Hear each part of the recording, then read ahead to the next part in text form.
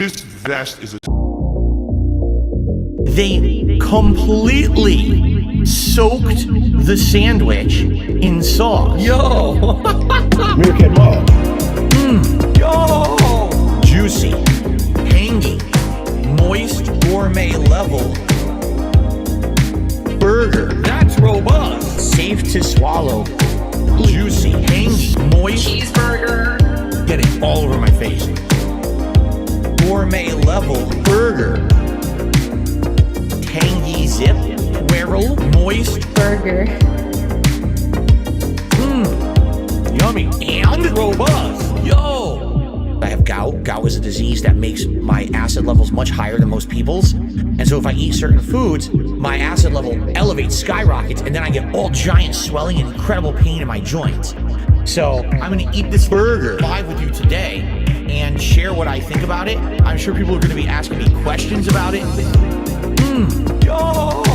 Juicy, tangy, moist, gourmet level, timed release of flavors. Burger. That's robust. Juicy, tangy, moist burger.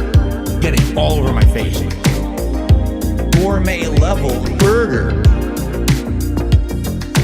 Tangy, whirl, moist Burger. yo. Gout, gout, gout, gout, gout. Cheeseburger. My hand is completely covered in sauce.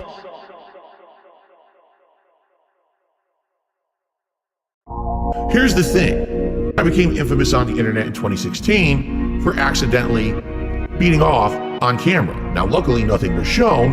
There was absolutely nothing exposed to the internet. It was just me doing my own things. I went viral for it. I just want the bust. Oh, man. Bust. Give me the monster. Bust. Wow, it's big. Bust. Oh my God, look how big he is. Oh my God. Wow.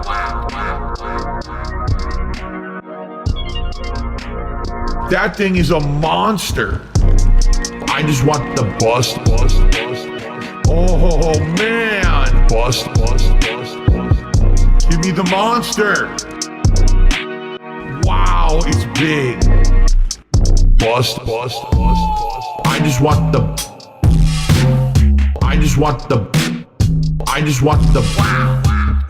give me the monster. I just want the Vibrant and robust.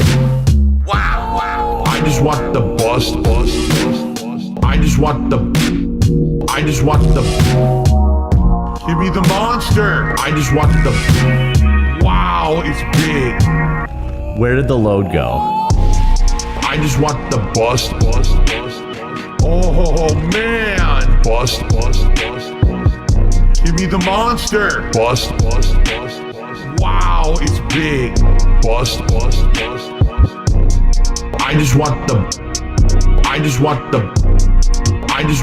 bust.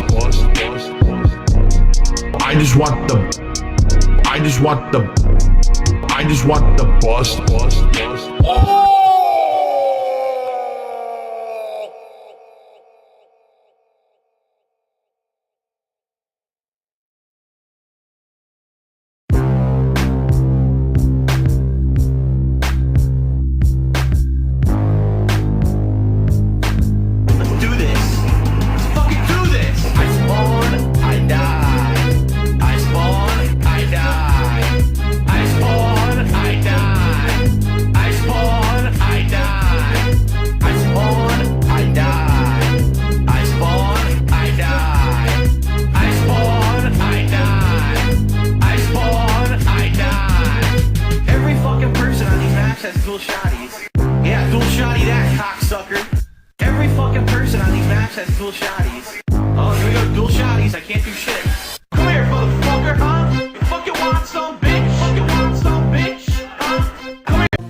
Hey guys, it's Derek here, and I wanted to apologize to Reese Robbins. I'm extremely sorry, and I wanted to tell Reese that she will always be one of my many favorite porn stars to watch. The champ is here. The champ is cumin. Let me repeat that again. The chap is here. The chap is cumin. And now you're looking for things to suck. Cumin. Oy, oy, oy, oy, oy. Cumin. Hardcore. Cumin. And now I'm gonna masturbate. Cumin. They fucked me again, left and right. I'm the fuck out of these guys. Touching the guy's penis. And now you're looking for things to suck. And my ass is so fucking stretched out at this point. Cumin. Never tipping, never drop a gifted sub. Yeah, I'm lurking, yeah, I'm jerking. Yeah, I'm busting nuts. I've been stroking for so long. Stroking. Little Derek starts to hurt. I'm glad to hear that, Derek. The chap is here. The chap is cumin. Let me repeat that again. The chap is here. The chap is cumin.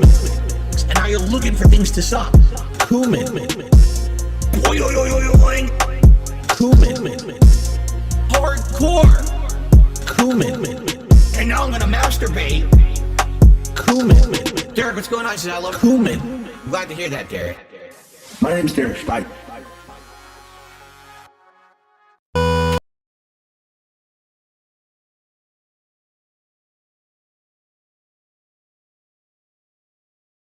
Hello and welcome to the internet. I am your host for the live stream Detractor Media.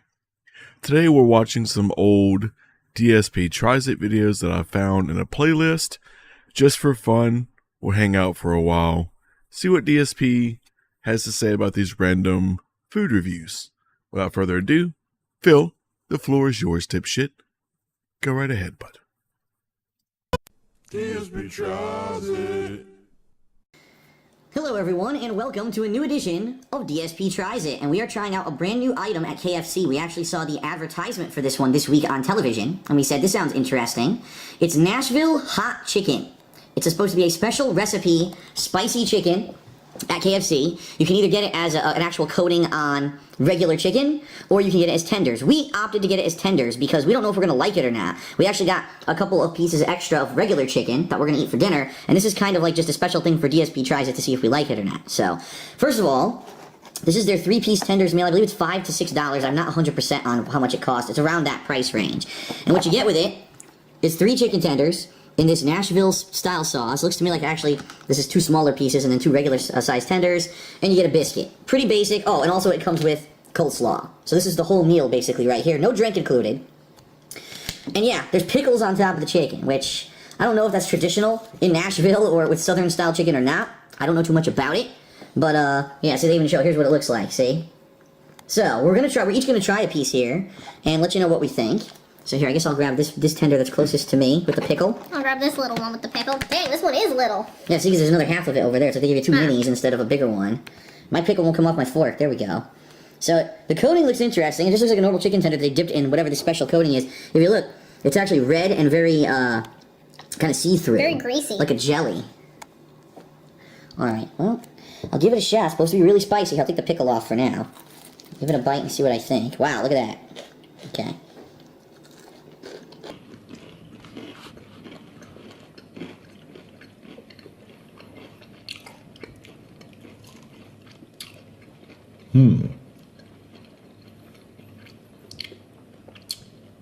Oh my god, it just... Do you have to make that fucking noise? Do you have to smack like a child every time you eat something?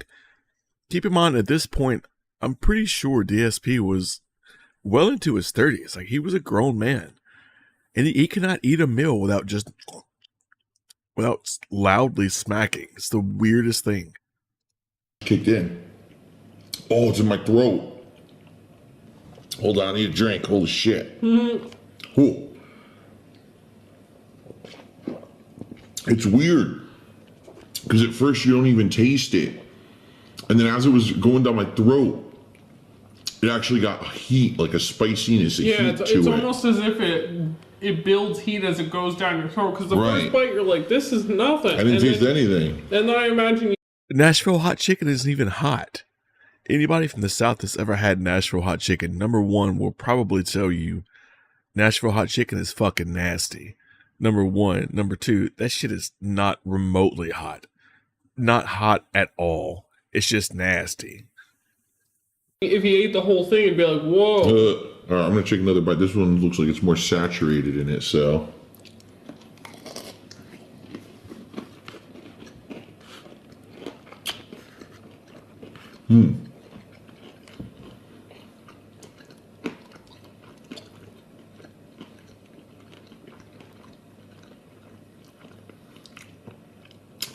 It's weird. Because really you don't taste it until like a couple seconds later, right? Mm-hmm. It almost, I'll be honest, it almost tastes like regular fried chicken. And then all of a sudden you get a burniness in your mouth like 10 seconds later. It's like, boom. Huh. I don't think it's so bad that, like, you know, like you're reaching for a drink instantly, but Right. I think it does, like, after a few bites, I would take, like, a sip. And the thing is, it doesn't have like think about it, hot sauce, buffalo sauce. Those have flavors to them. Really, I don't taste any unique flavor, I right? just taste, like, heat. Heat. Right? That's all I taste is heat. Like I said, it tastes like a standard piece of fried chicken, but I taste heat afterwards. I taste heat. I kind of taste a little greasiness, and frankly, my little piece of chicken was really tough, but that's because it was so small. Yeah. So I would say either make it 2 or 3 large pieces. Don't even make those small pieces because it just makes the chicken tough. You're just like, it was just like you felt like you had to chew really hard on it.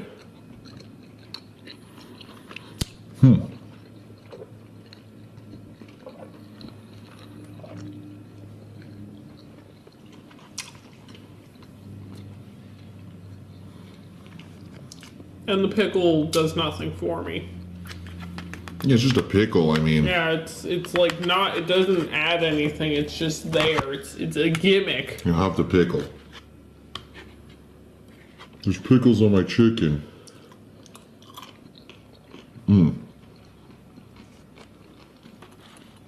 Yeah, it's a pickle. It's too small to even really do any kind of a calming effect because they only gave you what, 3? They gave us 3 pickles for this whole thing. You know, I could see this as a good lunch meal. Yeah, this would be like if you're a single person, and of course with our thing we did get a coupon for a drink. So if you get this once and then you get it again, you can add the drink. But yeah, just add a drink to it, and it would be a fine like lunch for someone. And of course, it comes with this side of coleslaw. So this is probably what you're supposed to eat to negate the heat flavoring. Yeah, that probably explains why they picked coleslaw, Of the not chicken. the other sides. I'm gonna be honest.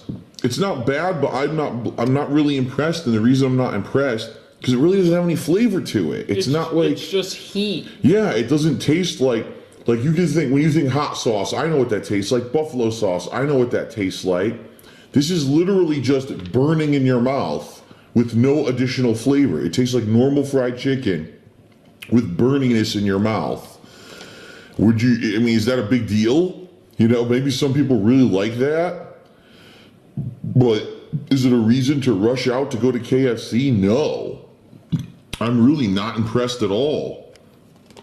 And quite honestly, I think I would much rather have like a standard chicken tender and dip it in like a nice sauce or something. Yeah, like they gave us honey sauce. Like maybe just have a regular chicken tender, dip it in honey sauce. Probably if you get a regular chicken tenders meal that's not in this, they probably ask you, do you want a dipping sauce? You know, like sure, yeah, but like ranch or literally honey anything. mustard or something.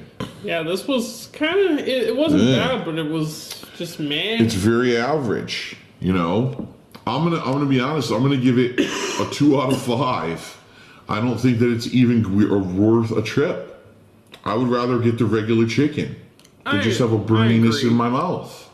And it's, you know, I think people are going to rush out to say, "Oh, it's new. Let me try it," and they're going to take it eat once and be like, "What the hell happened here?" And look at how small and pathetic this is compared to this one. Yeah, they gave you two. They gave you 2 little pieces instead of a full size. But the problem is, this is incredibly tough. This is probably a lot better. So make it 2 or 3 large pieces, because I don't think it's still lunch size then. I'm not sold on this. No. I would probably rather have regular chicken tenders. So it's better than their grilled chicken that they tried.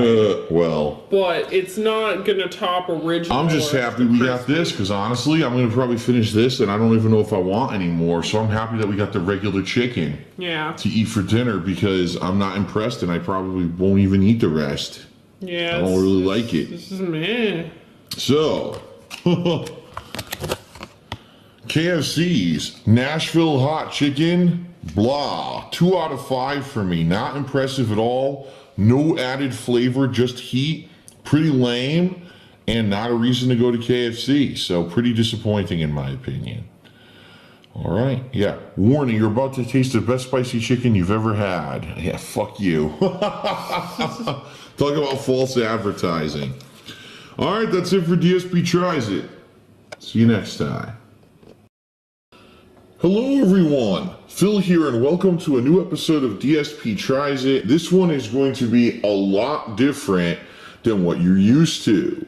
We are actually going to try a baked good. This is a brand new thing. As you can see, it's limited edition Pillsbury Grands Cinnabon apple cinnamon rolls with icing. We saw this in the store. Now we've actually had the regular Cinnabons before. Usually we actually get the minis, which makes like 8 or 12 little mini cinnamon rolls. This is going to be 5 big ones. And we've never tried this apple cinnamon flavor. This was new limited edition in the store. The way it works, you got to heat up your oven, which we actually have it heating up right now to around 350 degrees. You need to either have a cake pan or a non-stick baking pan. So we actually have a cookie sheet that we cover with this silicone topping, which basically makes it a simulation of non-stick. Okay. And what we're going to do, step by step, we're going to pop these out, put them on here, put them in. We're going to show you what they look like when they come out of the oven, and we're actually going to taste them. So you're actually going to see cuts in this episode of DSP Tries It, which we usually don't do. So we'll be back once the oven's ready, and we're going to pop these guys in the oven. All right, so the next step here is to peel the tube. They have a little pull tab where you peel it. Now let's see what happens here, because I've never done this. Leanna's made these before, so she's an expert. Look at this. Ooh. Wow, that one actually came out way easier than most of the ones I've ever done. Exploded. Look at that. And you unroll it. Wow. Come on, unroll on this side a little. There we go. There we go. Look at that. Ooh, we got one that is already partially coming out. There we go. And then She's supposed to make 5. Ooh, icing's falling over. Supposedly. Oh, there's the icing on the side. Okay. It's the Tower of Bones. Ooh, it smells really apple cinnamon. Oh, yeah? Ooh, cheese. Yeah, you can't smell it? Oh my god, it's like overpowering me almost. There we go. There we go. Look at that. Ooh, crumb fell. Sniff. Very apple cinnamon. I told you. I'll get the crumb down here and it fell. Cinnamon on the floor.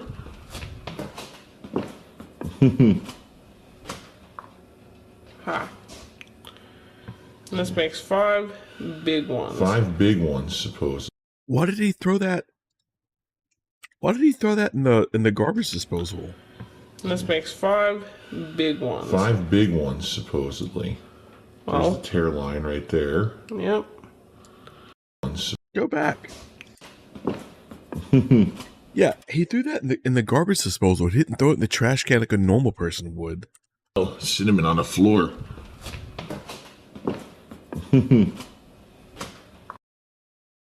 Oh, what the fuck? Ha. And this makes 5 big ones. 5 big ones, supposedly. There's the tear line right there. Yep. It's in the middle here. It's a little harder to tear. It's okay. They're not going to be perfect.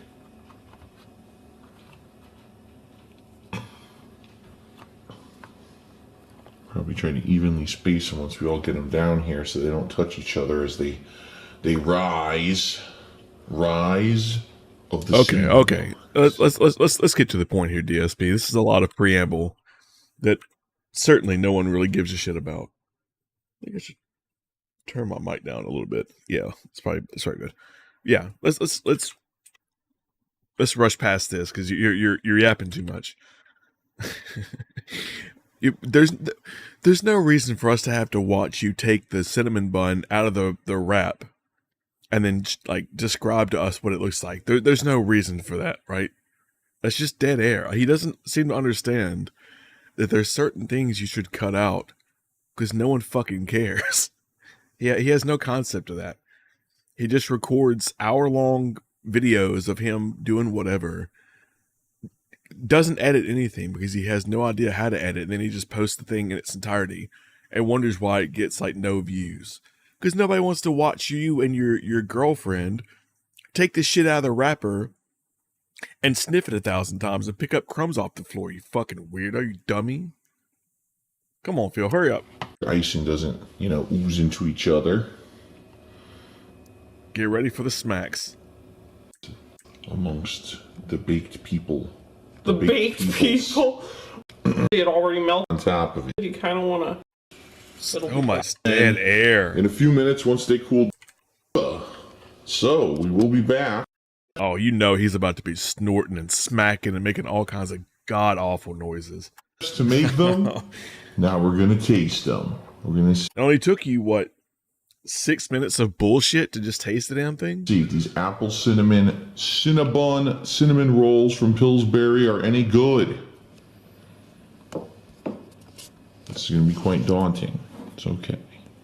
You need like one of those mini tripods. Like a tabletop one. So let's see. Cinnamon on one side. Frosting on the other. All right, give it a bite.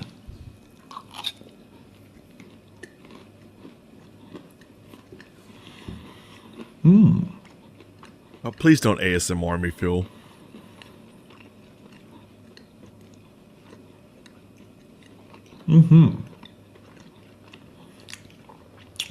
Oh, God. So having tasted just the regular cinnamon buns, it definitely has an apple flavoring to it. It doesn't actually have any chunks of apple, as you can see. Probably because it would mess with the shape or something. Well, I don't think that you can have it in a tube like that in a refrigerator if it had chunks of real apple in it. Who knows? So I think it has some kind of an artificial flavoring. And it does, you know what it reminds me of? Apple Jacks. It kind of tastes like Apple Jacks. Well, it does. I don't think that you can have it in a tube like that. Apple flavor that you get in that breakfast cereal. Here, I'll give it another stab. As you can see, it's crunchier on the outside, but the further you get into the middle, it gets softer and almost gooier. So it's kind of like a warm, fluffy center.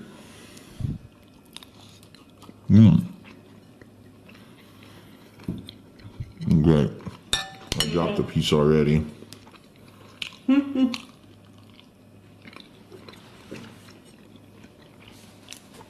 Making a mess. It's pretty good.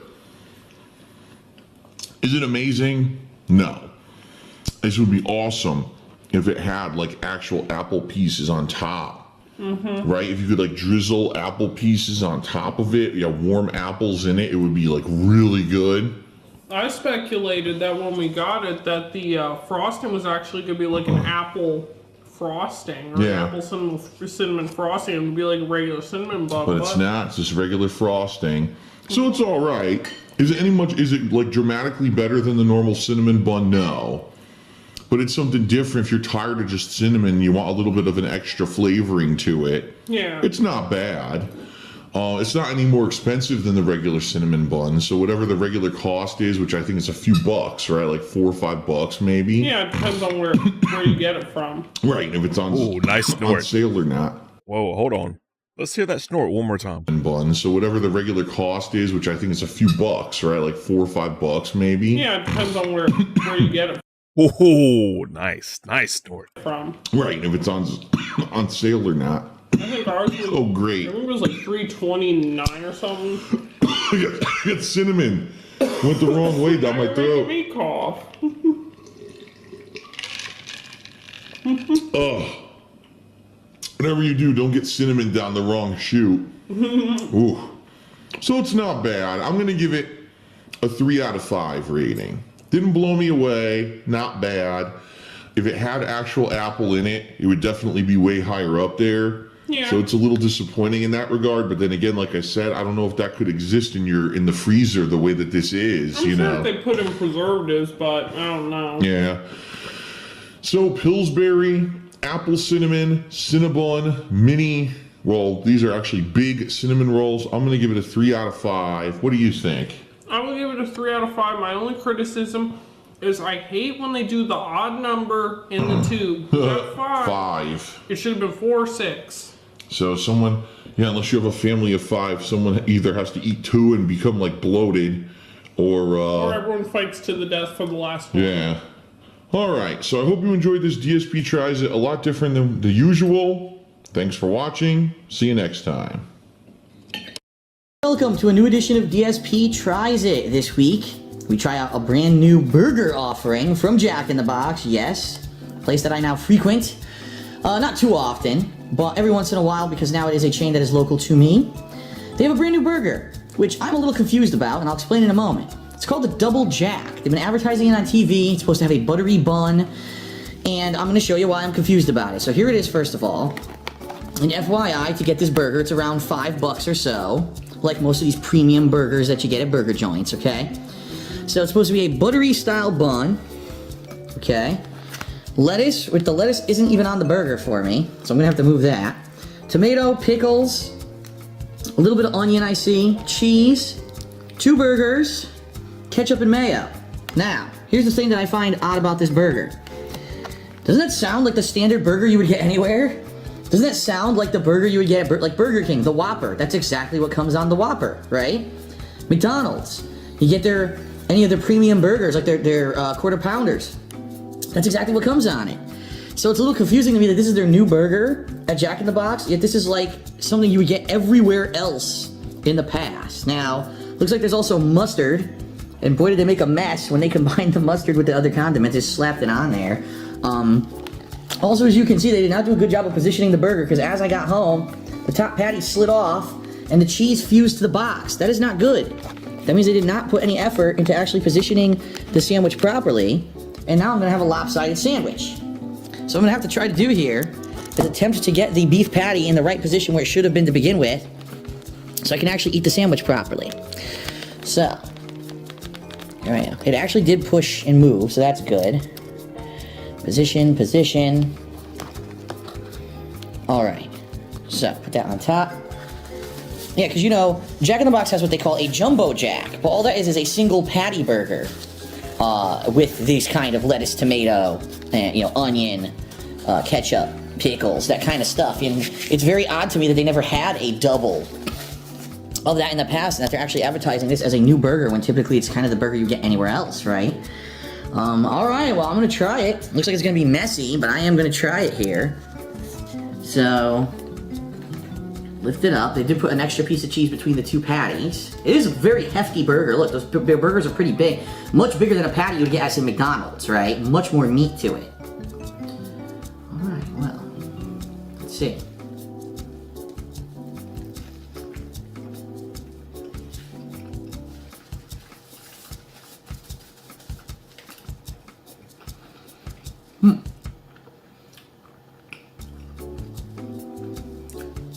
First off, the bun is the same as any bun ever. It doesn't taste buttery or whatever. I know they advertise it like that. It doesn't taste like this. It tastes like a normal hamburger bun to me. The flavors go together well, but obviously they do because it's the same kind of burger. What's up, mental patients? How you doing? Good to see you. Good to see you. Hope you're doing good on this Wednesday afternoon. Burger you get anywhere else. Like I've had this kind of burger at Dairy Queen, at Burger King, at McDonald's. So again, it's nothing that's like, wow, I'm blown away. It's good. It's definitely a lot of meat. Here, I'll take another bite.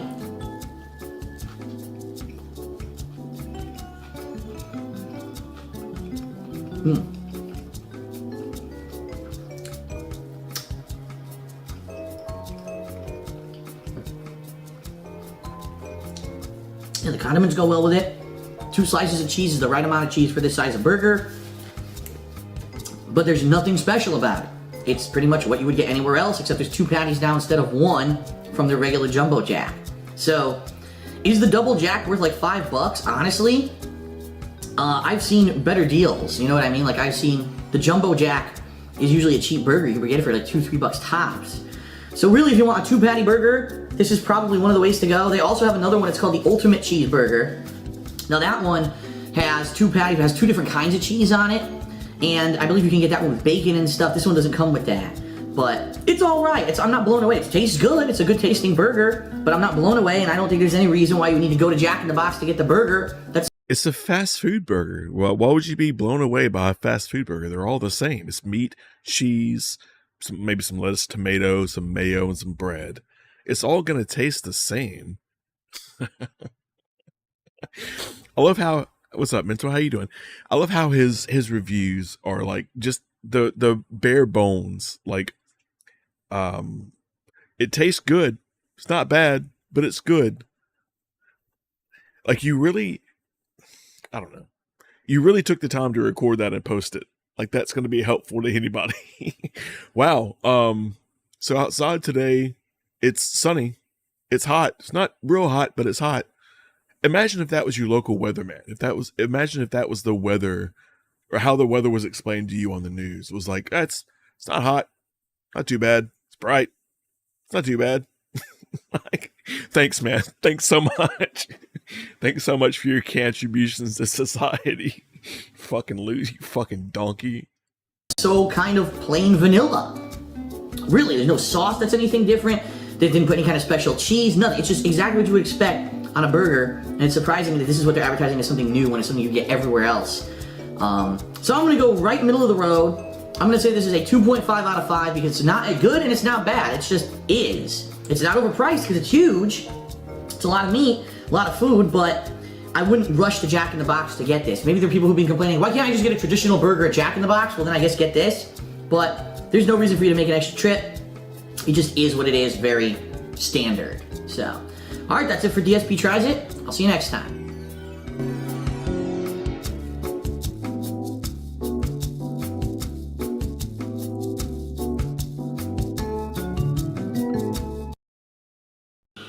Hello everyone, DSP here, and welcome to a new edition of DSP Tries It. This one being a little bit different than usual because we're actually going to try out a drink.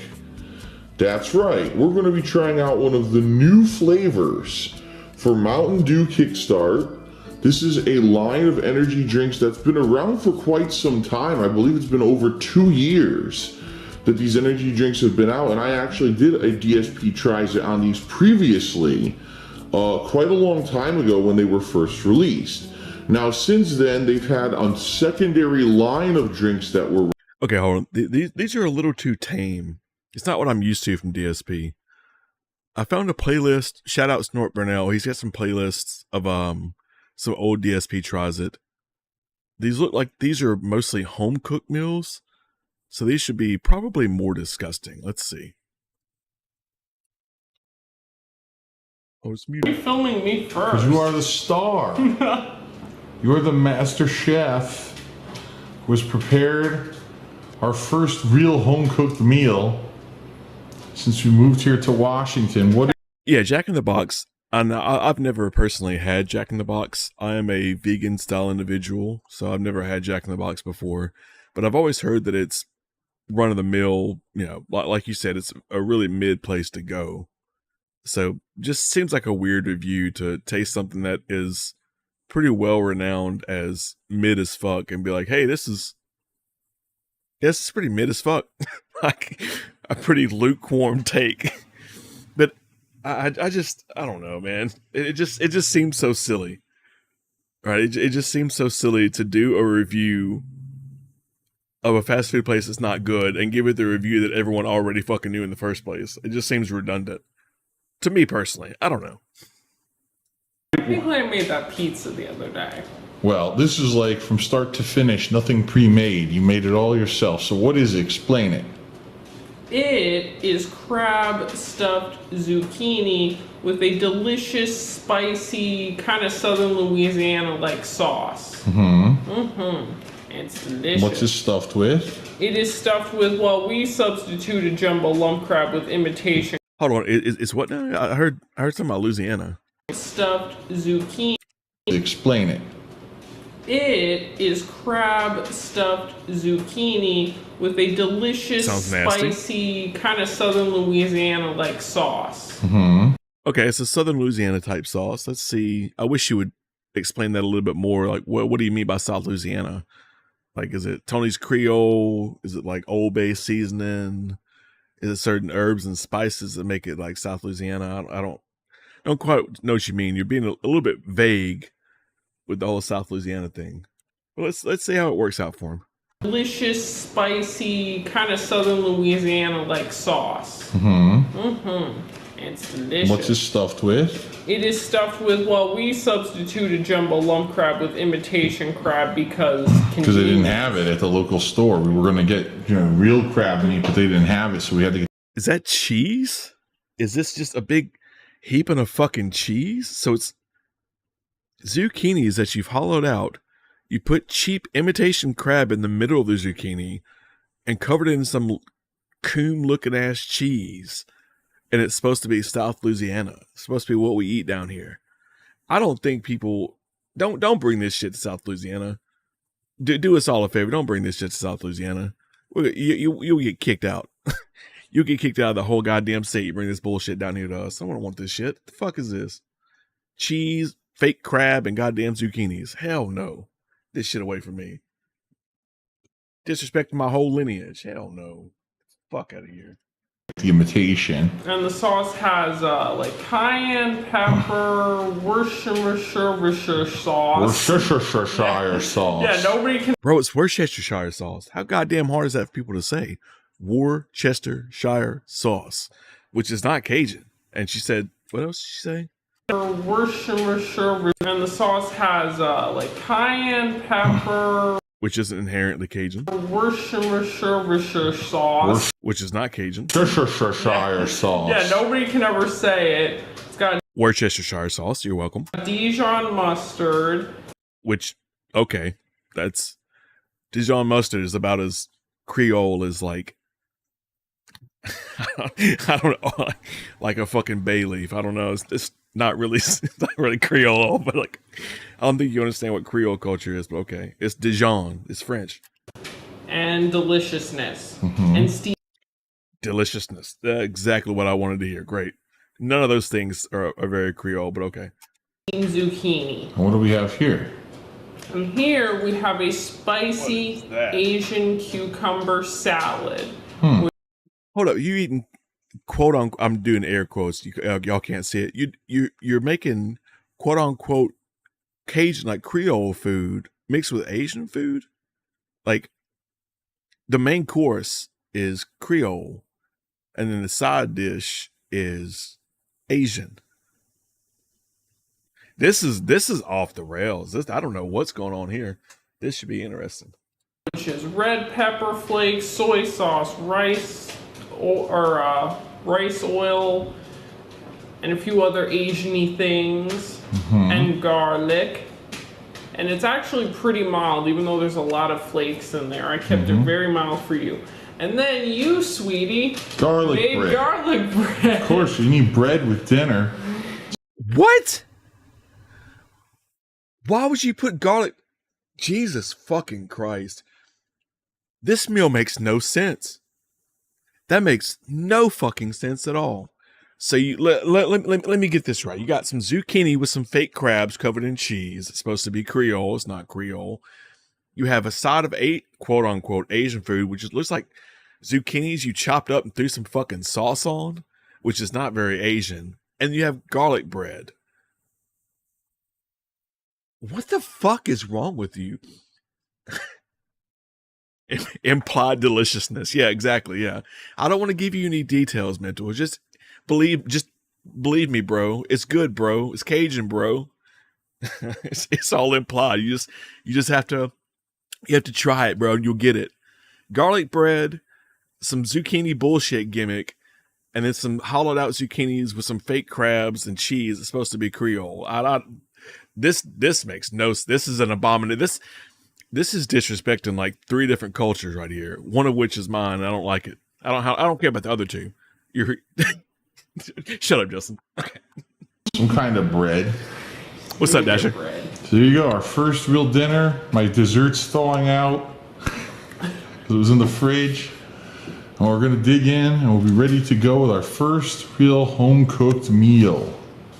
So this, Dasher, in case you missed it, yeah. So Panda Lee made a very robust dish for DSP Tries It, and it seems to be zucchinis that she's hollowed out with a knife or with a spoon, and she took some fake crabs, put the fake crabs inside the zucchinis, covered it in like some coon looking ass cheese with some, what'd you say, some cayenne peppers and some other shit. And apparently this, what you're looking at, apparently this is supposed to be Creole. As a Creole man, I don't know how that's Creole, but like, okay, sure. And then as a side dish from this, she has, let's see if I can find the other one. We're ready to go with our first. This in the middle right here. I think she said it's like zucchinis and cucumbers that she cut up into weird fucking chunks and then covered it in some like rice oil and some soy sauce. And that's supposed to be Asian. And then there's a side of garlic bread, right? So just trying to piss off every culture she can think of at this point. So that's the meal they're having. Coom zucchini crabs, some cucumber Asian bullshit, and some garlic bread. She should go to prison for this. That should be it. That should be a goddamn crime. Real home cooked meal. Are you filming me? I'm intimidated. All right. Okay. So we are having. Hold up. Was that it? It just ended right there? Jesus Christ, man. He has to be the worst content creator in the fucking world. The video just abruptly ends with no outro, no like resolution. Was it good? Was it bad? Oh, God. Our second homemade meal since moving to Washington. Another one that Leanna has come up with. What is the dish? It is kielbasa grilled cheese with, in my case, a little bit of pepper. You didn't want any pepper in yours. Well, you've got jalapeno peppers, with melted cheddar cheese and spicy mustard, right? On marble rye. Marble rye bread. Yes. Okay, I'm not gonna lie. That actually sounds pretty good. That sounds pretty killer. This might actually be a meal that I would eat if you can make it like plant-based or whatever. This might be one that might actually be edible. The other one, I just don't think the creamy texture of the crab with the sauce or whatever is on it. The texture alone of that would make me want to throw up and die. So there's no way. And I think imitation crab is vegan. Probably. I don't fucking know. I wouldn't eat it anyways, but I don't know about crab. I think I ate crab one time when I was like a teenager. I worked at a seafood place. And I think I got some crabs for free or something. So there's no way that I could eat that. The nasty texture of the fake crabs and the creamy texture of whatever the fuck was on top of it with the gooey texture of a zucchini. No. Hard no. But this, maybe. We'll see. We'll see how this works out for me, but I might be able to eat this. And a vinegar-based, not the mayo-based, slaw. It's a broccoli carrot slaw. So it's not regular coleslaw with cabbage. It's a slightly, probably a little healthier version. I'm a little bit hungrier, so I have 2. Yeah, and we also had Hold on, it's healthier because it doesn't have regular cabbage. coleslaw with cabbage. slaw. It's a broccoli carrot slaw. So it's not regular coleslaw with cabbage. It's a slightly, probably a little healthier version. I'm a little bit. It's healthier because it doesn't have cabbage in it. What does she mean by that? I don't understand. We don't add most hot spices. Oh, you gotta have some spice to it. I gotta have spice on everything. Garlic naan, I type of brewed in India. Look, you garlic naan, I type of brewed in India. I don't know what that means, Dasher. hungrier, so I have 2. Yeah, and we also had And no jalapenos for me. yeah, and we also had one that didn't. Well, we had an make extra. it. We were gonna make, the recipe called for 4, and we didn't know the heat of our oven yet, and it heated up so quick that the side of the freaking thing burnt. But the ingredients inside are fine, so we'll probably pick the food out of it, Oh, the kielbasa's mine. Yeah, the kielbasa, there's nothing wrong with it, so. All right, so this is our second meal, home-cooked meal, kielbasa and cheddar, homemade grilled cheese with broccoli slaw. I don't know about the slaw, but the sandwich is good. The bread, that bread being well done like it is, that's right up my alley. I want my bread to be damn near burnt. That's exactly how I like it. I meant bread. Yeah, garlic naan, bread in India. Yeah. I've had naan before. I make curry sometimes because you can make curry really easily if you're doing it like, plant-based, whatever. You can make curry really easily with like chickpeas, coconut milk, curry powder, a couple of seasons and stuff. See, I've had naan with curry before. I love naan. Naan's really good. And cheddar, homemade grilled cheese with broccoli slaw. Is it good? Could use slightly more dressing, but it's not bad. It definitely doesn't taste like a traditional coleslaw, which is kind of good for me because I don't really like it. Okay. Yeah, I could have told you that coleslaw was dry as hell. You didn't put any of the actual like sauce that you put in coleslaw. Like, look at that coleslaw. Oh, y'all, it just passed y'all. I'm seeing it back on the replay. That coleslaw is dry as hell. Like, what do you got in that motherfucker? There's some coleslaw sauce you can buy from a store that's like ranch. It's like a butter base. You don't have none of that. It looks like y'all have like maybe some vinaigrette in there or something. That's not coleslaw. That's like a vegetable salad or something. That's damn sure not coleslaw. That's an abomination. All this shit is an abomination. The goddamn shame. Coleslaw, which is kind of good for me because I don't really like it. Okay, good. Okay, we've got another home-cooked meal that was researched and fully prepared by Leanna. No, none of your help this time. Well, I was busy recording. Can you imagine if you did this stuff now, though? Like, could you imagine if you did this stuff now with Kat? Like, filming Kat's meals, doing reviews. I wonder what stuff she cooks. Because he tries to pretend like she cooks from scratch. But, she doesn't. They order, like, the pre-made meals. The other day, he made a comment about how the pre-made meals you can buy off the internet and stuff. I can't remember what they're called. They're a waste of money. They're really dumb. And then he immediately admitted to going to Costco and buying the pre-made meals from Costco, which is the same thing. Go Fresh, Simply Fresh, whatever it's called. We have buttered chicken. Yeah, buttered chicken is great. The paste tied to it is really good. Yeah, it's like tomato paste that you put in like in curries and stuff. But yeah, I'm curious if Kat did DSP Tries It Now, because technically they could do that. Just buy the stuff, just the way they did here. You don't have to film yourself like going out in public or anything. I would love to see what DSP Tries It would be like now with Kat and the stuff that she cooks. Probably probably really processed gross shit with zero seasoning. It seems to her credit, it seems like Panda Lee was a very annoying person, but at least she was probably a decent cook, right? It looks like she at least had a concept of how to cook. I really don't think Kat does. I come down to a nice, delicious dinner. This is 2 pork chops, correct? No, pork loin, right? Pork loin that was prepared with a chicken broth, stock, I believe. A chicken stock That looks pretty good. I'm not gonna lie to you. That looks pretty fucking good.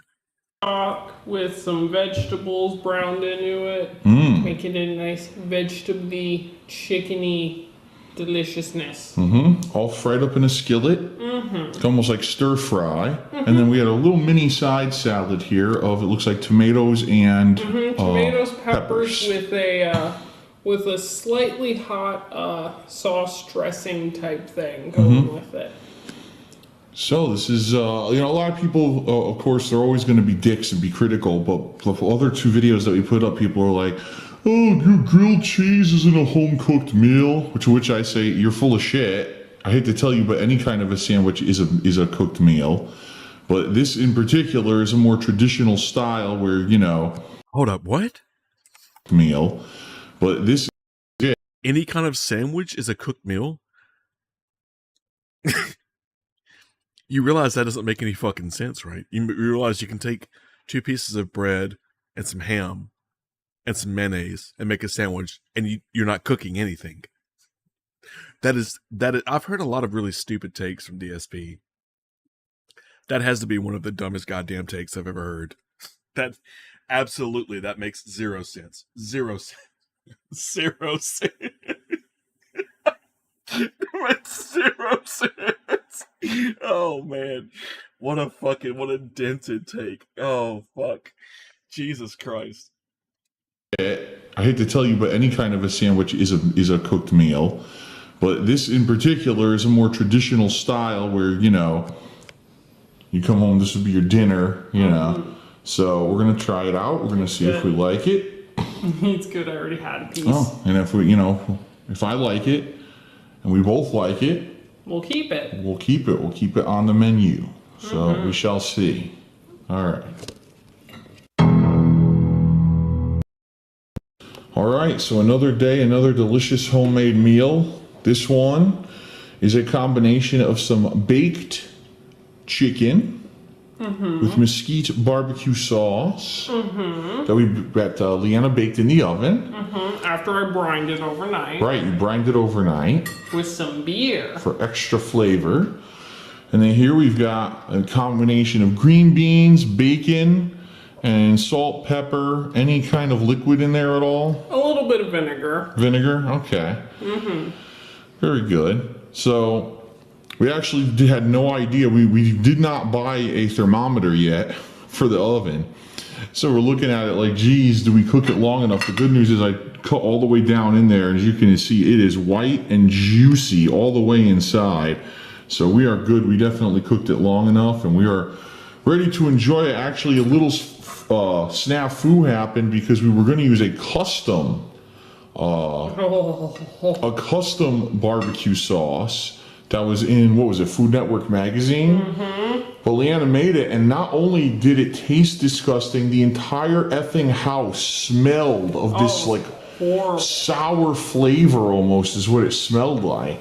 It was disgusting. So, just a word to the wise, anyone who wants to make your own stuff and you're going to follow recipes that you find in things like these magazines. Be very careful. Sometimes they don't know what the fuck they're doing, or they like weird shit. Like, you know, what do you want? Yeah, that has. Sorry, I switched mics, so this mic might sound a little bit different. But yeah, that has to be honestly one of the dumbest goddamn takes I've ever heard from DSP. We've heard some really dumb fucking things, but that has to be. I had to like walk off for a second, and laugh to myself.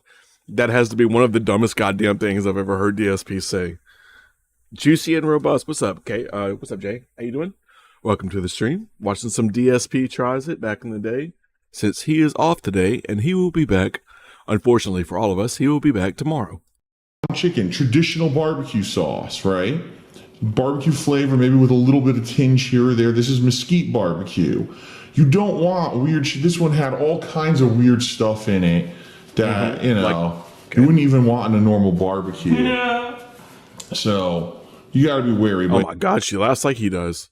You wouldn't even want in a normal barbecue. Yeah. No, she laughs just like he does. Oh my God.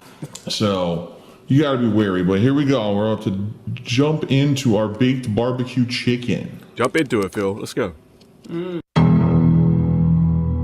All right, so we're continuing on with the meal vlogs of the home-cooked meals that Leanna has been putting together for us. This one I take 0 credit whatsoever. I did nothing at all besides just take the turkey and put it on the plate. That was it. Well, okay. Yes, remember he did nothing wrong. He did everything correct. Is this, hold on, is this different? Did the other one just abruptly end again? I heard the devoured thing. What is that? Tappa, that. This might come on a piece of chicken? What the fuck? What is underneath it? Green beans? What in the fuck is that, dude? It's like the stuff you put on top of a honey bun. I guess that's gravy, but yeah, it looks like the glaze that you put on top of a honey bun or something. Bro, what the hell? Yeah, did the other one end abruptly?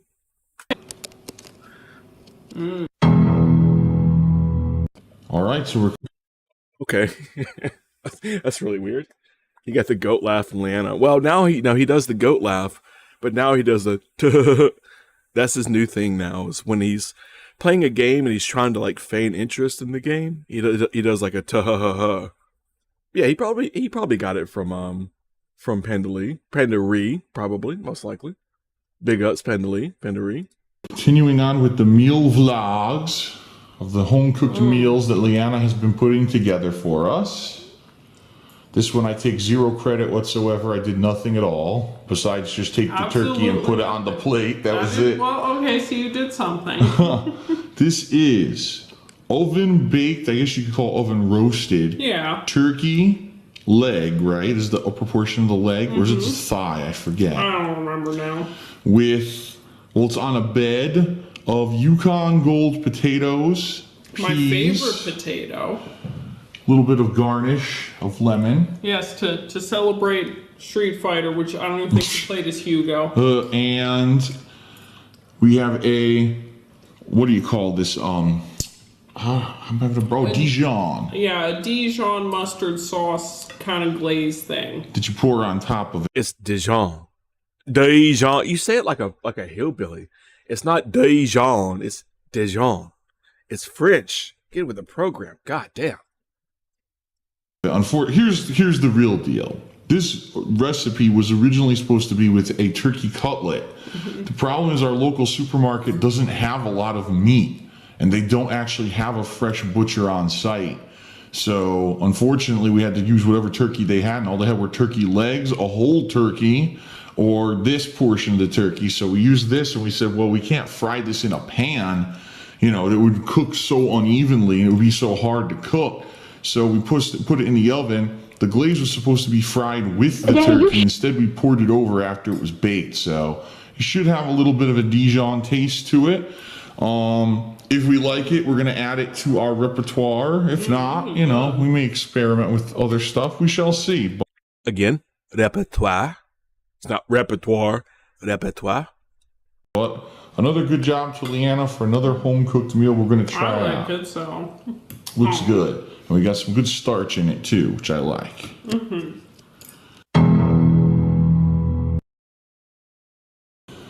All right. Yes, frozen style peas. Big up frozen style peas. I'm looking for a picture of Leanna that I found on Twitter recently. I can't remember where it is, but it's a picture of Pandalea in more modern style times.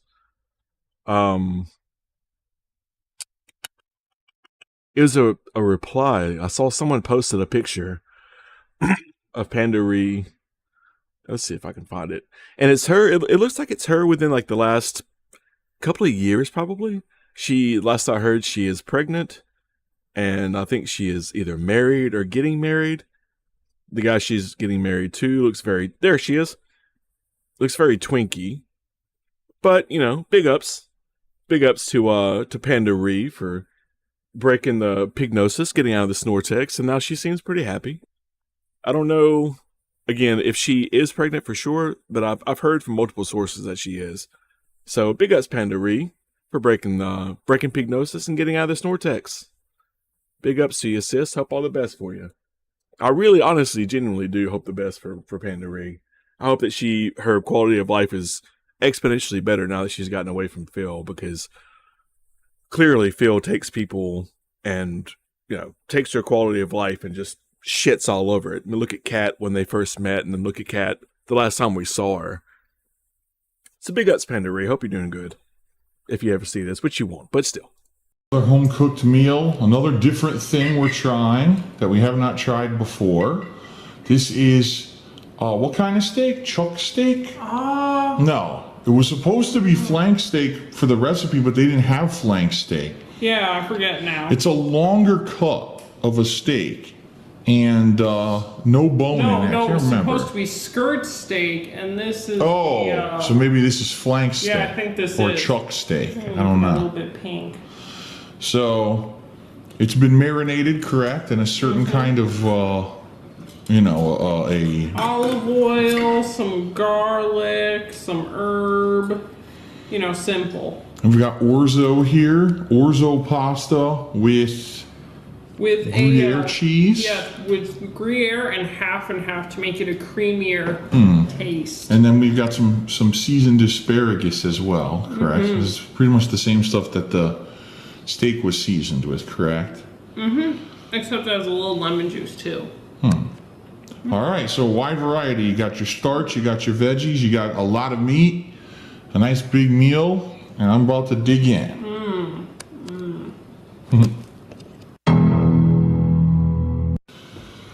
All right, ladies and gentlemen, we finally have a result. Something that I have cooked, ladies and gentlemen, that is right. And the result of my long day laboring over a pot. Okay, real quick, I hate to pause it again. Couple of things. I see Jade has stopped by. Everyone be sure to say hello to Jade. He's down here in the bottom left-hand corner of your screen. Only Use Me Jade in the house. Big ups, Only Use Me Jade. Also, here's another picture of Pandaree in recent years. That's the Twinkie fella that she, I believe, is marrying. There's Pandaree. She's holding her tummy, which implies that she's pregnant, which it kind of more or less confirms that she is. But yeah, so here's Pandaree and her very Twinkie Jason Mraz looking boyfriend who dresses like it's 2008. Big ups to her. Big ups to Jason Mraz. I like those songs he came out with when I was a teenager in the late 2000s. Big ups. Real cool stuff. Yeah, be sure to say hello to Jade, who's down here in your bottom left-hand corner. Only Use Me Jade. Big ups. Of sauce and meat, we have homemade meatball subs, which Leanna is about to dig into. Now, the meatballs themselves, unfortunately, got a little bit singed on the outside, but when we actually put them in here, the meat looked perfectly cooked. So, here we go, ladies and gentlemen. My homemade meatball subs, what do you think?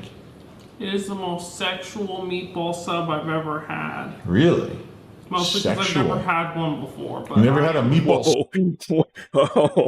Whoa. Hold on, let's pump the brakes there, Leanna. Let's pump. Say that one more time for the camera. Meatball subs, what do you think? It is the most sexual meatball sub I've ever had. Really? Mostly because I've never had. Wow, that's news to me. I've never heard that phrase before in that context.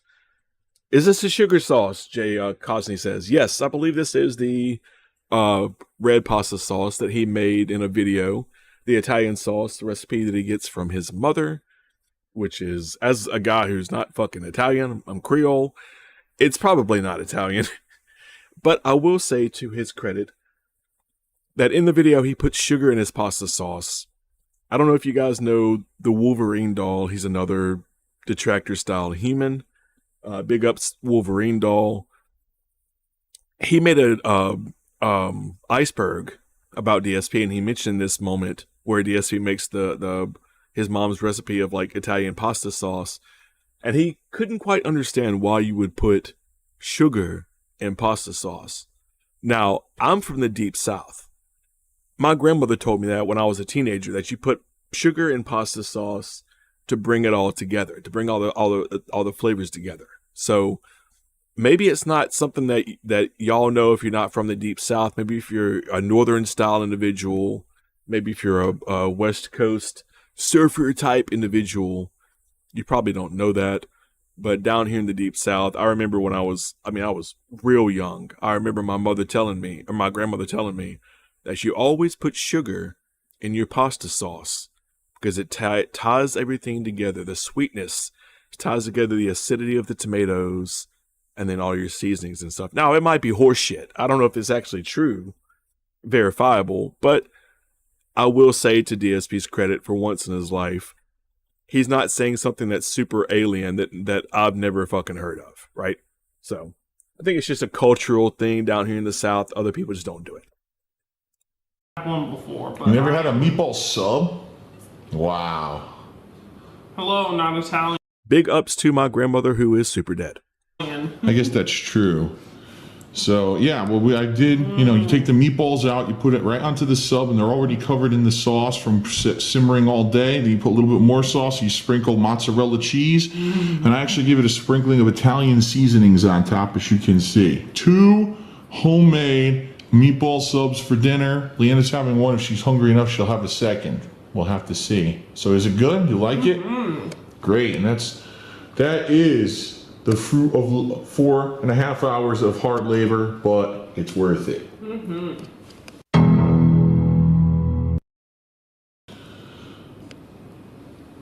The Master Chef Yeah, with my disgusting side ponytail to avoid sweat. has done it again. A different pork dish. Last time we had pork loin. This is actually a pork chop, bone in. It's actually true that if you leave the bone in, that it actually retains a little bit more moisture and flavor. With different, what kind of a preparation was this? I do know not it had think that is garlic. true. What else was it? It was garlic, a little chicken broth, some lemon juice into a nice little light glazed sauce with some nice Parmesan tater tots, which was like literally making tater tots. Toss them with Parmesan, a little salt and pepper. And then we have green beans, which have a little lemon zest in them. Actually, kind of a lot, because I put in more than I probably should have. Good, because green beans need flavor, you know? And a little salt and pepper, of course. Gotta have that salt and pepper. And this was done in the pan, correct? This wasn't baked. This was, Nope, you know. no baking. And then the tater tots were baked, though. Tater tots were baked. The Green beans were were boiled. Right. All right, another one. We're going to try it and dig in and see if we like it. See if we'll add it to our repertoire. Again, repertoire. Yes, my grandmother, one of my grandmothers is no longer with us. The other lives in Tennessee. Hey, microphone, can you stop drifting, please? I'm trying to talk here. No, just keep drifting, Mike. I'll just go fuck myself. So yeah, one of my grandmothers is a very dead style individual. The other lives in Tennessee, and I do not talk to her. But all the best to her. She's a little bit nuts, but most of my family is. But big ups. I just realized my camera battery is really low. Got to charge it after this. So today we've got another home cooked meal. This one is pretty, I think it's probably one of the simplest out of all the ones that you've made, right, honey? But it doesn't mean it's not going to be equally as tasty. We've got some chicken breasts that were first... Roasted chicken breasts. Well, first they were fried in the pan, correct? Then they were slow roasted in the oven afterwards. And then we finished it off in the pan to get that nice sear. Look at that. So, well, I say we, and of course it's Leanna that did that, not me. Yeah, really, where were you? Some roasted Yukon Gold potatoes. My favorite kind of potato. With some seasoning. I think it said olive oil, salt, and pepper. Yep, a little simple one. A dipping sauce, a custom-made dipping sauce that has many different ingredients, including Dijon mustard, Worcestershire, however you say it, I don't even know anymore. and a few other ingredients, right? What else was in there? Let's see, it was like... So Worcestershire is how most people would say it. Worcestershire is the correct pronunciation. But Worcestershire, I have a speech impediment. Worcestershire is how most people would say that. Ketchup, a little bit of barbecue sauce, mayonnaise, mustard, a little hot sauce. It's basically like a spicy mustard sauce, but toned down a little, not like quite. It's just more like a spicy with a little hint of mustard sauce. So, pretty good. I'm about to dig in and try. Pretty tasty. It's good with the potatoes too. I like the sear. The sear will probably have a good taste to it. So another another chicken dish. This is our second chicken dish, correct? Chicken is good for you. Yeah, we have 2 chicken dishes so far. We've done a turkey dish, we've done 2 pork dishes, and a beef dish. So. Studies show that eating a lot of chicken in your diet reduces your risk of Alzheimer's. All right, well, time to dig in.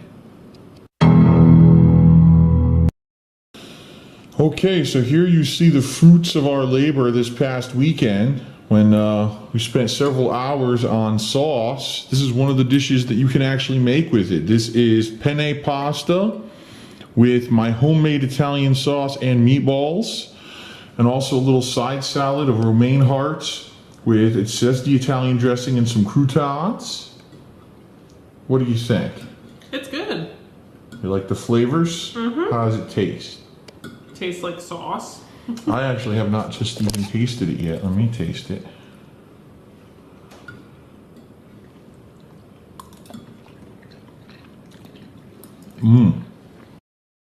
Just want to point this out that what she just said is not fucking true. Just so we understand. What Leanna just said is easily Googleable, easily debunkable. So, sorry, Leanna. You've been felted. Big ups. It's definitely God, different than my mom's. Jesus In a Christ. few ways. It's a little thicker and definitely has more seasoning. My mom's is more of a sweeter sauce. This has more, I can taste a few different things in it. So I think overall it came out pretty well. So there you go. This is one of the major dishes we're going to be having. We already had meatball subs, and now we have pasta, and who knows what else we can cook up that we can use the sauce for in the future. We have 4 more containers of it, so all right. All right, another home-cooked meal from Leanna. What she did is she combined a few things. We've got the Parmesan tots that we've had before, but we... Bro, what the fuck is that falling off the plate? What in the world is this? What the fuck is that? Looks like someone took a shit on your plate. Tater tots, shish kebabs that you should have put way more vegetables than meat on. These shish kebabs look like those shitty Christmas trees you can buy from like the dollar store. They just have big chunks of leaves missing. Like you could have put way more on these shish kebabs. And yeah, it looks like somebody diarrhea doo-dooed on the corner of your plate. So, okay. We have a new item, skewers. It's chopped up steak that actually you can buy at the supermarket to put into stew and stuff like that, but it makes it a lot easier for skewers. You just stick them on there, and it's combined with Yukon Gold potatoes. Actually, these are fingerling. Oh, fingerling gold potatoes. Mm-hmm. And asparagus. Is this the point in his life where he figures out that there's a such thing as skewers? It sounds like he's just figured out that that's a thing. Like he's never seen a shish kebab before. On there, and it's combined with that, but it makes it a lot easier for skewers. You just stick them on there, put into stew and stuff like that, but it makes it a lot easier. That actually you can buy at the supermarket to put into stew and stuff like that, but it makes it... Hold on. But we have a new item, skewers. It's chopped up... Yeah, it really sounds like he's never heard of skewers. Keep in mind, at this point, DSP was at least like mid-30s probably. It sounds like he's just learning that skewers are an actual tangible thing that he has just never heard of. Steak that actually you can buy at the supermarket to put into stew and stuff like that, but it makes it a lot easier for skewers. You just stick them on there, and it's combined with Yukon Gold potatoes. Actually, these are fingerling. Oh, fingerling gold potatoes. Mm-hmm. And asparagus. And we have a custom-made sauce for it for dipping.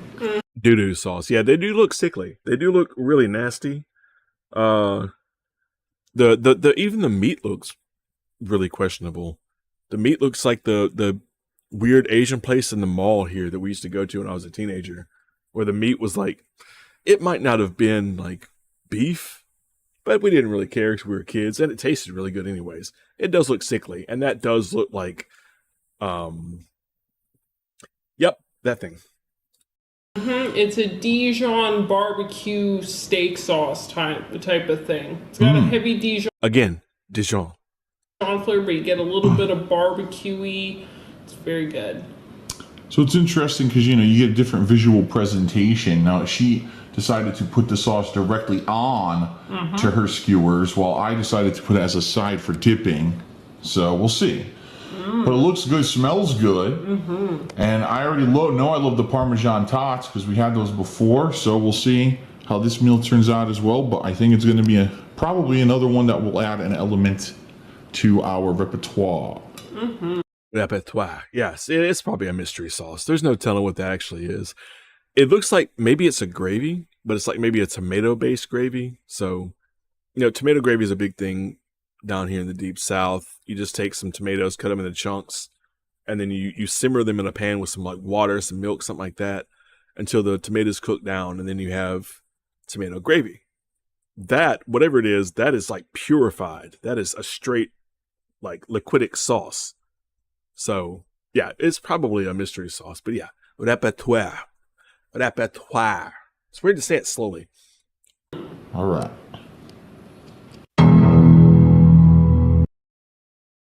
All right, everyone. So today we have something a little different. Even though this is something that you could commonly get as fast food, this is something that we did home cook. This is we again. Well, Leanna cooked everything, pretty much, but I helped serve. 2 big juicy burgers, got straight from the grocer.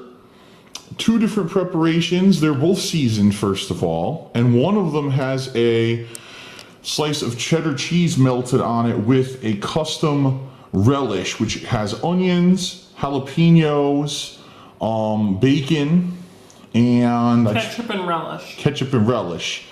The other one just has the relish, because we weren't sure would it taste better with or without cheese. A lot of the times when you have a complex flavor and then you put the cheese on a burger too, it kind of kills it. So I have the same thing. I actually have with cheese and without cheese, and of course some golden fries baked in the oven with ketchup, of course. Yes. So a lot of people have been complaining to me that I'm making these videos and I'm not tasting the food in the video, even though pretty much every video we've made I loved it. So I will take a bite of this burger. Which I one, will with see. or without cheese? I'm gonna go without, just to. Want me to hold the camera? No, I can one-hand it, I think. You should just hand it to me, make it easier. Here we go.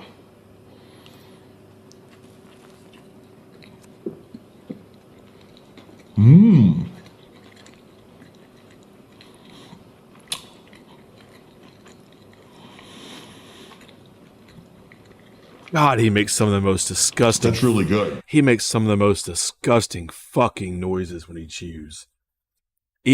Even though he's chewing with his mouth, I'm assuming with his mouth closed. Let me pop my mic volume down just a tad bit. Even though he's presumably chewing with his mouth closed, he still makes some of the just most disgusting noises chewing. God, that's easily one of the worst parts about the whole DSP Tries It thing. Is y'all can't hear that because I think I have my filter set where you can't hear my smacking, but the constant smacks and then the chewing where even though his mouth is closed, I guess his camera is so close to his face that the mic is picking up the chewing in his mouth. And you still hear the disgusting. Absolutely disgusting. The mic's too close. I'm assuming this is his cell phone mic. Now, if this were a mic like what I'm using now, like a podcasting mic, it would most definitely pick it up. I'm surprised that his phone mic is, especially considering this is 2014 or something, 2015. So the mics and the phones were a lot shittier back then. But big ups to the cell phone companies, because apparently the mics were better than I thought they were. As a film industry style worker fella, the mics in the early 2010s, mid 2010s were better than I thought they were. It's tangy. It's There he flavorful. goes. I can't. I don't know if I can. I don't know if I can listen to that. That's so goddamn loud. It's right there in the microphone. Turn the mic off for a second for 80. No one asked him for the ASMR. Yeah. You could mute the mic, or you could like filter out the noises or something. There's something you could have done besides keep all that racket in the mix where we have to sit here and listen to it. You can taste different things. You can taste the jalapeno. It's not stop hot. doing that. But It's there are the tangy. seeds in it. But we got Please the stop doing that. pickled in a jar, but it was tamed jalapenos. Right. It's not super hot. But you can taste the onion. You can taste the little pieces of bacon. This is delicious, honey. Dig in. I wonder if it. I'll try it with the cheese now. See if it's any different.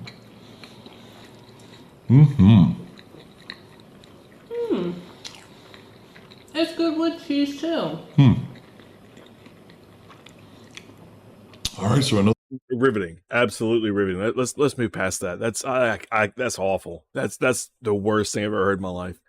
Let's move past that. Riveting content, very riveting content, very riveting commentary on food and whatever other words you were using in your. I really don't care. Phil, move on. Okay, everyone. So today we've got something unique, something that Leanna whipped up that is not utilizing my famous Italian pasta sauce. It is a completely different, Famous? varied pasta dish. This is rigatoni with crushed tomatoes, shrimp, and a spicy cream sauce. And it looks and smells delicious. It's steaming right now. It's fresh out of the pot. So I'm actually excited to dig in and see what I think. Have you had any yet? Nope, I just had the side because I was waiting for you. Oh yeah, and the side is green beans with some turkey bacon mixed in. All right, I'm about to taste this sucker. Let's see. This is good, and usually I don't really like cream sauces that much. I find them to be a little heavier. Let's see.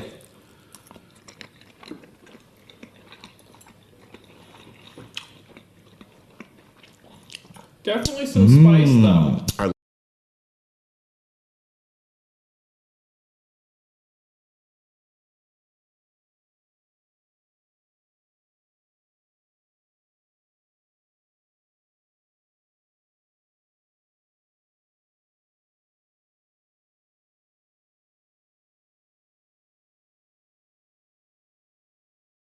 Wow, you couldn't hear me because my mic was muted because I'm a fucking idiot. Yeah, I need a break from that for a second. That smacking is making my skin crawl. So I just saw this on Instagram. So the new season of Always Sunny is out on 8/17 on FXX. If you're a fan of It's Always Sunny in Philadelphia, which is one of my all-time favorite television shows outside of Shoresy, Trailer Park Boys, and Letterkenny. So the new season, 8/17, which is August 17th. So just over a month. 1 month and 2 days, we will have the new season of It's Always Sunny in Philadelphia. Pretty stoked on that. That's pretty awesome. That's pretty good stuff. Pretty good stuff. Now, Phil, much to my dismay, I guess we'll continue with your smacking. I like the crushed tomato a lot. Let's try one of the shrimp.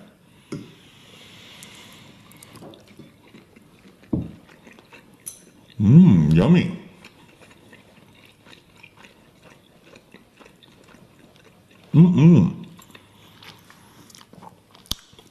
This is definitely one we need to add to our repertoire. Ooh, that's good. Our rotating, Repertoire. our rotating thing. And how hard was it to make? It wasn't hard. You cook the shrimp with a little of the crushed. For somebody who loves to say that word, he cannot say that fucking word right, can he? That's what the 6th time I think he said repertoire. He hasn't said it right one time. Well, there was another one, Dijon repertoire. Can't say either one of them right. Red pepper in some olive oil and salt. You make the pasta, obviously, and then you make the sauce. You throw in the crushed red peppers, some heavy cream, a little more red pepper, some basil, and shallot, and you cook that down with some chicken broth, and that's when you add the tomatoes at the end, and then you add the shrimp at the last minute after they've cooked so they can finish cooking through and absorbing the flavors. Well, this is delicious, honey. Good job.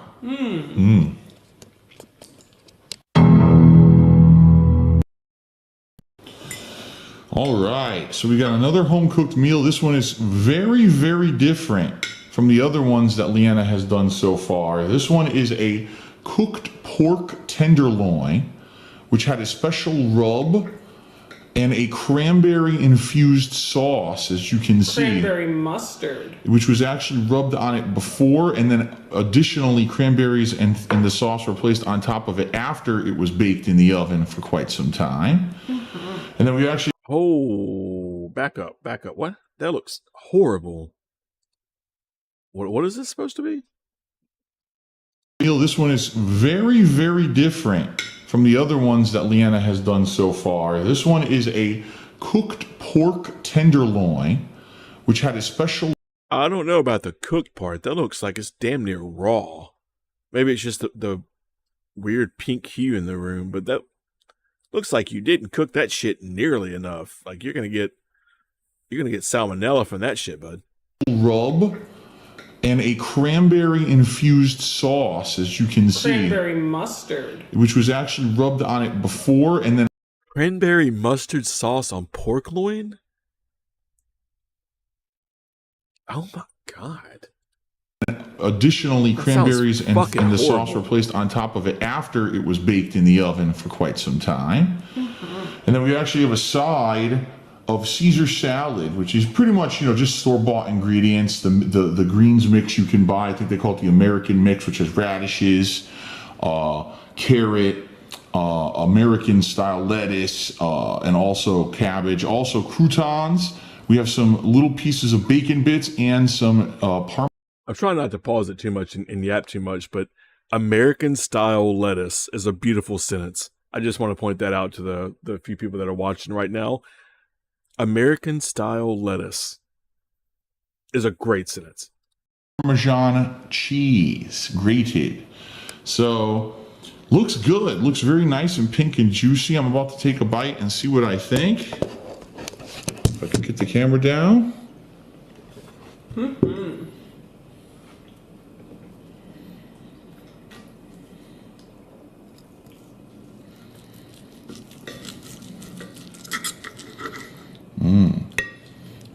A very light pink center, which is what you want.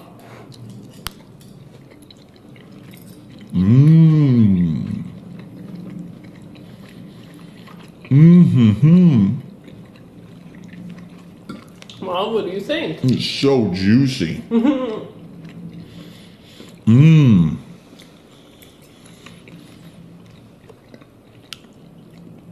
Oh yeah, I gotta take another bite before I even say a word. It's so juicy, I want another bite. Well, at least I cooked the Look at pork that. correctly.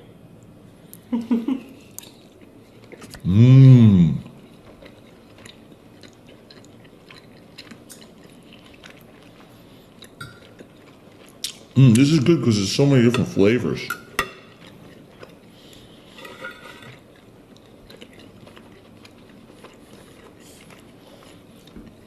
Yummy. The glaze is a mix of cranberry juice, Dijon mustard, and it was supposed to be a cranberry jelly, but they didn't have that, so we used red currant jelly, which I'm not really sure what a red currant tastes like on its own, but it tastes really good. I would maybe add a little more mustard next time, though. Just I for taste more mustard. a ton of sweetness, Devour. a little bit of salt, and I can also taste the seasoning on the meat. The meat is perfect. It is incredibly juicy meat. Oh my goodness. I have so much of it. I'm going to be stuffed after this meal. And of course I have to taste, have some room for the salad too. So this one, absolutely 100% great meal. Yay. Added to our repertoire. All right, another new meal from the mind of Leanna. It is skirt steak with roasted peppers, red tomatoes, and I believe it was cooked with some garlic, tomato paste, and a few other Parsley things. and some other stuff. The steak itself was a basic rub because the flavor was going to come from the saucy kind of glaze. So it looks delicious. Since people have been requesting this, I am going to test it to see what I think. Hold on. And some pieces are going to be nice and pink in the center because they wanted it to be pretty pink, but I want to make it a little more cooked than they wanted it. Take a look here. It's pink. That's nice. It's a good cook.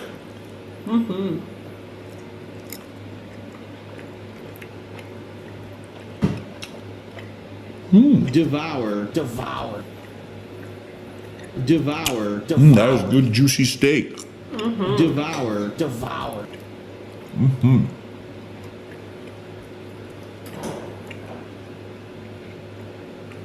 Ice maker. And the ice maker went off. But this is good. What I did is I made the steak first with a little salt and pepper rub, and then I cooked it for a tiny bit, took it out and covered it in foil so it wouldn't get cold, made the veggies, tossed in the potatoes, and then tossed. Okay. Real quick. This is kind of boring. I'm not gonna lie, this is kind of boring. Let's see him be a pizza expert. Where'd it go? Oh, that's the wrong one. Ah! Where the fuck did that go?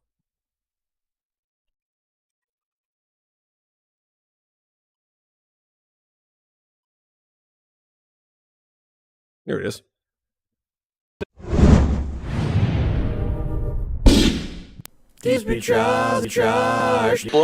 What's going on, everyone? DP here with another episode of DP Tries It, and this one is going to be a throwback. And the reason that I say that is because we're in Connecticut today, and I said, well, rather than have to go out and grab pizza, let me order in. And I actually went to the Domino's website and found out that this week only, it's pizza you order online. So I ordered 2 today, and the 2 that I ordered are 2 pizzas I've never tried from Domino's. They're special kinds. The first is a artisan pizza,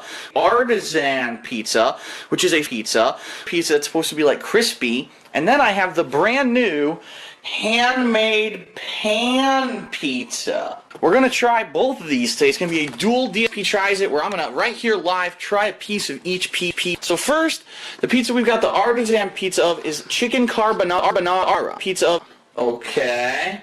Cheese and sauce. You've got chicken, bacon, and diced tomatoes. Okay. Put down the camera, and I'm going to grab one of the pieces. It is very thin. Look, it's very, very thin. I don't know if you can see that. Obviously, we'll get a better view. Okay. So that's a piece of the chicken carbonara pizza. It's definitely not traditional pizza. It's the kind of ones that you would get at a fancy artisan restaurant, flat. Okay. So I'm gonna take a bite of this and we'll see what it's like. Well, the tomatoes are fresh and tasty.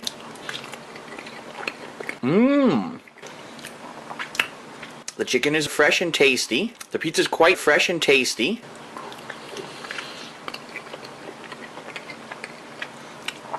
The cheese is tasty and fresh. Little pieces of fresh and tasty. Bacon in there as well.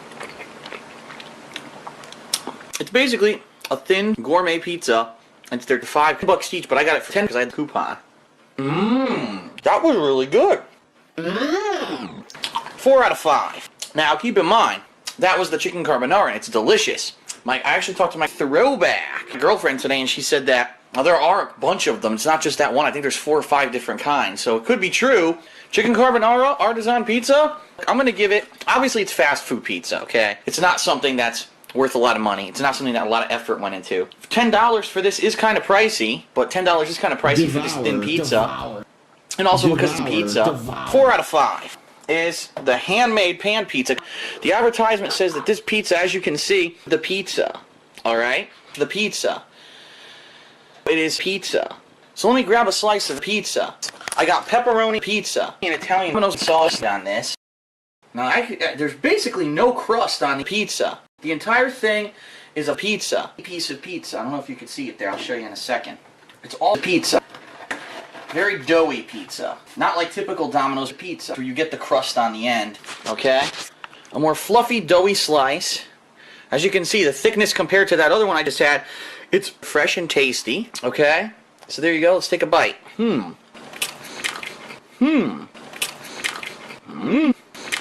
Okay, so the dough is not fresh and tasty because it's very sweet, but also very buttery. So it is very different than what I was expecting, to be honest. Is it blowing me? Not really. I'm gonna take another bite. Basically, it's a buttery kind of fluffy pizza dough with the typical Domino's buttery cheese and toppings. So really, a 3.5 out of 5. Domino's pizza is probably the lowest common denominator for pizza. It is the worst, okay? A 3.5 out of 5. I hate Domino's. Hello. Welcome to a new edition. That's a hot take. Domino's is pretty fucking good. Like, have you ever had CC's? Trash. Pizza Hut? Trash. Like, most of those places like that are trash. Domino's is genuinely fucking good. I don't know what he's on about. That's some bullshit. I call extra fucking gout on that. Domino's is genuinely good as fuck. Of DP Tries It. This one is kind of interesting because this is a restaurant chain. But we never really DP tried it. The pizza and the Italian style food on the West Coast is very different from that of the East Coast. And we've tried all these different other pizza places, so finally we said, why don't we an episode of an episode of Ask the King. This pizza compared to the pizza used to eat back on the East Coast. So we ordered 2 pizzas, and we ordered an appetizer, garlic Parmesan twists. Now, here's the Parmesan twists. You see, it's generic. It's a crappy little stick. Usually it's like a mound of dough that isn't even cut properly. Maybe some cheese thrown on top. So this is not what we were expecting. So here it is. It's basically a pizza. Pepperoni. It's got sausage. It's got onions, mushrooms. It's got peppers. It's got these giant pieces of salami on there and olives. Okay. This is called the Maui Zowie pizza. It's supposed to be a spin on a Hawaiian pizza. It's got ham, pineapple. I believe this is oh god, what do you call this? Bacon, I think. Red onion, chives, and tomato pieces. Now this pizza, this supposedly has a specialty cheese. Yes, I used to work back in the day at a place called Hungry Howie's. I don't know if it's nationwide or if it's just down here in the deep south. We had got me through college for real. Hungry Howie's got me through college. But yeah, I used to work at a place called Hungry Howie's down here in the deep south. And it was a flavored crust pizza. So like a direct competitor to Domino's because they're one of the only people that do like flavored crust gimmicks, right? And so worked there for like a year and a half. Hungry Howie's, the company, trash. The food, pretty fucking slamming. Yeah. If anybody says Domino's is shit, unless you're from like fucking New York, you're lying to yourself. X to gout. So we bought 2 pies. Obviously, this is not just for dinner today. We're gonna be eating this probably as all week, as you know, for meals and stuff. And we haven't done pizza in a while, actually. Dipping marinara sauce, and we're gonna try some of this pizza. Let you know what we think here. What do you want first? You want the King Arthur or the Maui Zowie? Looks pretty heavy too, you know, like they really laid on the toppings. There you go. I'll try to get a piece of this, I think. Alright, so first I'm gonna take a bite. Oh, everything's falling.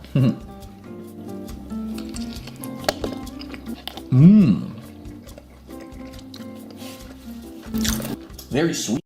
Alright, I switched it to a specific application. So that you're hearing the audio just from this window. Let me see. I'm trying to get some music to play in the background quietly. Yeah, see, y'all gonna hear that. Well, okay, so that kind of works. Hold on. Let's see. Where's Josh? Pick up Skeeter's hat. Who's the guy? Gosh, okay. I actually admitted this last Okay. year. I'll say it again. So I can turn it down here. Let me know how this is. All right, the ones that I play are free to play, or That should be pretty quiet for you guys.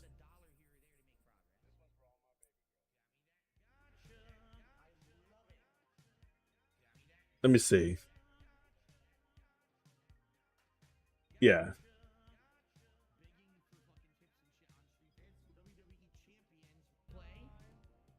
That should be pretty quiet for you guys. Yeah, let me see how if the music is real loud. Can y'all hear that at all? Can y'all hear like the music in the? Hold on, let me mute myself.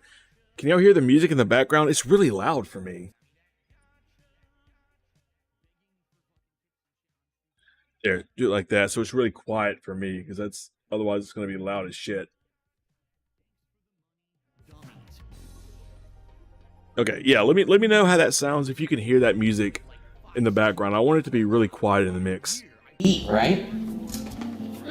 Very sweet tasting. The sauce is sweet. It's not a tomato-based sauce, I don't think, at all. I think it actually is based off of something else. It would be interesting to know what the recipe is, but I don't know. You know, I've never had a pizza with Polynesian-style sauce on it before. I'm gonna take another bite.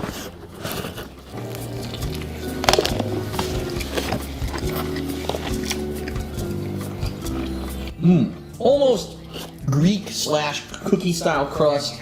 Well, I would say it's actually a step up from the pizza that we had out here. It actually has full of flavor. You know, I should try the other one now too before I start kissing the pizza's butt here. This is like a decent sized piece. Look how many toppings are on that, man. A ridiculous amount of toppings. What do you think of the Maui Zowie? It's good.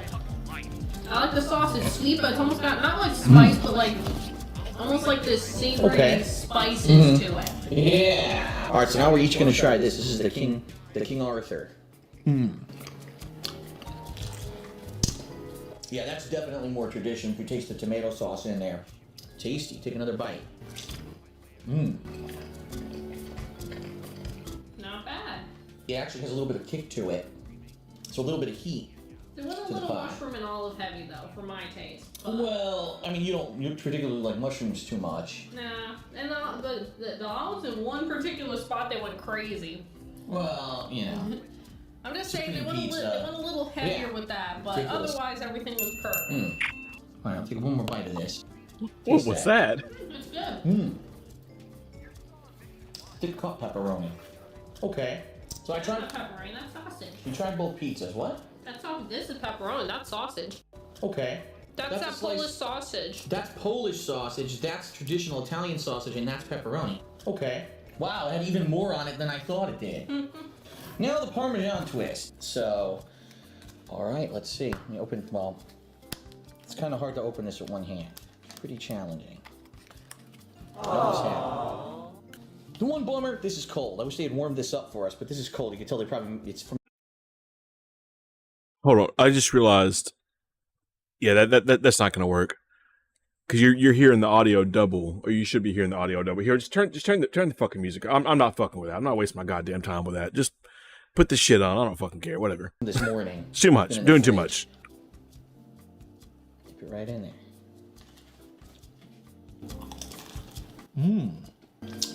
That is good. You can taste obviously the bread. The sauce actually tastes good too. I like the marinara sauce. I just wish it was warmer. Probably be a lot better, but let me take another bite.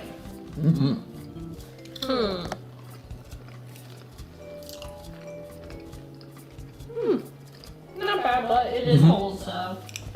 That's the one bummer, yeah. The marinara being cold. Even for a marinara sauce. So let's see. Let's go pizza by pizza. Okay. The King Arthur. The Maui Zowie. Order this shit. And you get this crappy little pizza that's half the size of this, you know? And I think that these ended up being like 17. What was that was blurred out? Did y'all see that? And you get this crappy little pizza that's half the size of this, you know? And I think that these ended up being like 17, 18 bucks each. So. Oh no, there was something that was just blurred out. The King Arthur. Yeah. The Maui Zowie. Okay. Order this shit. Good And you get shit, this yeah. crappy little pizza that's half the size of this, you know? And I think that these ended up being like 17, 18 bucks each.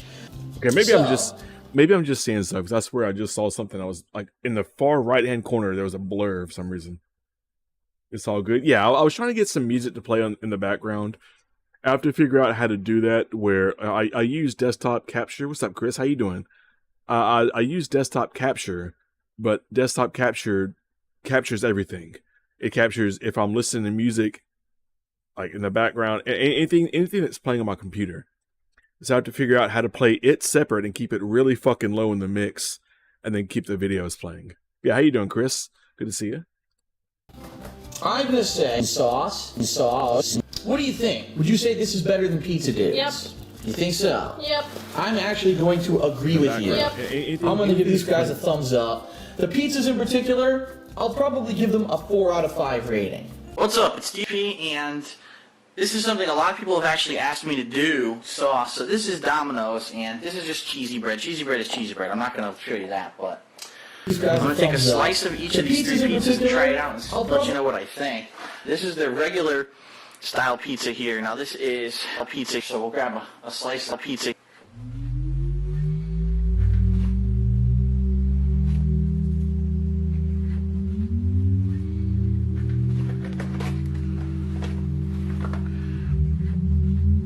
The Honolulu Hawaiian.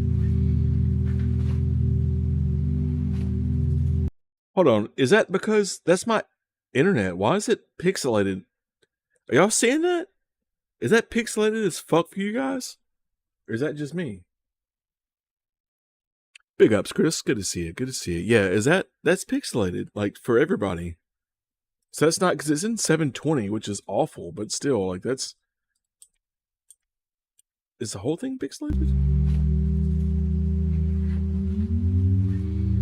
Is there an alien invasion going on outside? Like, Phil, what the fuck is going on? What the fuck are you doing, bud?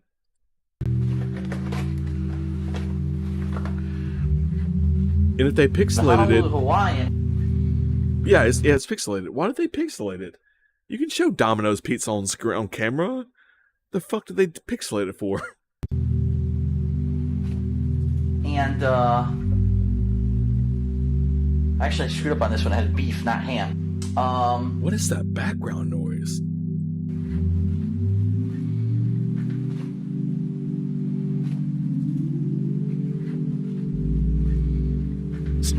Sounds like an alien invasion going on outside.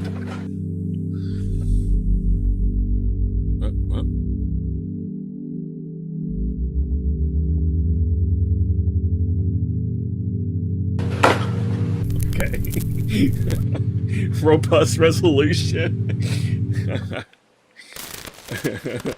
Provolone, Asiago, cheddar, regular American. Asiago. So let's grab a slice of that too. And I will let you know what I feel about all 3 of these. Okay, go ahead. So hold on a second, let me set up here.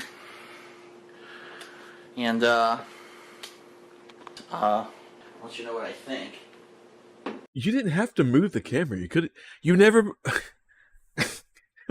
you don't move the camera for any other one. You just hold the fucking, because it's your phone, I'm guessing. You just hold the phone and record, like, yourself putting the pizza in the food in your mouth. Well, all of a sudden, did you move the whole ass camera, change the whole setup, and then sit down and eat it? For this one thing, when you're not going to do it again normally. And this is cool, watch this. Everyone loves this table because you can bring it up as Wow. a dinner table right here at your You couldn't have zoomed out a little bit more so you don't cut the top of your fucking head off, dummy? Have you heard about headroom? waist height. So, first of all, we've got the Wisconsin 6 cheese. Let's take a bite of that. It's supposed to be just cheese, basically, and sauce, and the new crust. Devour. It's definitely very cheesy. The sauce has a little bit of a kick to it. The sauce has a little bit of spice to it. Is it robust? I'm actually going to take a bite of the crust, see what the difference is. Devour.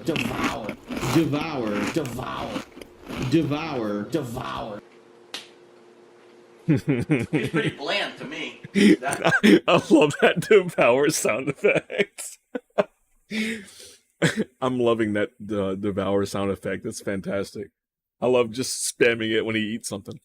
Garlic, pizza, beef, pepperoni, bacon, red peppers, green peppers, and mushrooms.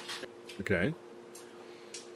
Sauce, crust, buttery, butter, garlic. If you like butter and garlic, that's a good thing, but if you don't like garlic, you're pretty much screwed. I mean, how would you order a Domino's pizza? Pineapple. Interesting. Yeah, pineapple. ham, pineapple pizza, pie, pizza two top specialty pizza. The pizza sauce, spices, and crust, garlic pizza, ingredients, pizza. First of all, it's not pizza. It's not. It's manufactured. Toppings on fresh pizza.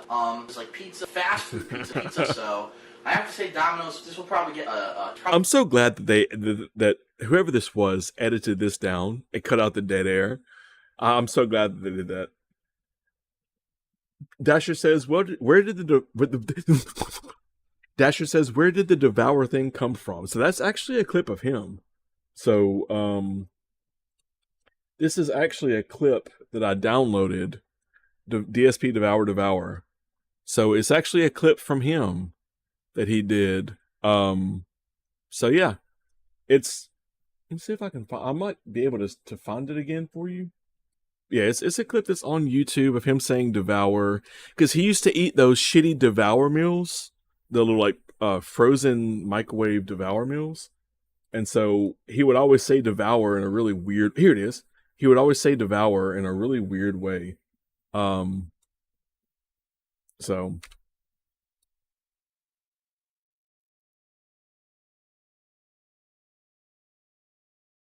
What's up with my internet? Why is my internet being so slow?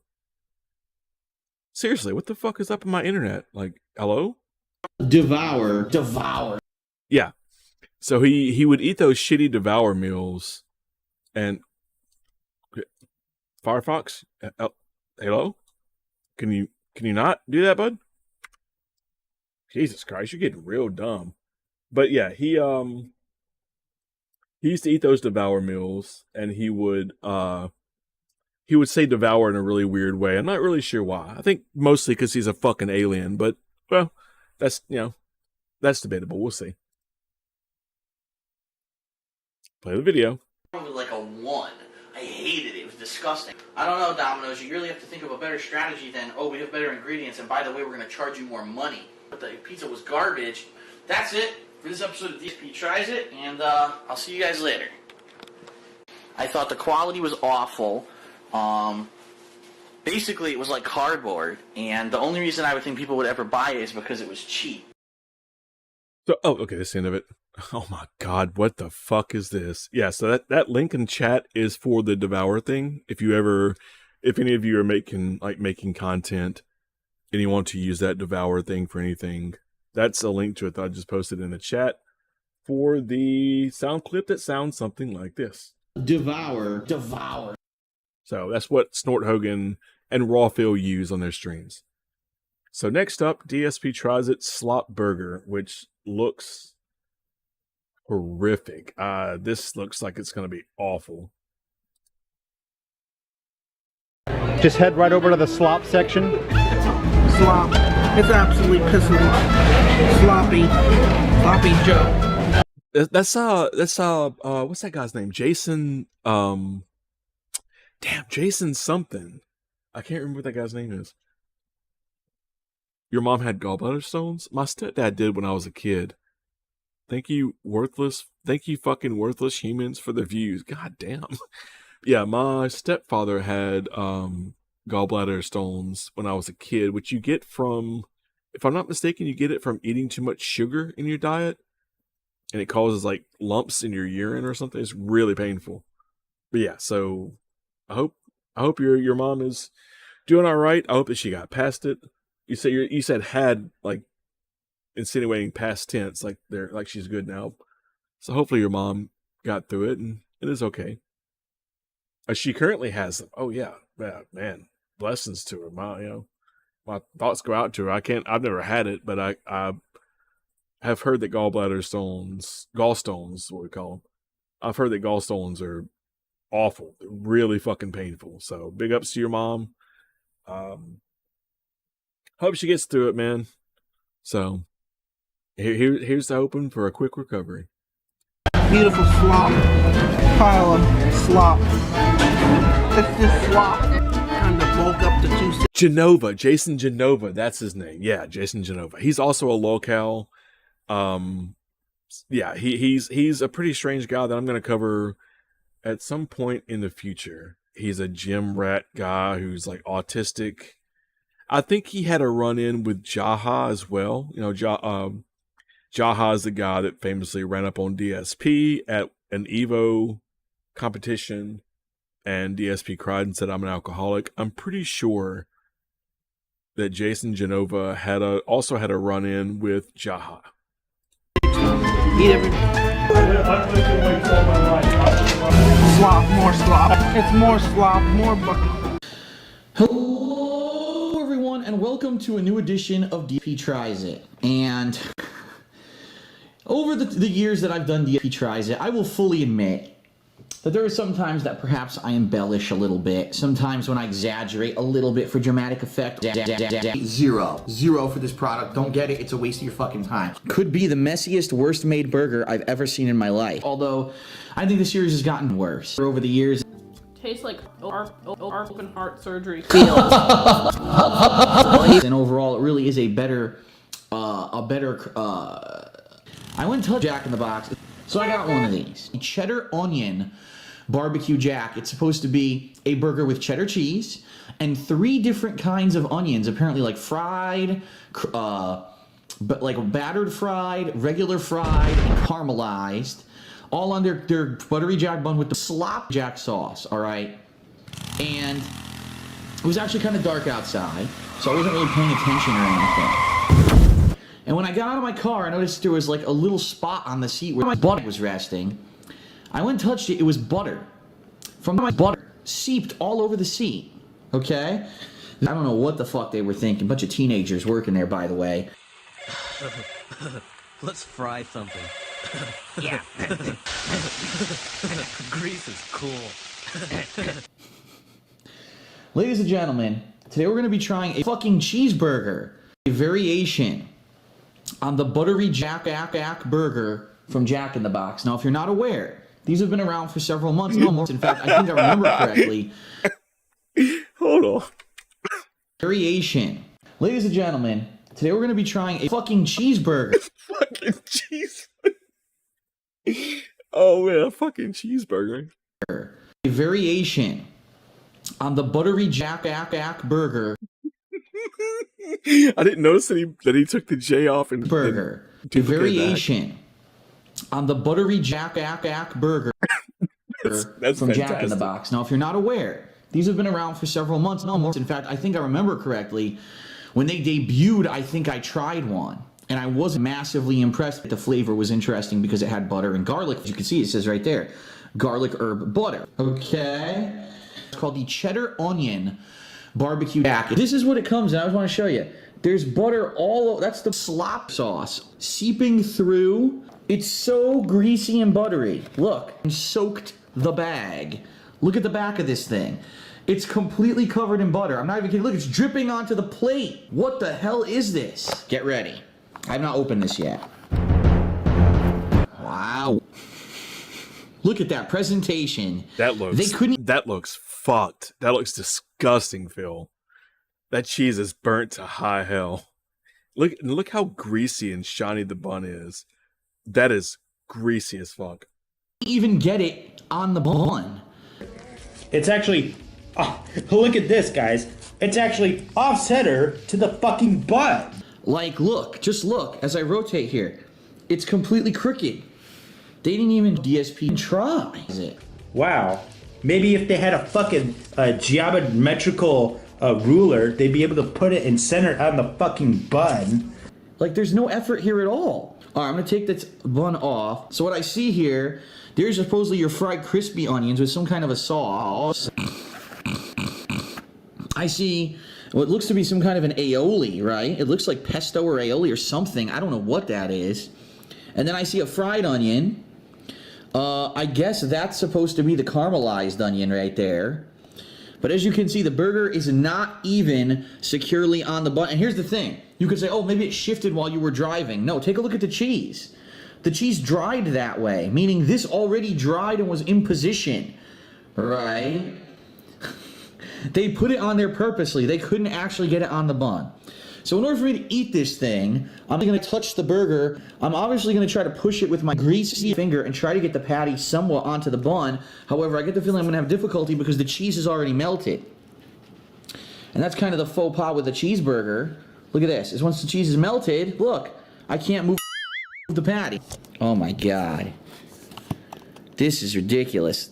Alright, I've almost got it onto the bun now. Holy shit. I've got to think this thing is 1,000 calories. I mean, now I might be... Most people say that a regular diet, you know, dietitians should be 2,000 calories in one day. I'd be curious if someone... I'm sure someone will look it up now and put it in the comments how many calories it is. So I'm going to attempt to lift this up. Oh my god. Oh my... The entire bottom of the bun is soaking wet with grease and butter. Oh my god. I have never seen anything like that before. That is vile. Like, oh, they didn't even try. Slopped it the fuck on there. Wow. All right, I'm gonna take a bite of this. This could be the most unhealthy thing I've ever eaten for this program. I'm gonna do it. Here we go.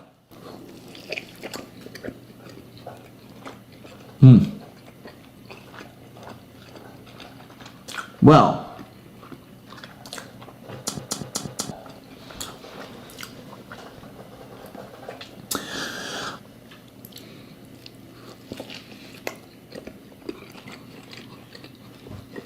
Oh.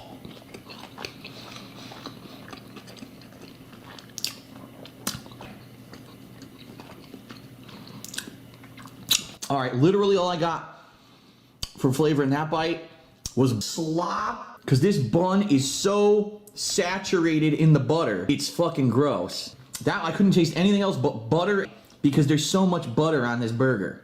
I'm gonna try to get a bite with some kind of onion, being that there's so much of this. I'll try to take a bite from maybe this side over here. Holy shit.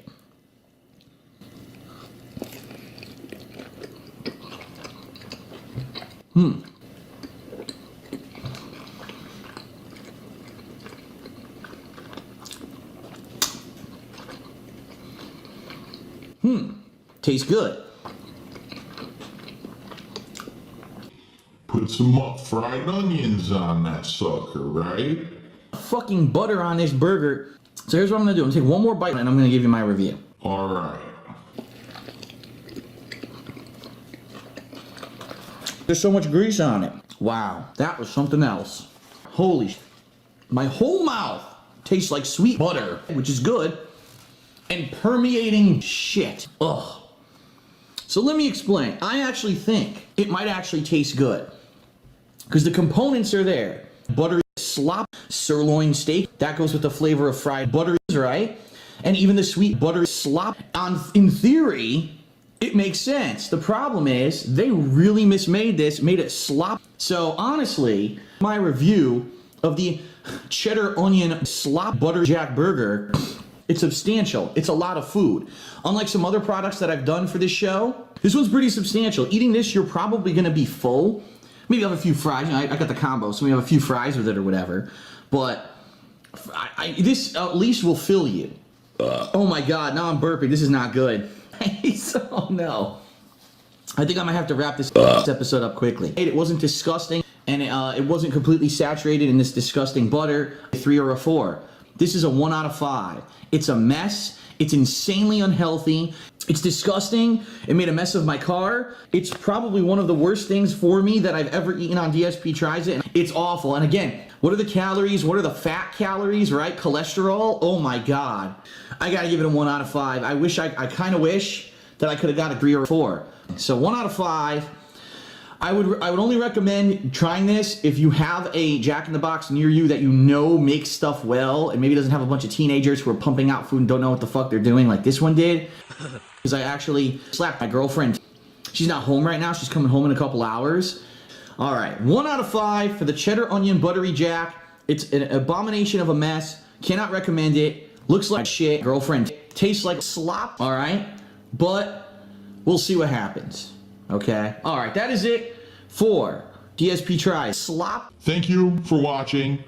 You may now go to the bathroom appropriately if you need to. I probably will in a moment. Thank you, and I just took a year off my life. See you later.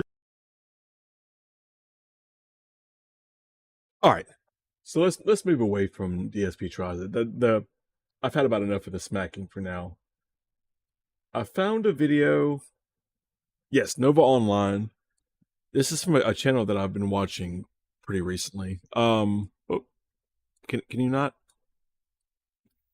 There we go. Fuck off. Yeah, this is from a channel that I found a few weeks ago. So let's watch some stuff about Nova Online.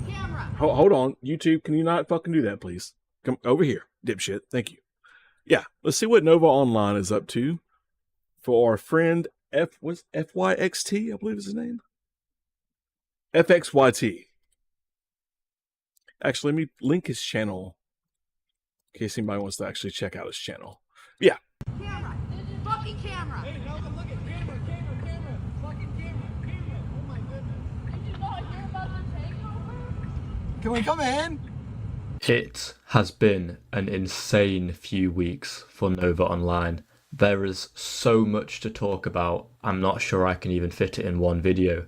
He's had protests at his house, his business partner was interviewed by Bloodspeth, and I'm not joking, hundreds of text messages have been leaked. So we're going to get into the takeover immediately, and Nova was actually streaming during the protest or takeover, so hilariously, we get his live reaction to it happening.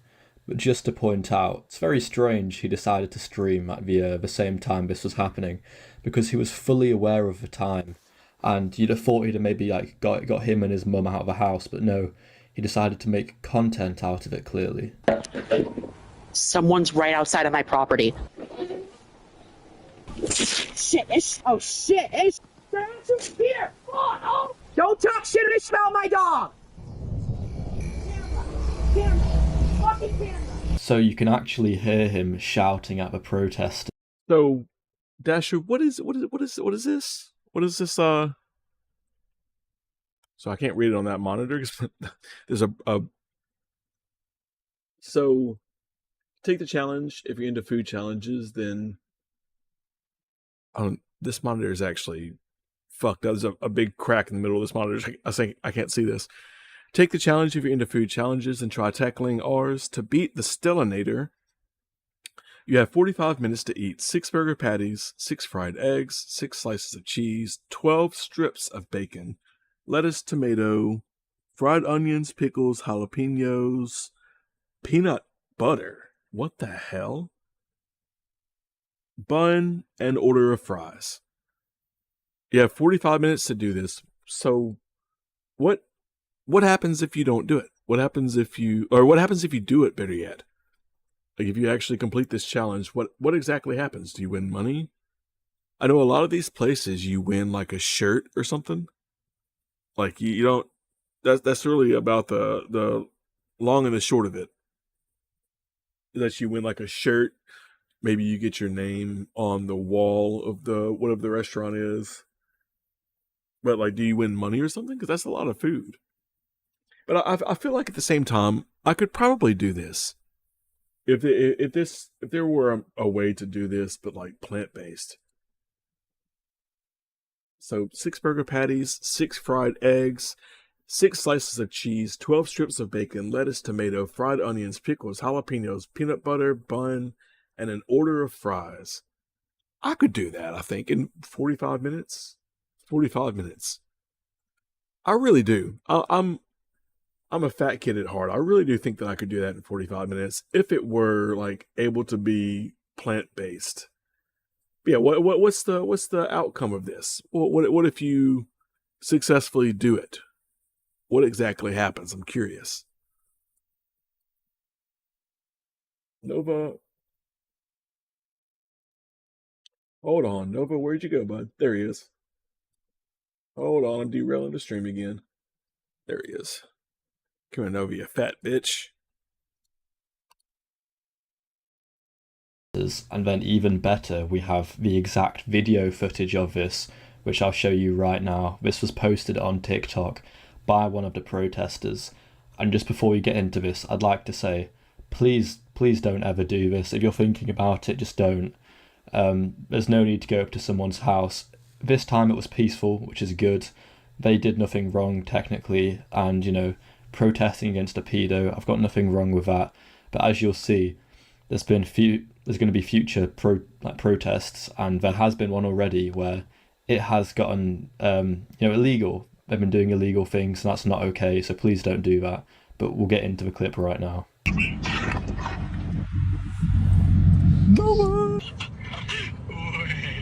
Camera! Camera! Fucking camera! Hey, Nova, look at camera! Fucking camera! Oh my goodness. Did you not hear about the takeover? Can we come in?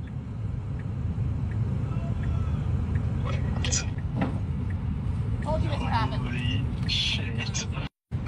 He's so close. Okay, go say hi.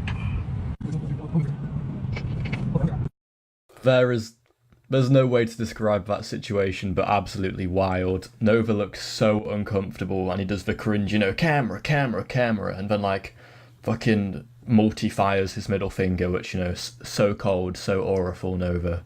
But a bit strange of these people as well, I won't lie. We're going to get into it a little further on how strange it is, but I think just how uncomfortable and like awkward Nova looks here, especially in this little freeze frame I've got up, is so funny, because it must be terrifying for him. But obviously we shouldn't feel too much remorse or like feel that bad for Nova, because he is an awful person. But please don't go to his house, really, like, especially if you have to travel there. Like if you're like traveling like 2 hours to go and sit in front of Nova's house, genuinely I think there's much better things to do with your time. And as Nova was streaming, like I said, we have his reaction afterwards as he has to end his stream. So this is just so funny again. They're still fucking here. Oh my god.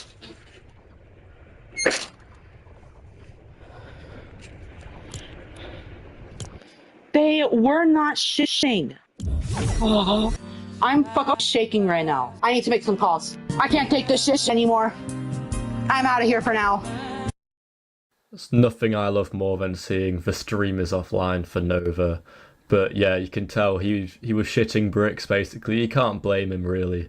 But the only thing I really got out of that is how annoying it is when he says shish instead of shit, when this man literally like crawls in shit on his own floor but won't say the word.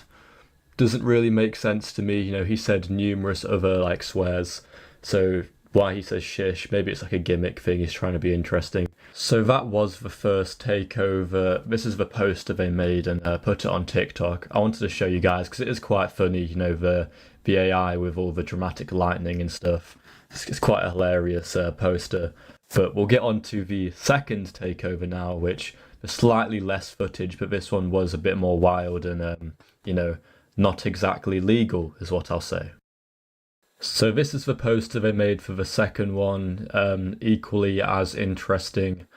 The balding Nova is quite funny, I'll be honest, but when you see what these guys get up to, it's kind of disgusting how they're going to this obviously bad person's house, yeah, but then also committing crimes themselves there, which just makes him look like a victim, and you don't want to make a known nonce look like a victim, so... This is the POV from within the car, and you guys can think what you want of this video, but I think it's all really strange. It's a bit gimpy, gimpy behaviour, I'll be so honest. The guys seem weird. You've got to be weird to do this, especially like threatening him at his house, like throwing things at his house, going on his property, ringing his doorbell. It's all really strange. Please don't do it, I'll say it again, because you don't want to be like these guys. I mean, take a look.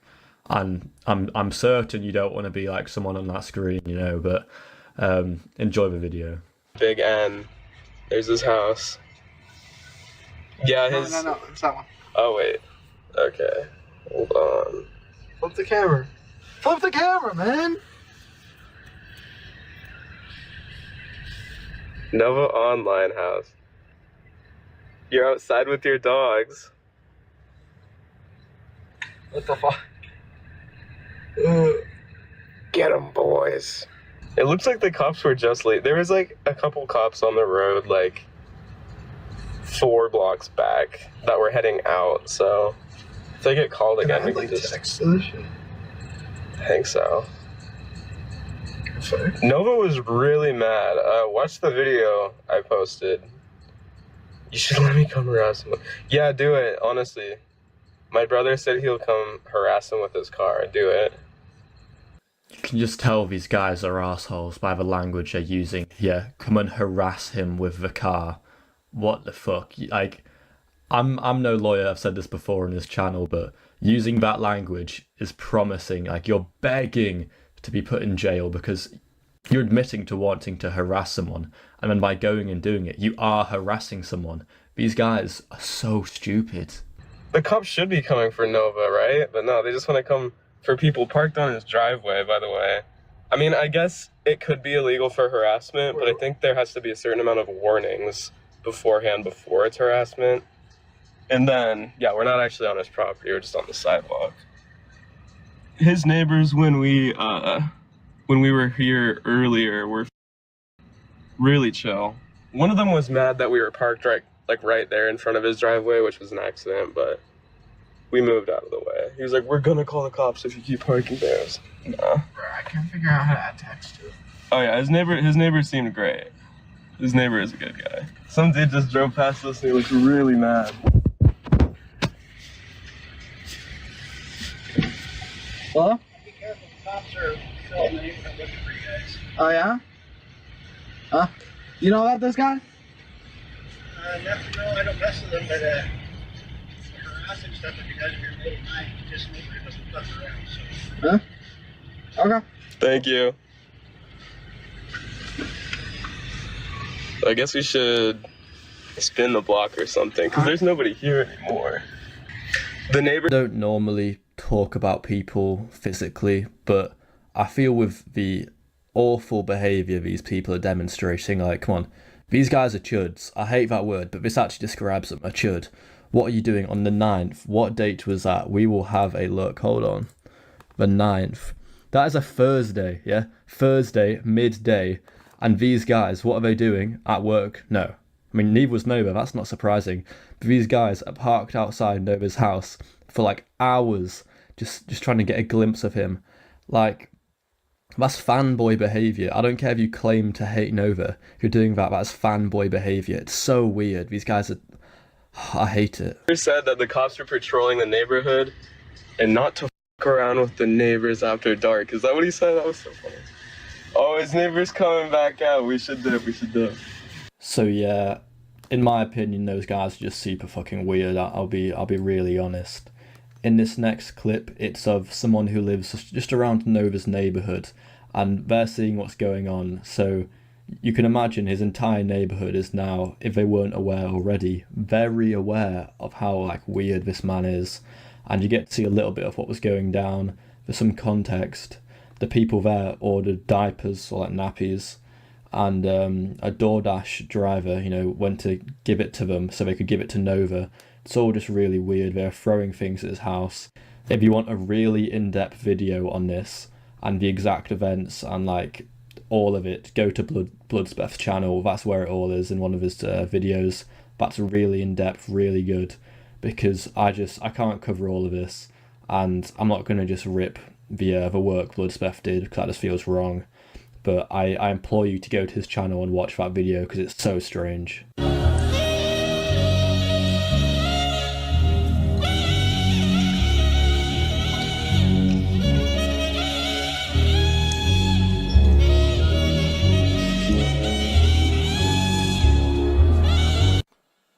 As you can tell, it's just a very strange situation. Literally everyone in his neighbourhood will know what's going on, which is hilarious to me.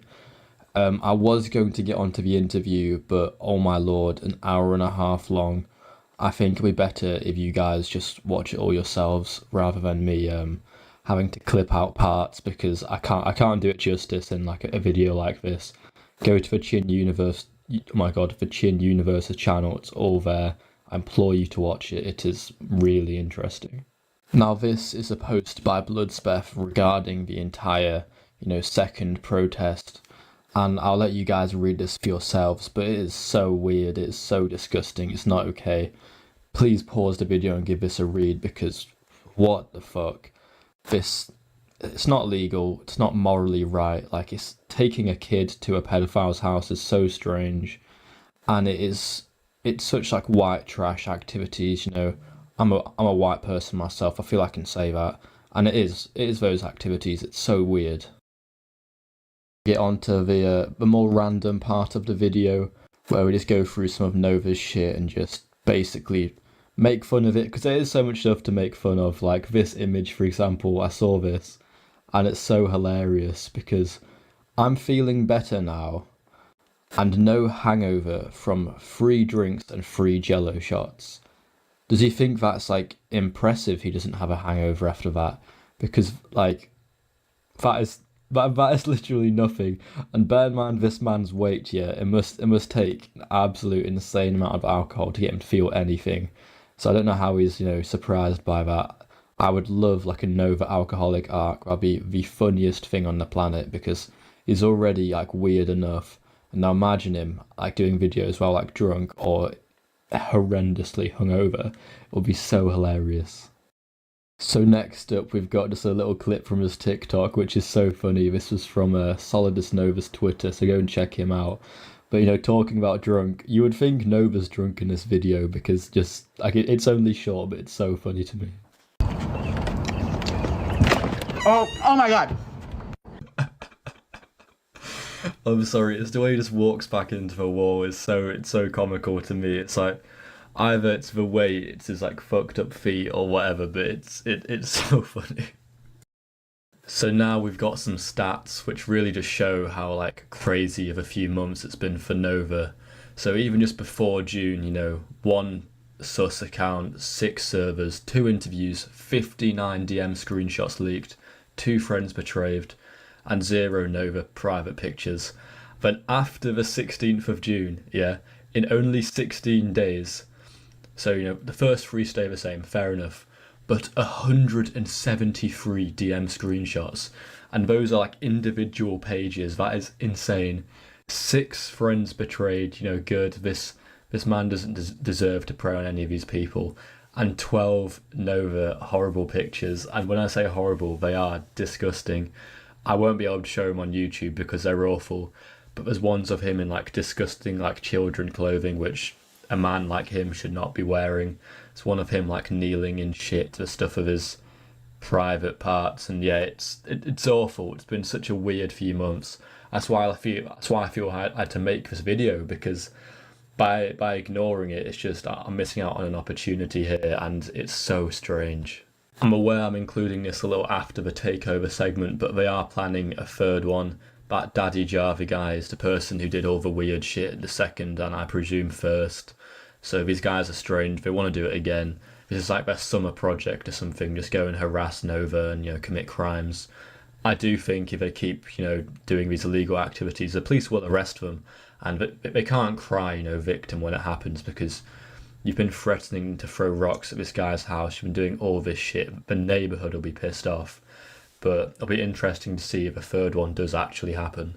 So here we've got Nova in a comment section telling someone to blur his address, which, totally fine. Any normal person, you would expect that, right?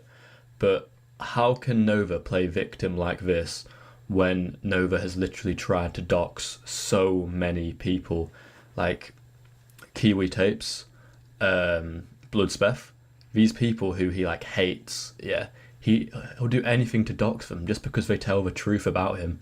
And it's so disgusting. He does all that stuff, then tries to play victim when he's put his own address on the internet, by the way. Like in every TikTok, you can see his entire house, his entire garden. It wouldn't take a genius to find it if he didn't already tell everyone where he lives. So now we've got DM leaks regarding the first takeover.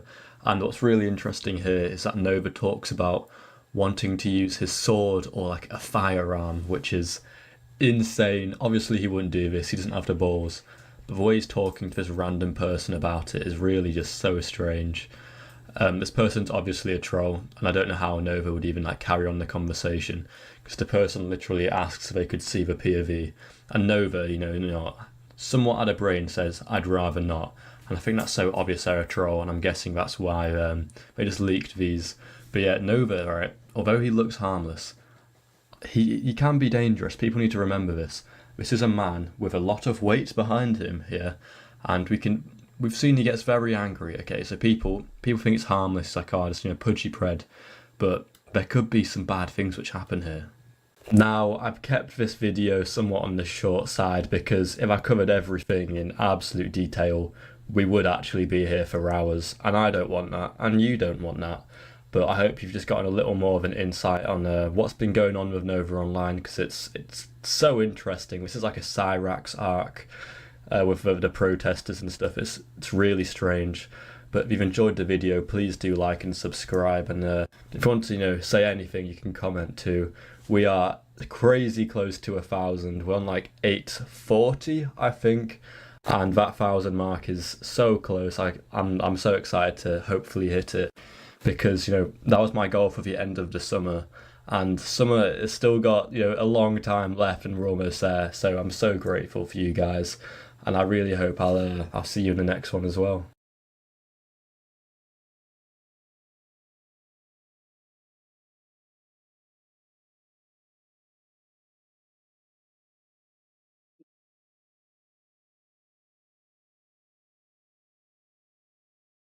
Okay, so I don't know. I'm getting kind of bored of streaming. Let's see. Found something that would probably be interesting. There's another locale from the UK, Stephen Dawson. He is a child admirer. This video of him looks pretty interesting. It's from Mr. Interesting, also known as Interesting Stuff from Around the World. Posted a documentary, but it's 47 minutes. I don't know if I want to watch the whole thing. There was something else that I just found that I thought would be interesting, because I've most definitely had enough of DSP Tries It and all the smacking and shit. I've definitely had enough of that shit for the day. What was it? What was the one I just saw?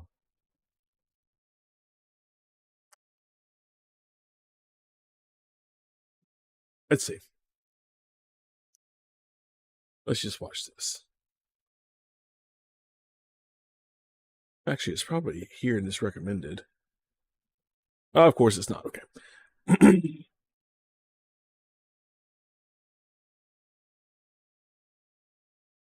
Please stop doing that, YouTube. Please stop fucking doing that.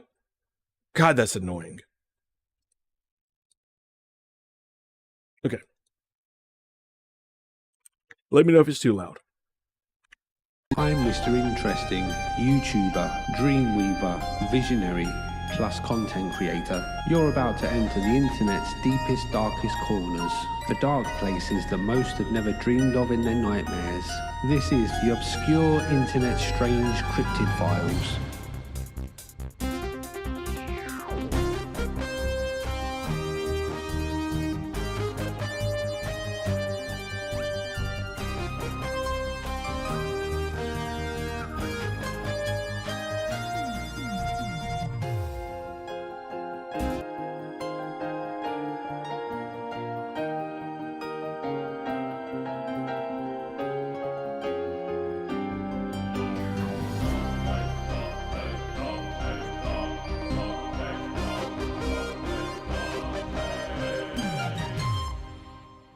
Hello and welcome to the obscure internet strange cryptid files. Today we're going to be looking underneath the internet's bed and finding the dirty sticky tissues that lie beneath, and meeting a man named Stephen Dawson, who is an interesting fellow to say the least. Good evening, Kerry. Good evening, Kerry. You fit blonde. Stephen D here from Ashton, Kent. A big fan of yours and a big fan of Base Station too. Will you be showing your? I hope you've been showing your tonight, baby, because I will be wanking my when you get fucking naked, as you usually do on Base Station X anyway. Don't forget to bloody swear, Kerry. Ding a dong, hello. Oh yeah, baby. Oh yeah. It's now or never. Come hold me tight. Kiss me, my darling. There's a snake on the floor.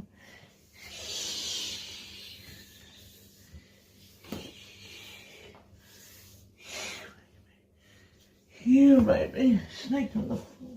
See me dumplings? I know I've got bigger.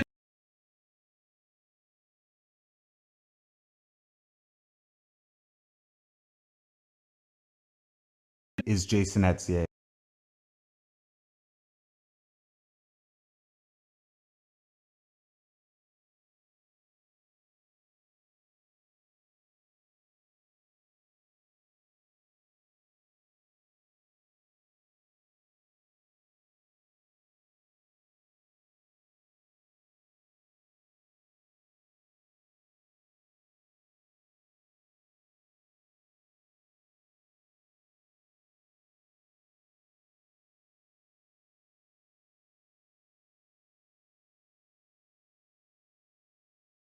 Hello, everyone. My name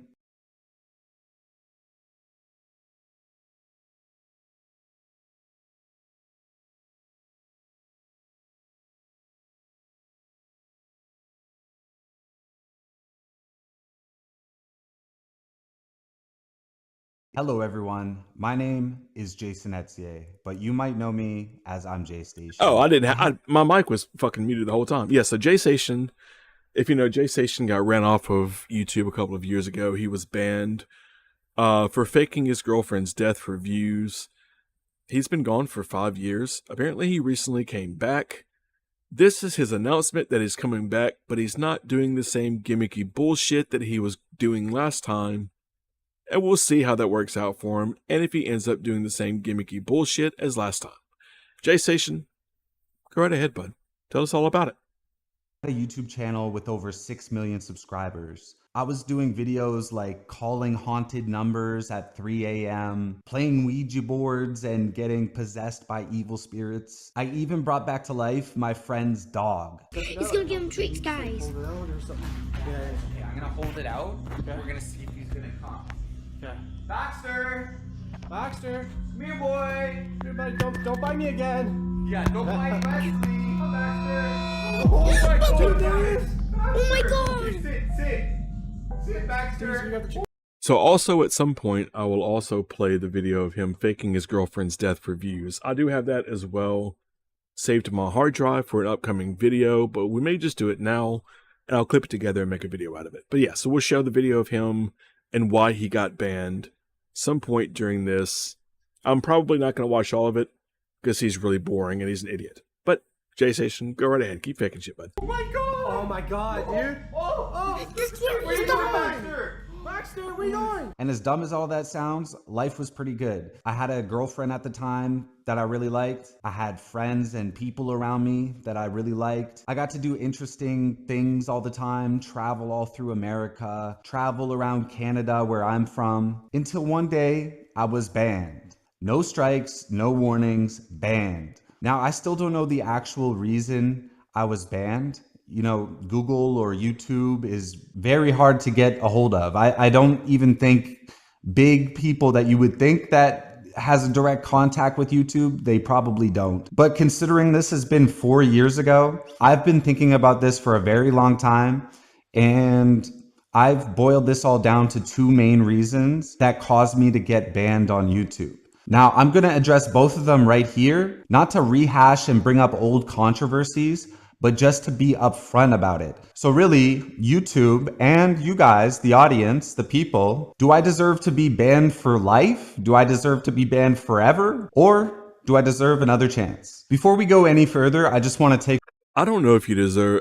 I don't think you deserve to be banned for life. I think that's a little too extreme. You are a piece of shit, and you have a long career of being a piece of shit. You're also one of the big reasons why YouTube and YouTubers and content creators have to resort to really gimmicky clickbait bullshit. You and Mr. Beast are 2 great examples of why people have to do that. Your titles and your videos and your content as a whole is so clickbaity, it's so gimmicky and so bullshitty, and it somehow flourished in the algorithm so well that everyone else now has to play that game to keep up if we want any chance of getting views, of being successful on the platform.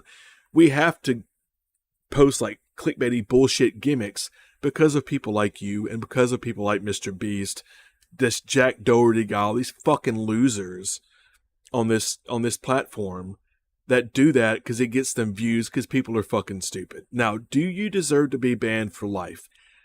No, I don't think you deserve to be banned for life. I think that's pretty extreme, especially if you had no previous. If you're telling the truth, if you're being sincere that you didn't have any previous bans on your channel or any strikes or anything, which I don't believe a word you say. But sure, let's follow through with that. Let's believe you for now. If that's true, and you had no previous mistakes, no previous strikes against you, I don't believe that what you did warrants you to be banned forever. I think that it warranted you being banned for a while. So no, just to make that clear, I think that the guy is a real weasel and a real piece of shit.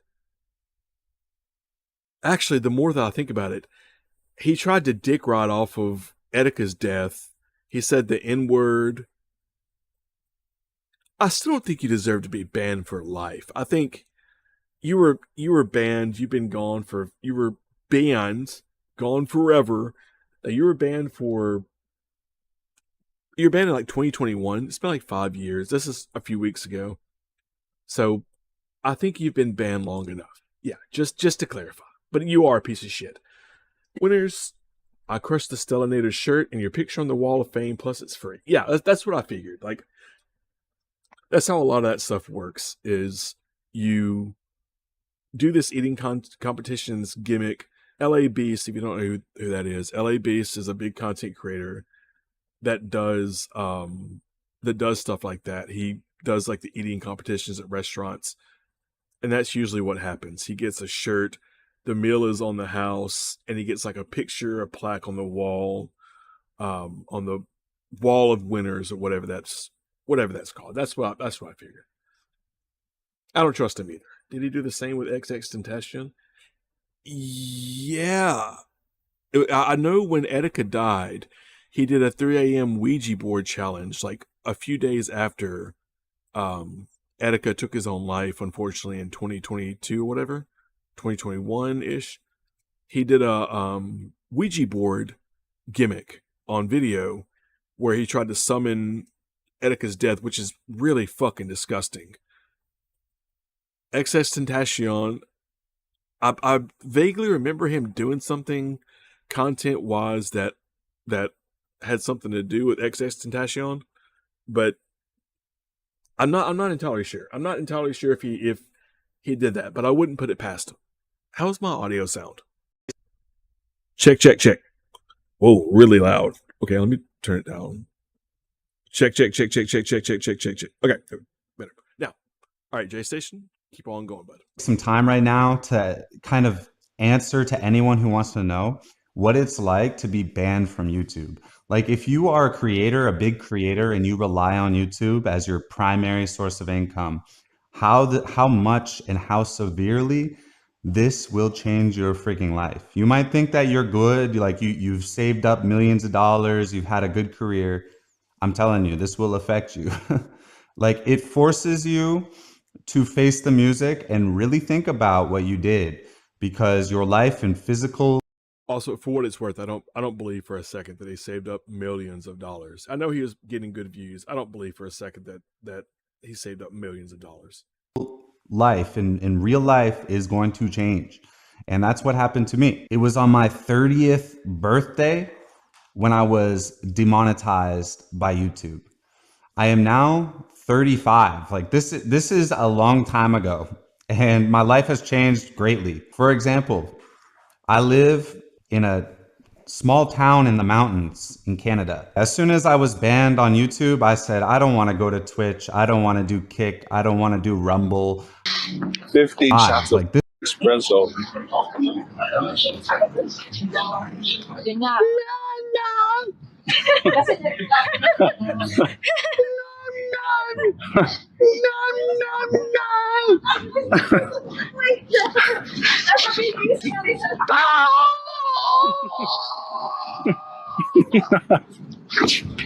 What the? Oh man. I don't want to do, I just want to do YouTube or nothing. That's what I want to do. YouTube or nothing. So YouTube's banned. I'm not going to try. I don't really care. I have been living a regular, normal, every day. I'm with the regular, common people every single day of my life for the last 4 years. I have been just regular person. Like, I'm not doing social media, nothing like that. I completely respected YouTube's decision and moved on. But at the time where I was demonetized, I had over $1 million in the bank. I don't really, it didn't, I was like, I'll be good, I'll be fine. But then I get a tax bill. That's half of it gone. All right, then I gotta rent a place to live for a year, and that's like 75 grand or 100 grand or whatever. And that goes quick. Real quick question: are we supposed to fucking care about this? That's your life. That's your problems. Those are your problems as a direct result of the things that you did, like faking your girlfriend's death, like dick rotting the death of Etika when he killed himself, and you tried to do a Ouija board challenge, like saying that if you don't have depression, just the exact same way that JStation does, you don't have depression, you're faking it. And then he said the N word. You getting banned were all a direct result of those things happening, right? Cause and effect, causality. Those are all a direct result of your actions and your decisions as a grown fucking man. You're somewhere around my age. You're old enough to know better than to do those things. So I don't know why you're spending this time explaining to us that you moved to the mountains and that you had money and then you had a tax bill and a lot of that money was gone as a result of the tax bill. Why is that my fucking problem? Why are you telling me this? I don't remotely care. Now, if it was like, if you had a video that got banned for that got you banned for a silly reason, like if you showed a clip of, WWE is really weird about showing their videos on YouTube and any streams on demand content. If you watched a WWE video and they got you taken down because Vince McMahon is a cunt, then yeah, okay, maybe I would hear this story and I'd give a shit about it. But you saying this after just a long history of repeated offenses, why should I or any of us care?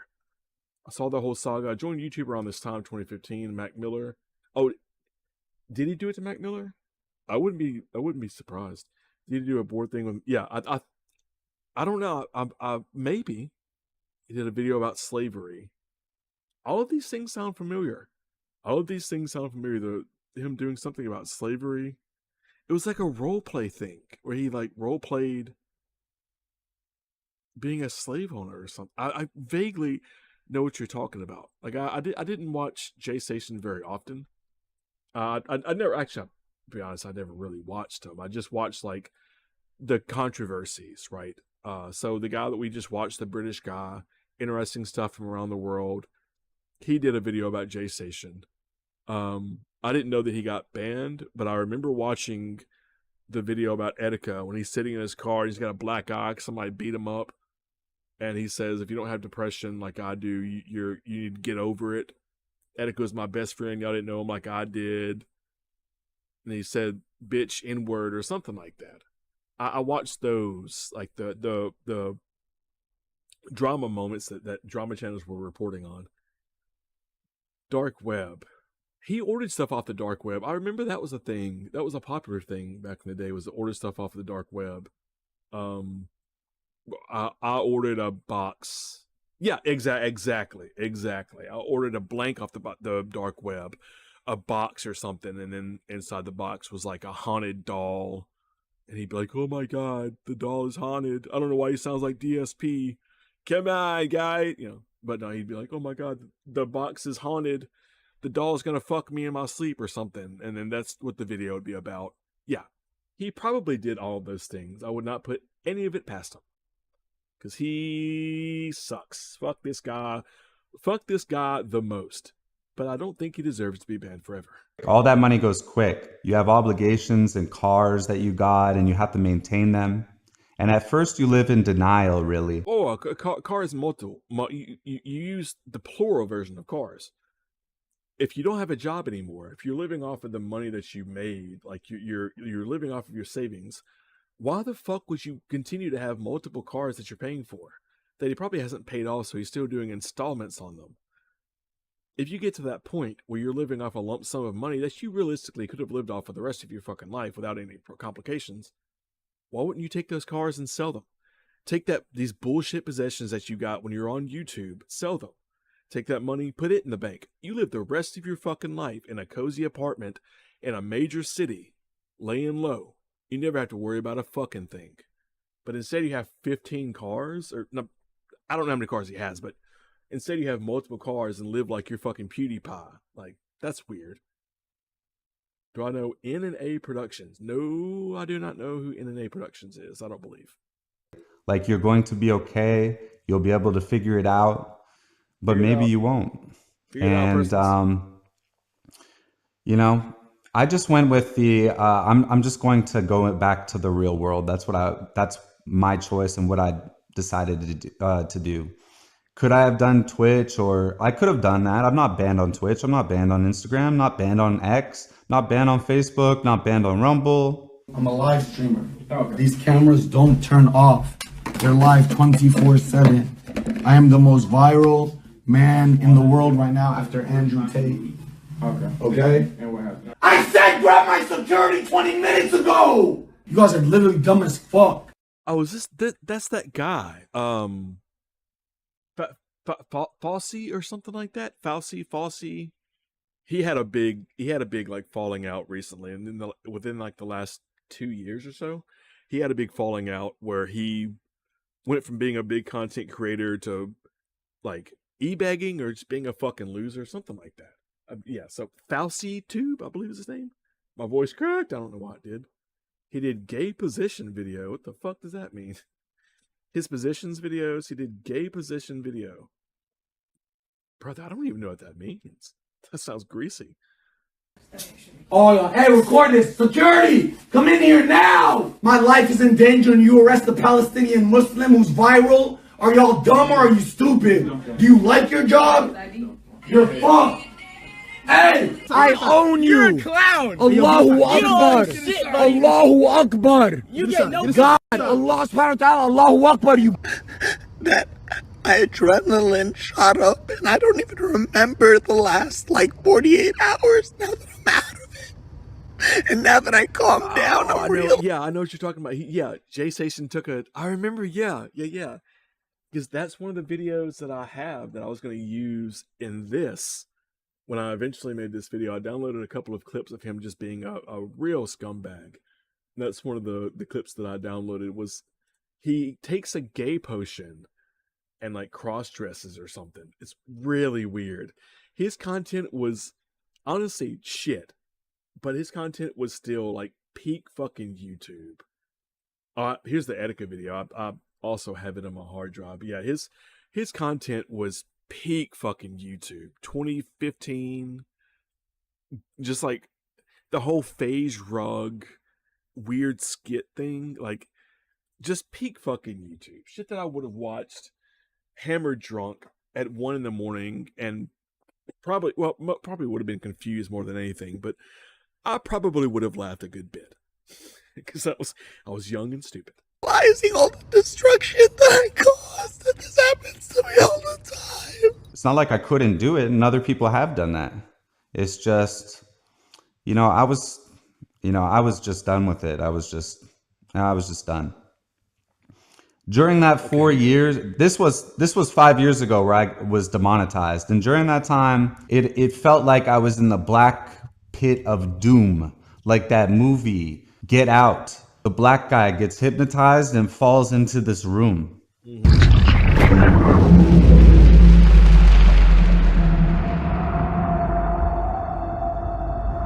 gonna call him the N-word too there, JayStation?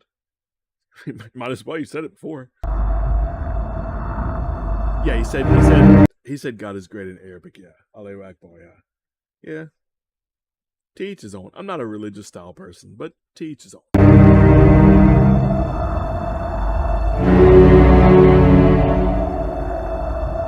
Okay, we don't need the clip, Jay. We know movies. We've seen movies. Movies, yeah, cool. Great clip. How long is it's like a 2-minute clip? Like, Jay, why did you put that in the video? Jesus Christ.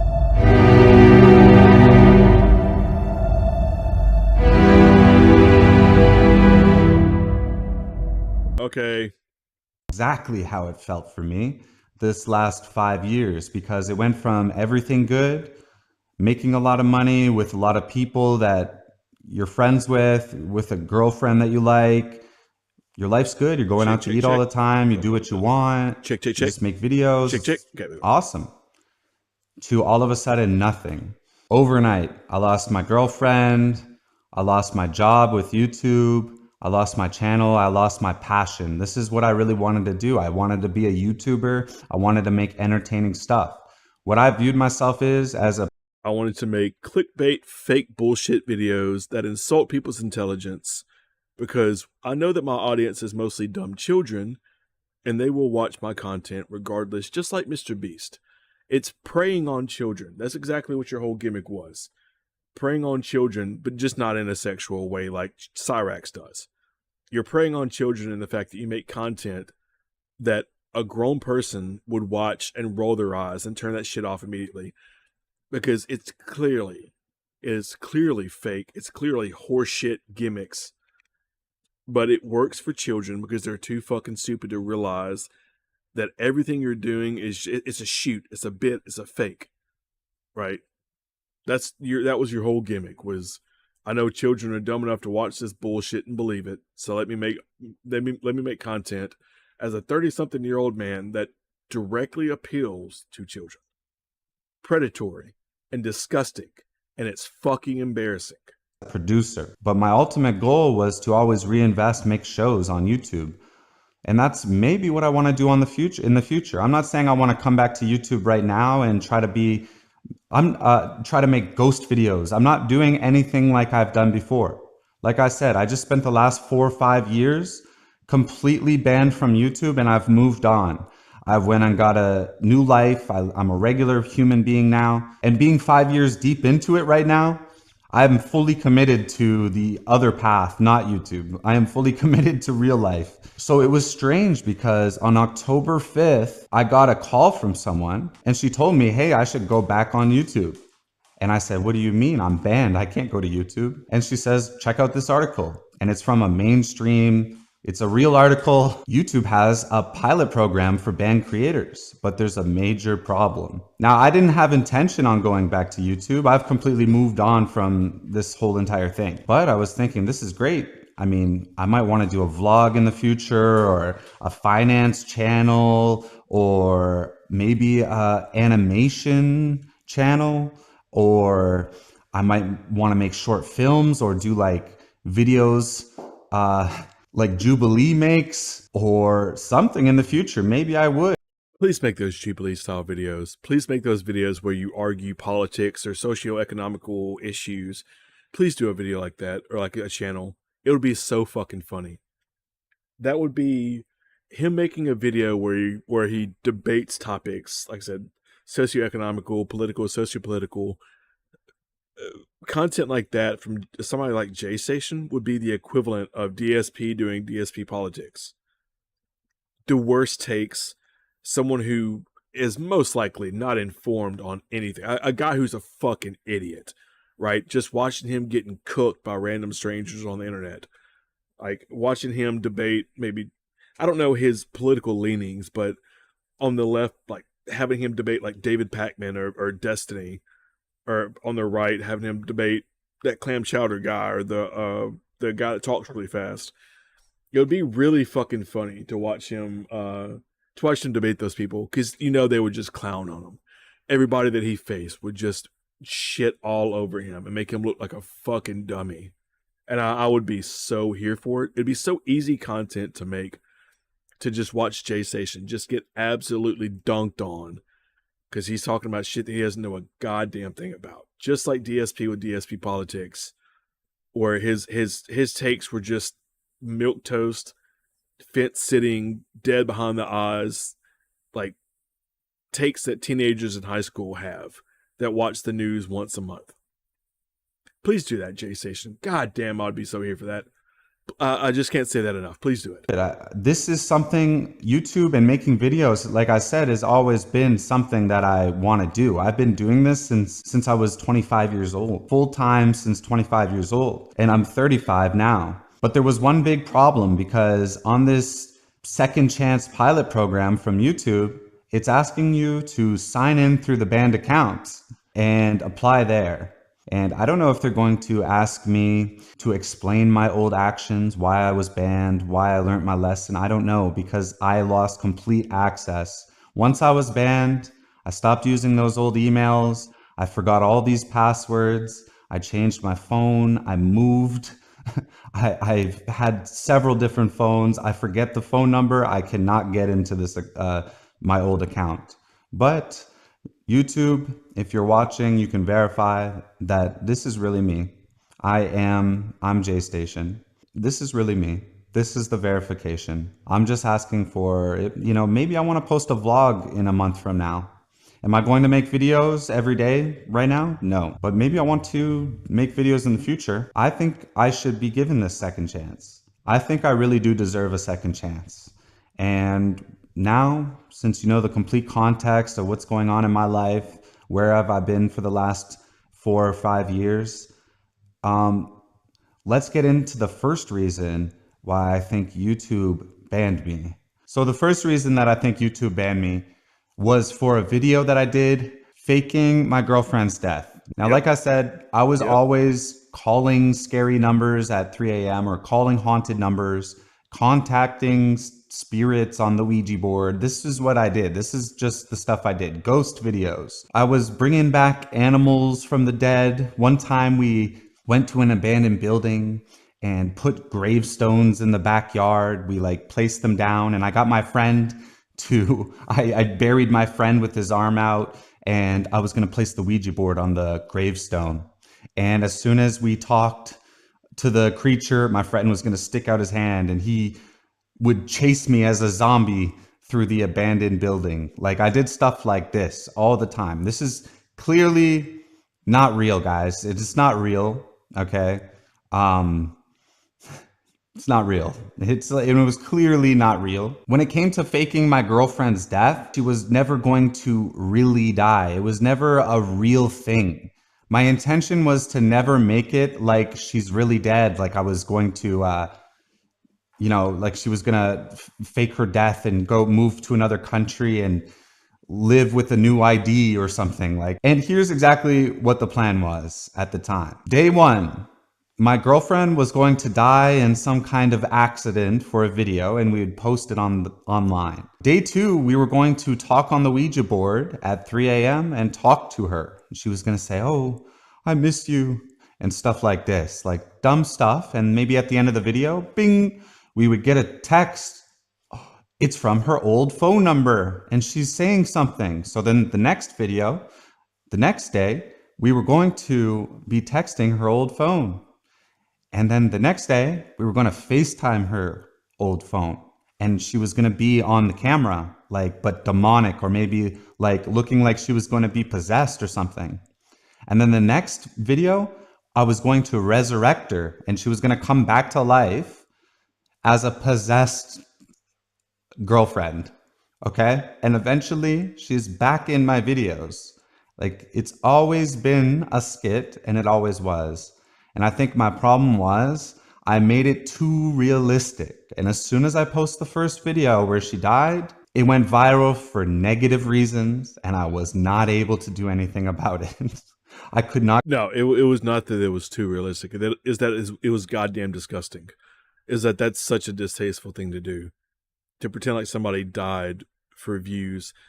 And it's not just that alone. If it were like an SNL sketch or something, right, we would understand the context of you're not trying to insult our intelligence. It's not the message, it's the way you carry out the message, right? Like with SNL, it would be purely satirical, clearly comedy. It wouldn't be you're trying to insult our intelligence. And with SNL, they don't have a long history of trying to, or Mad TV or whatever the fuck.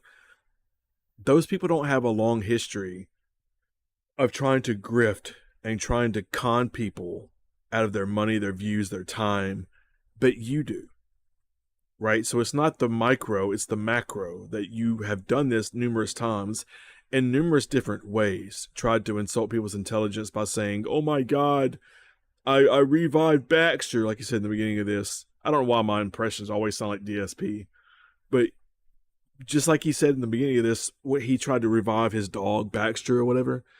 You have a long history of doing these gimmicky clickbait bullshit things where you dick ride people that died, you fake shit for views, right? So in the micro, it seems victimless. right? It seems harmless. I gotta stop saying right. I don't know why I keep saying that. But in the macro, it's a long history of abusive behavior. It's a long history of manipulative behavior. So it's not just this one thing isolated. It's an audience of people. It's just like with DSP having a long history of grifting. It's just like DSP having a long history of tricking people that are mentally deficient to give him money. You're doing the same style of thing.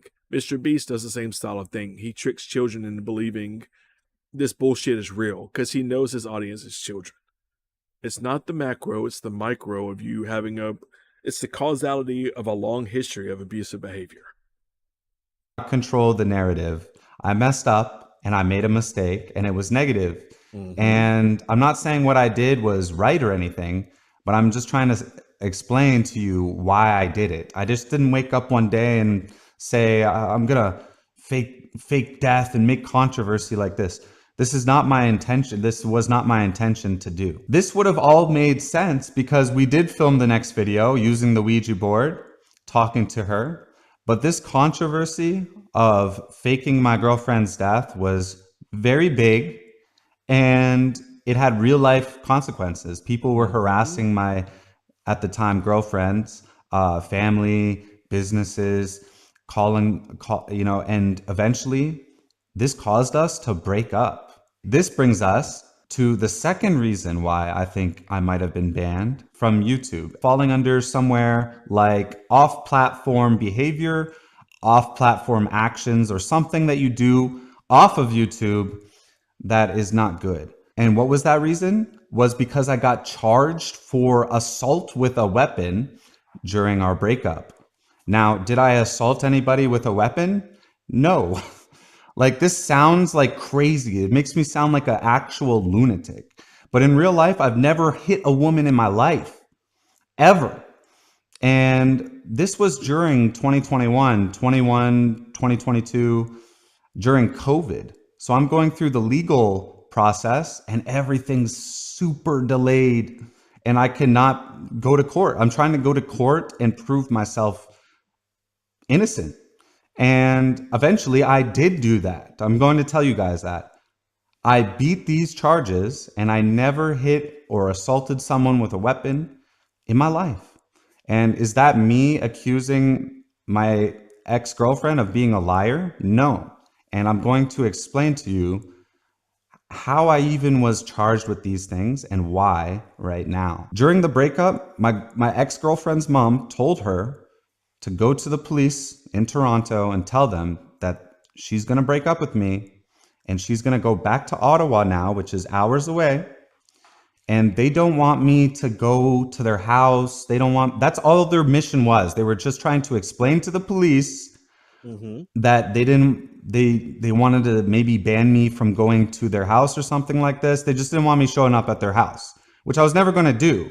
And I can't really blame them, but this went through their head. That's why they went to the police, not because I assaulted him. But why would they feel the need to do that? Why would they feel the need to basically put a restraining order on you if they didn't feel like you were some direct threat to them? People don't just do that for funsies. I don't just pass some guy in the grocery store and I call the fucking cops and say, hey, put a restraining order on that asshole so that motherfucker can't run up on me with no credible evidence, no reasonable suspicion.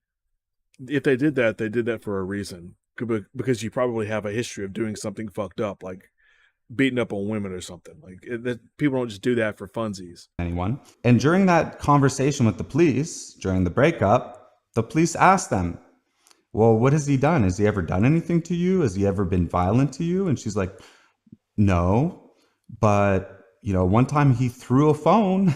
Did it hit you? No. Do you think he threw it at you? I don't know. Okay, that's assault with a weapon. I threw a phone at the girlfriend. That's the narrative. This is not true. That sounds really disingenuous the way that you say it. I've just got to be completely real with you. Just keep it $1.50. That sounds real suspicious the way you say it. It doesn't sound convincing at all. It sounds like you're straight up trying to bullshit and lie. But okay. I have no evidence of that, so I'm not going to say that you did or you didn't. It's none of my business really, but it just seems by your body movement, your behavior, seems like you weren't being truthful on that. I'm in a room next to her, 3-4 feet away. If I want to throw a phone at her and hit her, she would have been hit. And she wasn't hit. I didn't throw the phone at her. I threw the phone on the ground and I broke a phone. And I'm not saying breaking phones is good.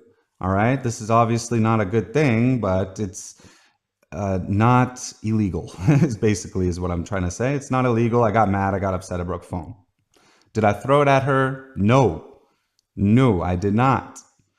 Did I ever hit her? No, I did not. And I eventually beat these charges. I've beat all these charges that were against me. I've cleared my name officially. But the problem is this took like 2.5 years due to COVID.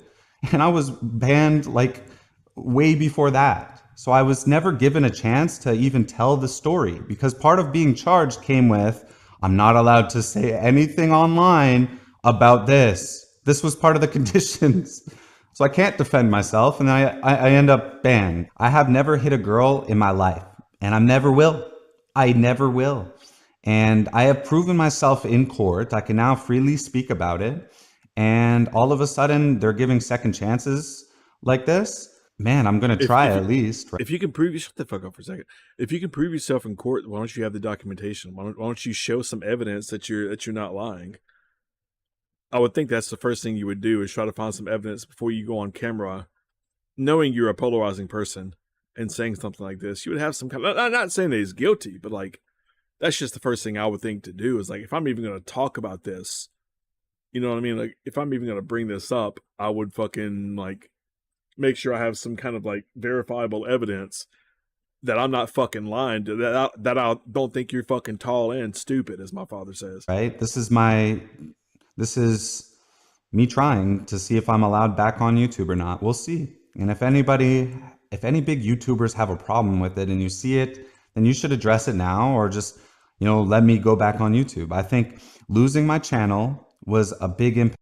Hold on, Jay. What is this? Original sound effect objection?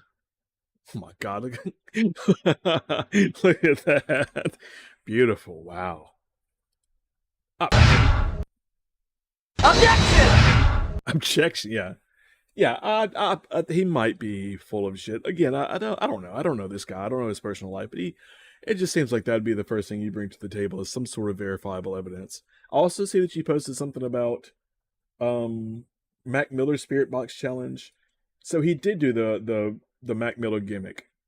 He did do the Ouija board challenge bullshit. So we'll watch that as well. I'm going to watch this and we're going to see like some updated videos about what he's doing currently. And then we'll also watch some videos on like what he did previously. What led him to this point. Impact on my life. I caused a controversy for YouTube, okay? I made a bad video. I regret doing it, but it wasn't never my intention to cause any drama to YouTube at all. Like this was a big mistake and I'm sorry for it. Losing my channel, I accept it. But being banned for life is just, I think it's too extreme. Now, I don't want to bring up other YouTubers and compare what they've done, but I'm going to put it into a perspective. There's channels on YouTube right now where their entire niche I don't want to bring up other YouTubers, but here, let me bring up other YouTubers and show their channels. Is life after serving 10 years in prison or life after serving time in prison. These are felons and they're allowed on YouTube. And there's a lot of drama with celebrities who've done serious things and they're allowed on YouTube. And I have proven myself innocent of the charges against me, the accusations against me, and we've moved on. And a good way you can tell that I'm being honest with you is the fact that after this controversy, me and my ex-girlfriend got back together again and made videos together publicly on YouTube for a long time, for probably about 6 months on a different channel. And this channel was getting monetized by YouTube. It was good. You guys can clearly see that she is not feeling like I'm a threat to her. She is not scared to me. I've never hit her. Like this was a miscommunication when she spoke to the police. Because in anything to do with girlfriend, boyfriend, it's not the partner who is laying the charges. It's the government, the police that are charging it. It's not up to my ex-girlfriend. She said something that made the police think, oh, we'll lay a charge on that. But it was a miscommunication, guys. And the proof is she made videos with me after. Why would she do that? If I'm assaulting her with weapons, that's crazy. She's not going to be with me after that. Now she's a big YouTuber. Guys, Like people don't stay with abusive partners. That's not really. Again, I'm not saying you're guilty of doing any of this stuff, but that's not verified. That's not solid evidence. She stayed with me. Okay, plenty of women stay with guys after they put their hands on her because they're afraid to leave or because financially that I don't know, it's none of my goddamn business. But people do it though. That's not really a good argument. Guys, I tried to help her. I showed her. Before she met me, she wanted nothing to do with YouTube. I showed her how to do it, the thumbnails. I helped her get where she is. She deserves all the credit on her own, what she's accomplished. But what I'm saying is I helped her and I guided her. I coached her to do YouTube, which is a generous and good thing. It's the opposite from someone who hates them or someone who's abusive. I'm not abusive. I tried to help her and she did. White Knight confirmed. Okay. She has a good life on YouTube right now. A very good life. Like, I don't think I was net negative in any kind of off-platform behavior. This was a miscommunication. Now we have to talk about the final piece to this puzzle. And that's the real reason I was terminated from YouTube. The reasons I just said were the reasons why I was demonetized on YouTube. But why was I terminated? And that was ban evasion. Now, although the real reason I was banned was from ban evasion, the real reasons that YouTube were mad were for the reasons that I just said. This is what I've come to conclusion. I might be wrong, but I don't think ban evasion is what they're truly upset about me for, and why potentially I might have to be banned forever. I think those two reasons before are what YouTube was mad about, because those reasons caused me to be demonetized, and there was official news articles going around from a site called TubeBuddy or TubeFriend or something like this. Now, these people, from what I understood, had direct communication with YouTube, and it clearly said that YouTube will demonetize me and I'm free to reapply for monetization. So I'm not completely terminated or banned, just demonetized. But the article also said, and apparently this is YouTube's words, they're leaving my second channel with my girlfriend still monetized, which we did use for 6 months publicly. We had other YouTubers making videos about us, drama channels, whatever, talking about us. They got lots of views, and it seemed like YouTube actually didn't care about me making these videos on this channel with my girlfriend, at the time girlfriend. But eventually we broke up for real. I didn't assault her or nothing. We were just peacefully broke up. We're good. It's just, we don't talk to each other anymore, but it's nothing negative. We broke up for real.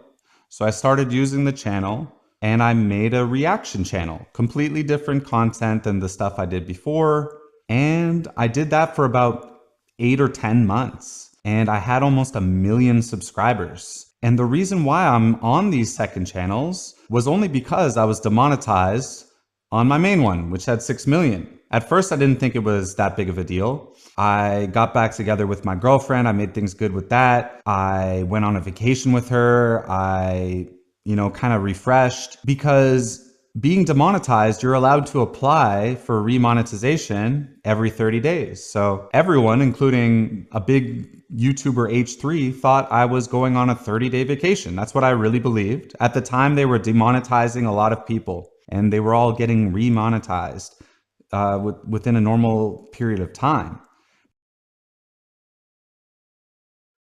Hold on. Okay, I pause it. It was in this tube filter video where YouTube reported to them that they would allow my second channel to still be monetized. I myself was unable to speak to YouTube ever, so I never really knew. Okay. So JStation, YouTube actually demonetized God, this whole channel. Isn't that epic? Like when they demonetized Logan Paul after, yeah. So they enacted the same. He's got the same microphone as I do. Wow, big ups. Electro Voice RE20. Wow. It's like imminent. It's like wartime roles. What do they call that when they can like take? Why does he do that fucking thing with his eyebrows? I've always hated that about him. He always does that weird thing where he peaks his eyebrows up and down when he talks. I really don't like this guy. I don't know anything about him, but just the vibe. He seems like he thinks he's just cool as shit. And the eyebrow thing just really gets on my fucking nerves. Take over your house during war. Eminent domain. Quartering? Oh. Martial law? Well, it's like martial law. Yeah, let's say that. YouTube's got this martial law rule. See? So they demonetize this whole channel. So awesome. See what I'm saying? He goes, I really lost who I was in pursuit of success. I don't know how long I'm going to take a break for. Could be a week, could be a month, could be a year. I'm calling it right now. I guarantee he'll take a break for 2 weeks, which is the amount of time he's been demonetized. That's probably what I really deserve, not perma-ban. Okay. And he'll be back the day he can earn money again. What's up, guys? So this video is like only on YouTube. Only on YouTube could a guy like this find success. Look at hard this. for me to make. Dude, you'll be back in 2 weeks. Enjoy your vacation. With you guys Just listen to me. Listen to me. And remember, I said this. Does he know how long he has to 2 weeks. He knows that. They tell him that? Yes. So he's just saying that he's taking a break. So what YouTube... And just remember that he was wrong. Remember that this ban was 5 years. It was way longer than 2 weeks. So Ethan, good job, bud. You're wrong. Give your balls a tongue. Does is they say you get 2 weeks of no monetization, and in that time you need to remove all your offending videos. Oh. I did all that, and it has now been 5 years and still banned. Everyone got a chance to redeem themselves, but not me. For way less. Yeah, you fucked that up there, Jay. Good job, bud. Everyone got a chance to redeem themselves, but not me. For way less. A severe mistake. Of a severe mistake. You still fucked it up. So, Justin, you fucked it up, and this guy fucked it up. Good job. Good job, Justin. I'm a voice actor. I can't speak. Here it says, JStation will have the opportunity to regain monetization, YouTube says, with the broad caveat that he must address all relevant issues with his channel.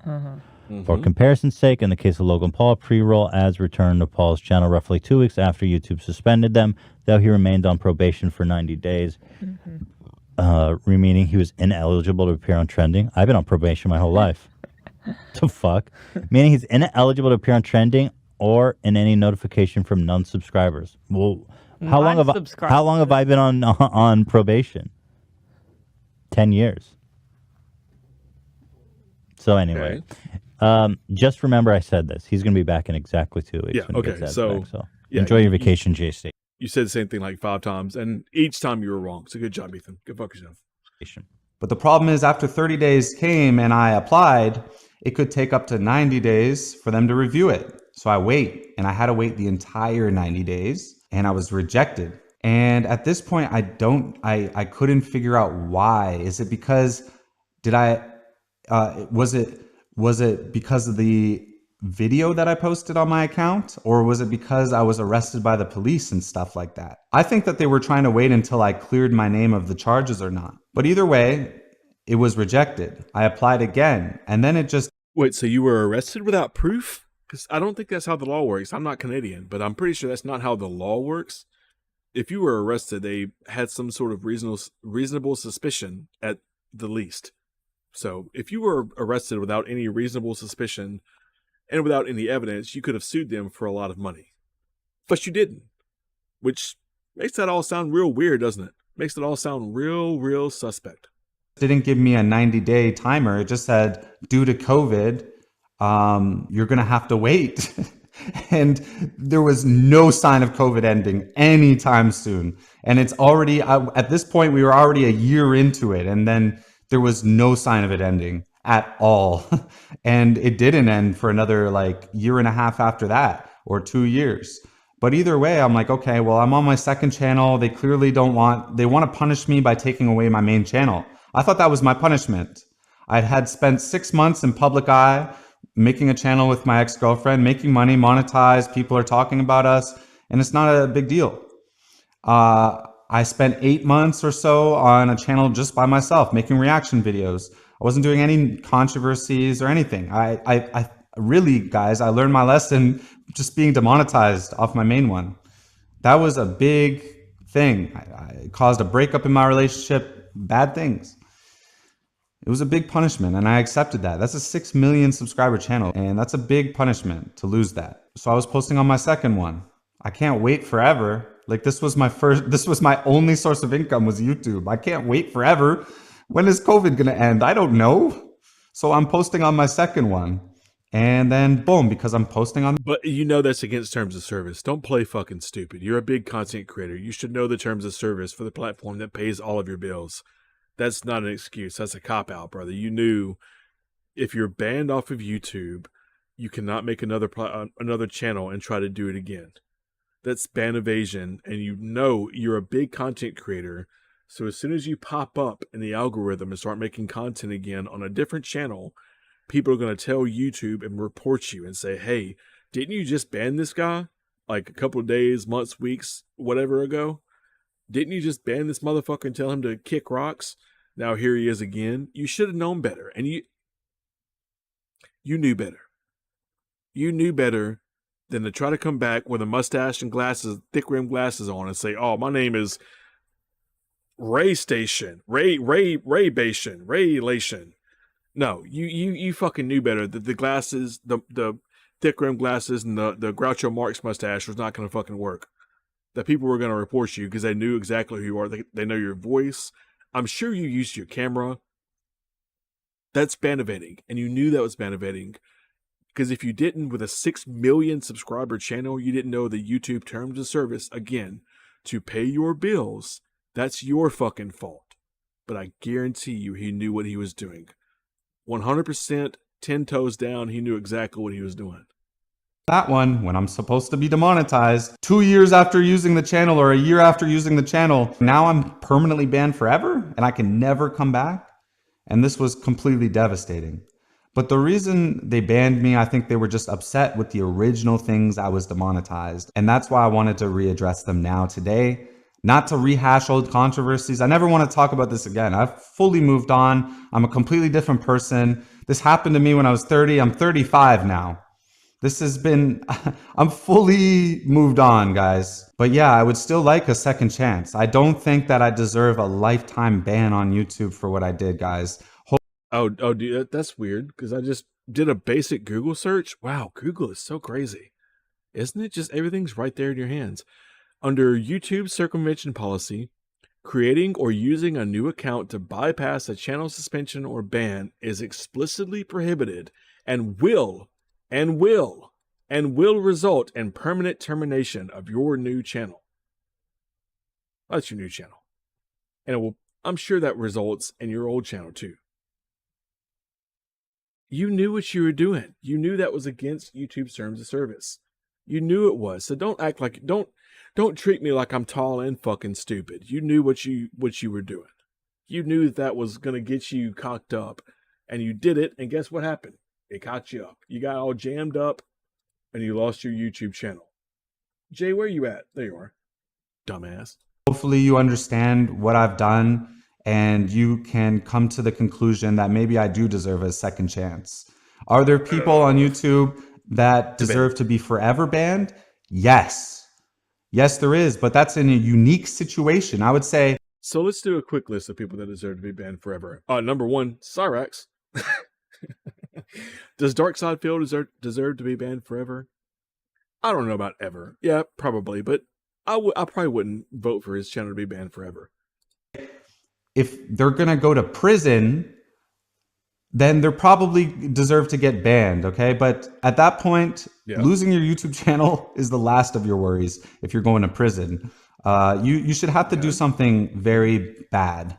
And even then, if you are sent to prison, YouTube should wait until they can hear. And I don't mean to keep pausing. I apologize, but you should do something very bad. It's exactly what you just said. It should be something really bad that gets your channel banned forever. Is faking your girlfriend's death for views, is that really bad? Is dick rotting Attica after he killed himself and you doing a Ouija board thing on him, is that really bad? You saying that if you don't have depression, then that's exactly like his depression and what he experiences. You don't really have depression. Is that really bad? Is saying the N-word bad? I think all those things are pretty fucked up. So I don't know, man. You're not really proving an argument against this. Like nothing you've brought up so far really works to like explain away what you've done, because it's pretty gross behavior. I don't react to music videos anymore, Dasher says, because of copyright issues. Yeah, it's anything musical on YouTube is really dangerous. So I work in the film industry. A lot of people try to put their favorite songs in their little short films or little bits, gimmicks, skits, whatever. You have to be really careful about that, because YouTube will flag that shit immediately. If it's Universal, if it's any large record company, it's going to get flagged. It's going to get flagged pretty much immediately. Without DSP, we won't have good crash outs. Well, you have crash outs from Cyrax. You'll have crash outs probably from JStation. You have crash outs from a lot of these other locales. I mean, remember when Boogie was like jumping up and down, "I'm in pain, I don't want to be alive," or whatever he said? We'll get crash outs. Locales will always crash out. With Cyrax, all you have to do is just interrupt them once or twice, and they'll be like, "Shut up! Shut up!" Just lose his fucking mind. From the court, are you innocent or not? In which my case, I am innocent. I beat these charges officially. It took a long time due to COVID, and my girlfriend clearly forgave me right away. Like, she had no intention of laying like crazy charges on me, and they looked way crazier. It was assault with a weapon on paper, so it looks crazy. But in reality, I broke a phone. That's all I did. I didn't assault people with weapons. That's crazy, guys. All right? You getting so upset, losing your temper to the point where you throw your phone is not a flex. That is sure as shit not proving that you're a good person, that you're a emotionally stable person.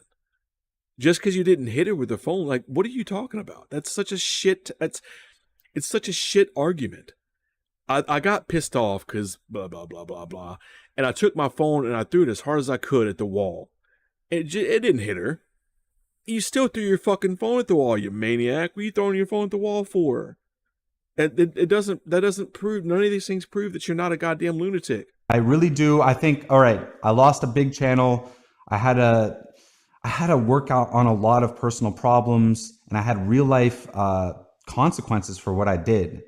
And it's been 5 years of that. And I think all I'm saying now is I think that punishment is okay on its own. Like, this is all that I think I've learned my lesson, guys.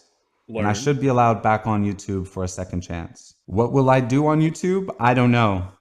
But all I know is in the future, like I said, guys, I've already moved on. I have stuff I got to do today, even tomorrow. I'm making money in different ways. I'm not going to just focus on YouTube all of a sudden now. No, I can't do that. But maybe in the future, I might want to do it. I might try to post a vlog randomly and then nothing for months, and then post a different kind of video, and then a different kind of video. And what, you know, I don't really plan on taking this seriously as like doing it daily, becoming a big name. I just want the ability to do it. I want the ability to create a show and make other people famous.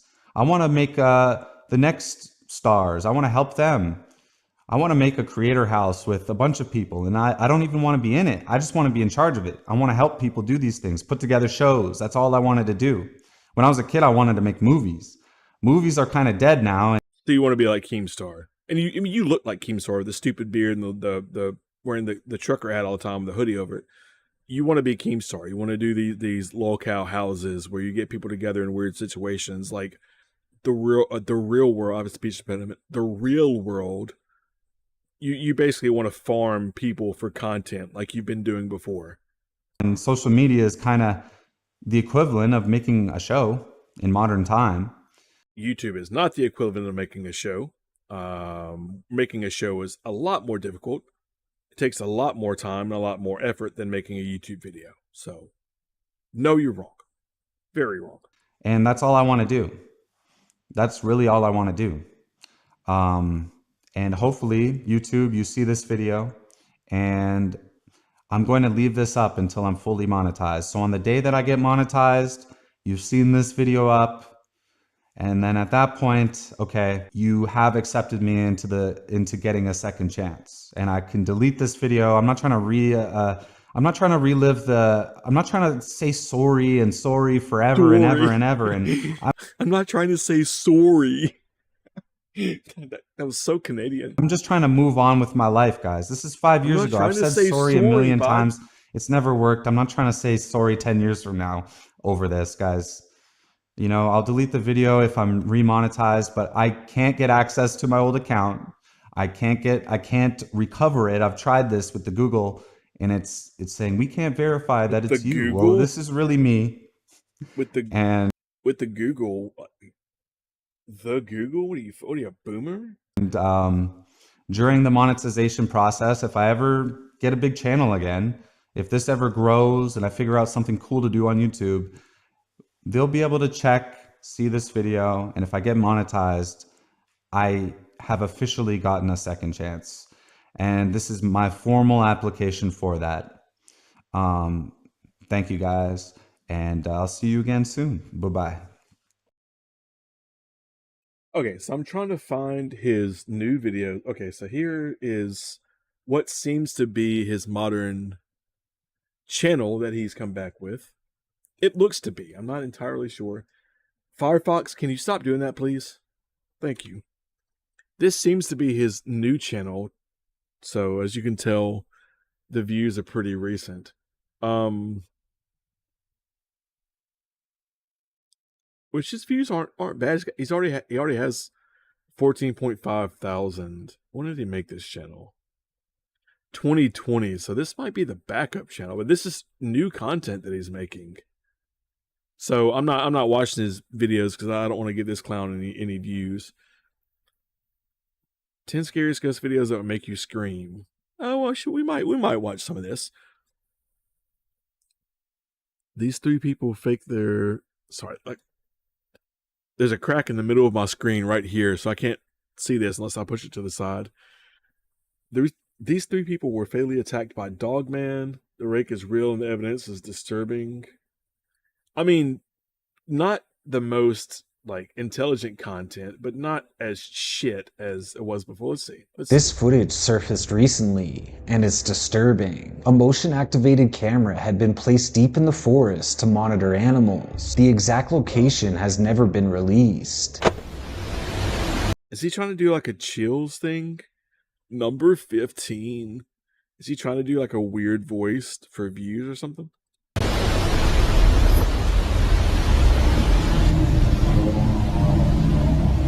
Thumbs down.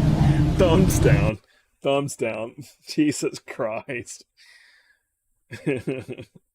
Thumbs down, dude. I'm not watching that. That is a direct insult to my intelligence. So I have the videos of him. Where'd they go? Of him faking his girlfriend's death. Actually, here's the Etika one too. Shut up. So 7 minutes. Okay, so it's not too terribly long. Sorry, but you must care about Jay. Yeah, that was a direct insult to my intelligence. The rake video of the dude in like a fucking skin tight polyester costume climbing over a rock. Like, come on, man, get the fuck out of here. That was so fake. So maybe his content isn't as predatory as it was before. Like, it wasn't like super well, it's still pretty clickbaity. His content is still pretty clickbaity, but I don't know. I don't know if that was a whole lot better than what he used to do. South Park ruined Canada for me. Oh yeah, the Canadian Mounties and shit. So this is JStation, the Etika video, right after Etika passed away. I don't think I have the one with him doing the Ouija board gimmick, but this is him responding back to the backlash of people being like, hey, that Ouija board video that you did was really fucking gross. This is his response to it. What's poppin', guys? I just got back from the middle of nowhere in an insane asylum. I checked Twitter right now, and I saw the most horrific news I've ever seen, man. Honestly, guys, and it comes from comments on my YouTube channel telling me, Jay, you better not do the Ouija board on Etika. Hell no, I'm not going to do the Ouija board on Etika, bruh. You know what, man? I see a lot of these YouTubers tweeting about Etika. Shut the fuck up. Keep in mind, he goes on to do the Ouija board video about Etika shortly after this. I mean, very shortly after this, he goes on to do what he just said he wasn't going to do. Oh, you're my best friend. Oh, this guy's the greatest. I see people making YouTube videos about it, bro. They not doing shit, bro. So what your YouTube video don't have ads, bro? Donate to that shit. If you're not donating to Etika or his family or mental health when you're tweeting about it, or you're making a YouTube video about it, you're doing it for attention, bro. So when you're going to get mad at me for the Ouija board, you're doing the same shit. It's for attention. Who cares about the ads, bro? You think this YouTuber with 4 million subscribers care about $500 from a YouTube video? He'll take the ads off and be like, oh, well, you don't really care, though. You're just doing it for attention, bro. Look, man, I almost died like a week ago, bro. For real, bruh. I'm up in my car right now. I'm ready to die. Why are you talking like that? Why are you talking differently? In that video, you're like, hi, my name is JStation. I am a content creator. Now you're like, what's up, buh?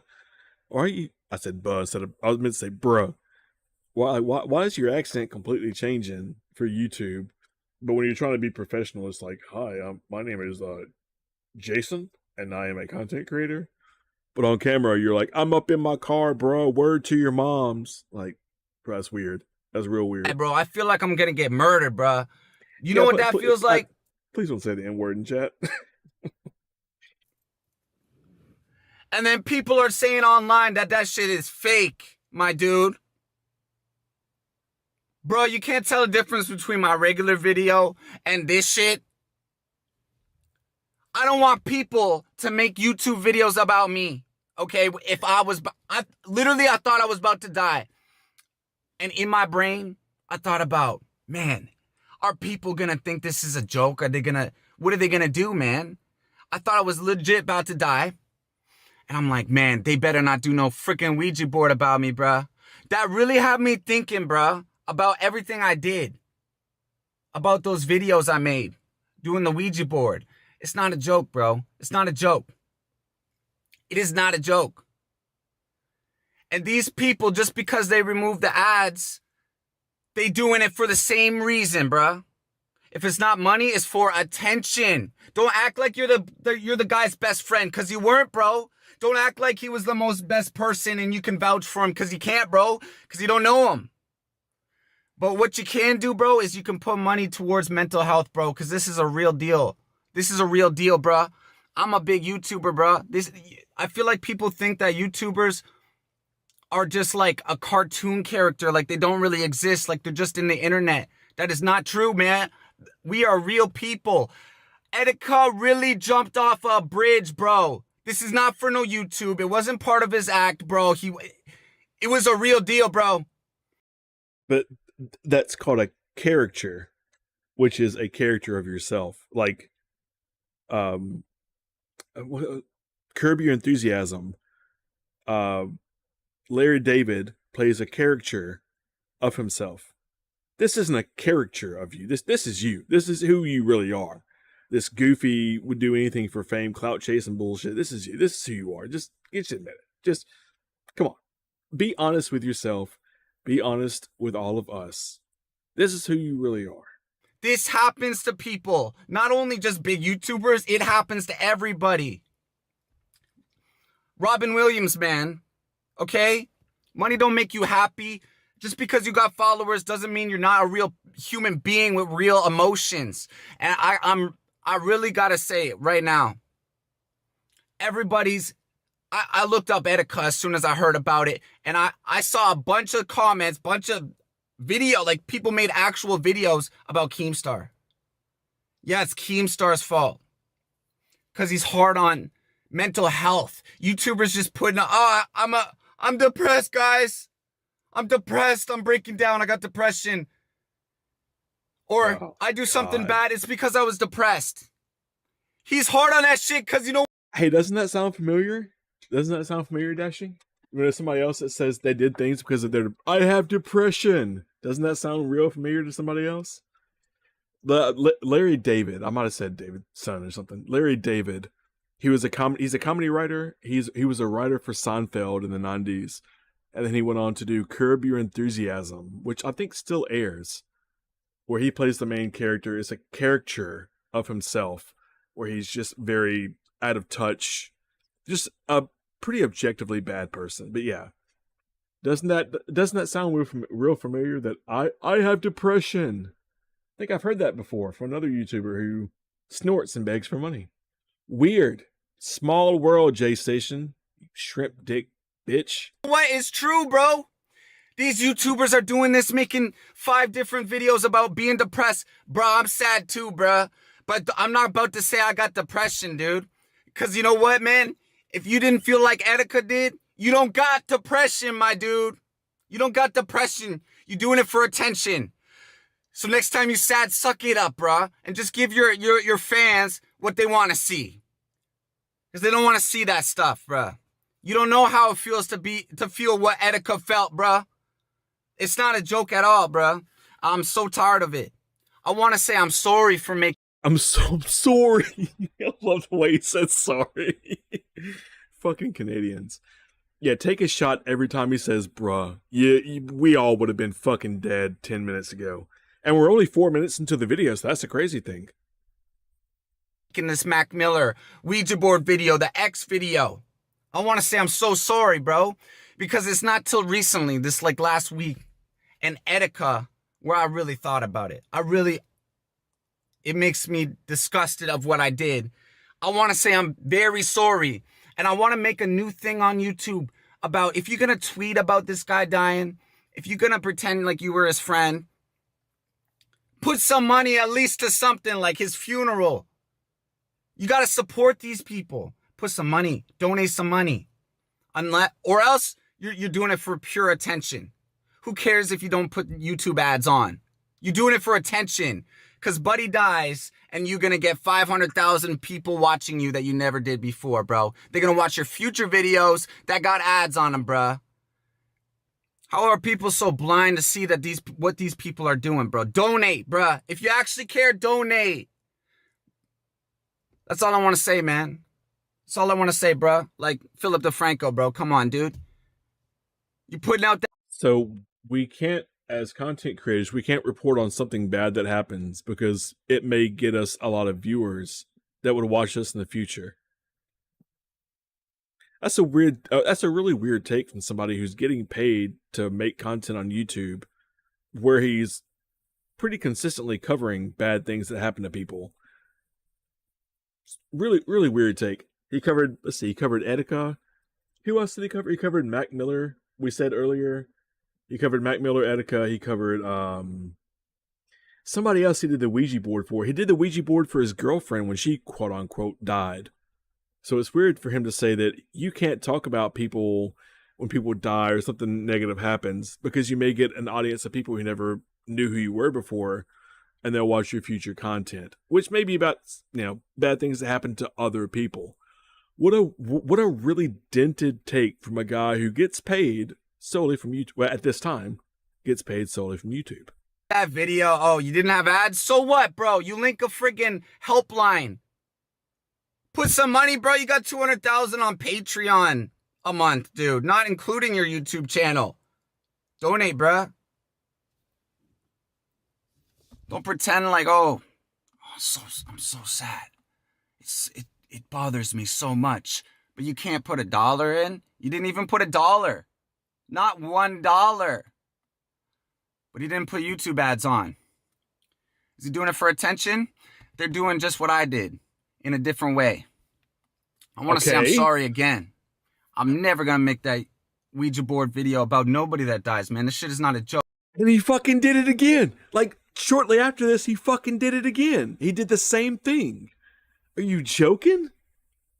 And if I die, because I really think people are going to kill me soon, No, Don't make a they're video not. about me, Nobody bro. wants to kill you.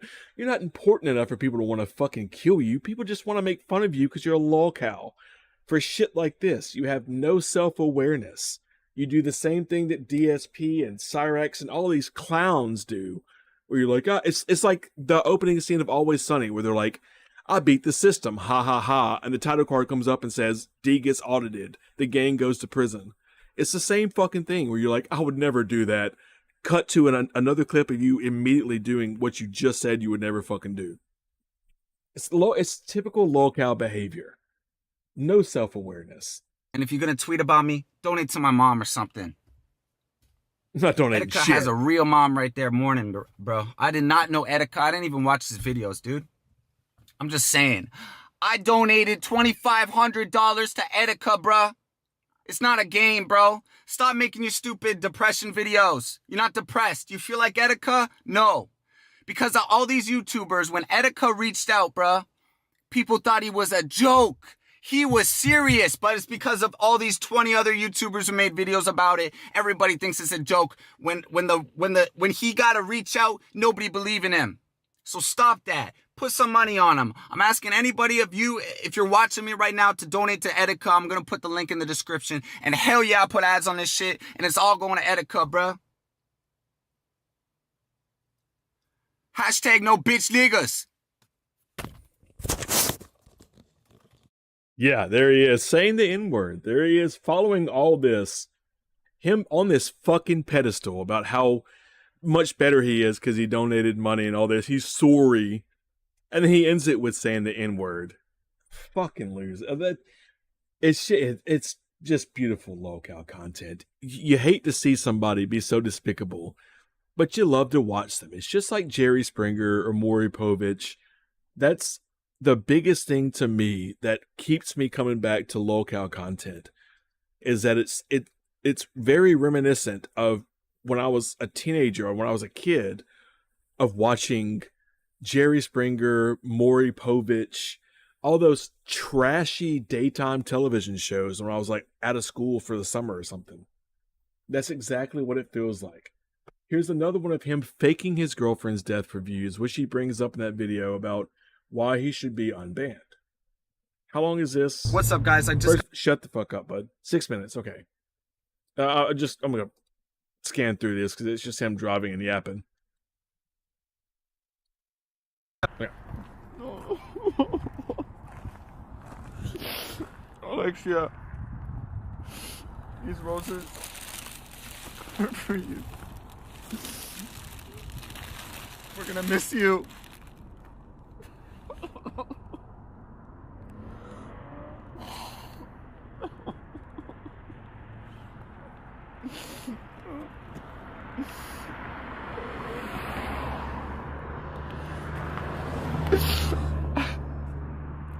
I took this picture of Alexia in my house.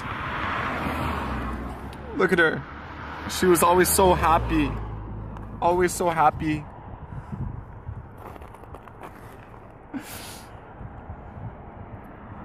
Just like the perfect girl. Thank you guys so much for all of your support. Especially on mine and Alexia's channel, Dream Team. She just wanted to get 1 million subscribers. We were working so hard. Look what I just noticed. What? This sign right here.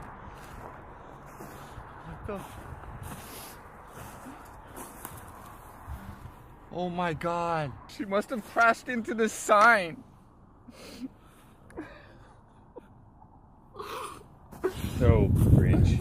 God, this She is just so go like that out of nowhere. Guys, this girl was the most beautiful, kind, sweet-hearted woman I've ever met in my life. She just loved, look at this, she loved animals.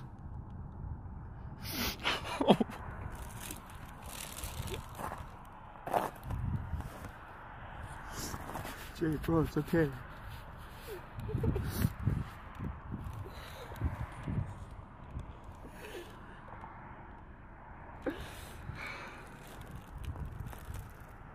Jay is a shit. I'll never find a girl like this Again. Jay, let's go, bro. We gotta go. I'll miss you, Alexia. I know you're in a better place right now. I'll never forget about you.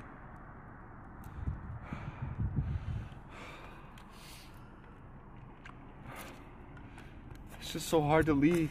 It's so hard to leave right now.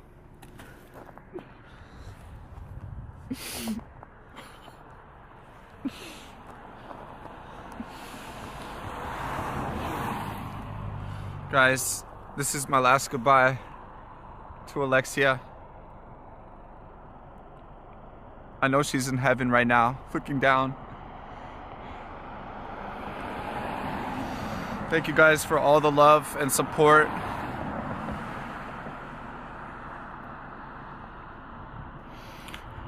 I'm gonna try to post videos like regular, but it's just not gonna be the same without her, guys. It's not gonna be the same without her. I'm also gonna post the rest of the videos that she was with me for her Dream Team channel. Link's gonna be in the description, guys. I know she would have wanted it to be on that channel. I'll see you guys in the next one. Okay, so I'm looking on his channel. Wait, why is he post? He posted a goodbye video. Hold on, Jay. Oh God, here he is making a goodbye video from 2 months ago, and this is a re-upload. Thank you to everyone who has supported me over the years. I never thought the channel would grow the way it did, and I'm grateful for. Again, my monitor's cracked in the middle, so I'm grateful for all the memories we've shared. I've made mistakes, and I know I've disappointed a lot of people. Right now, I need to step away and focus on my life and away from YouTube. Thank you for everything. I wish you all the best, Jay. Oh, that's an AI thing. Okay, so this is JStation saying goodbye. This was 2 months ago.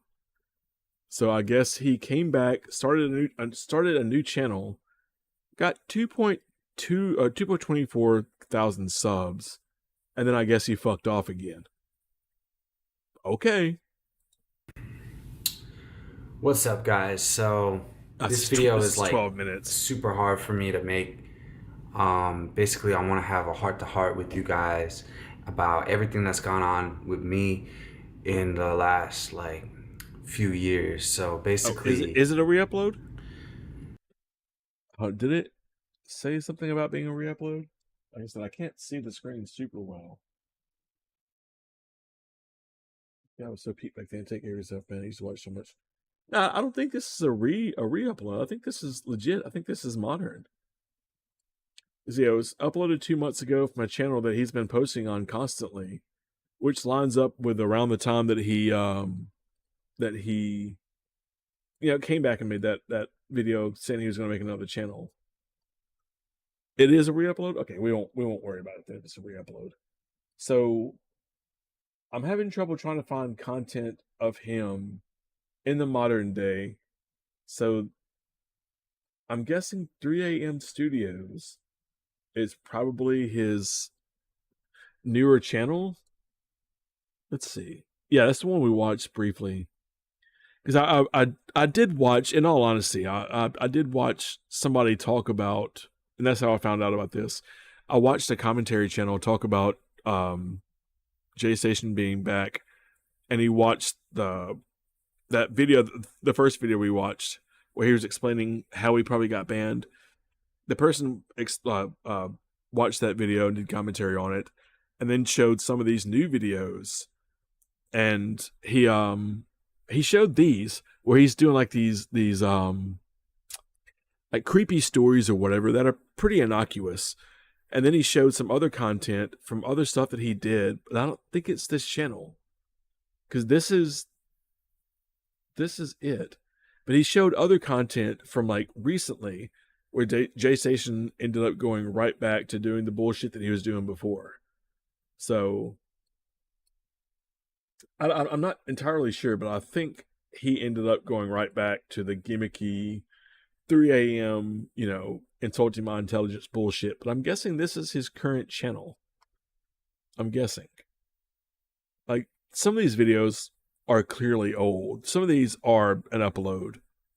Make sure it is. Yeah, I'm not sure if it is, but you can tell in some of these that he's noticeably younger.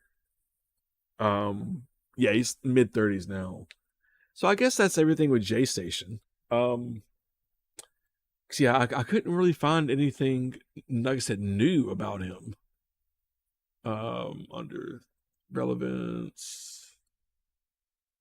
Let's try this week. Let's see if there's something else about him. Oh my God, e-girls. 3 a.m. Why are 3 a.m. videos popping up? That's really weird. Summoning Bunny, restoring JStation's legacy. So that's a re-upload. 3 a.m. I hate that this monitor has a fucking crack in the middle of it. Stop doing that. Fellows home.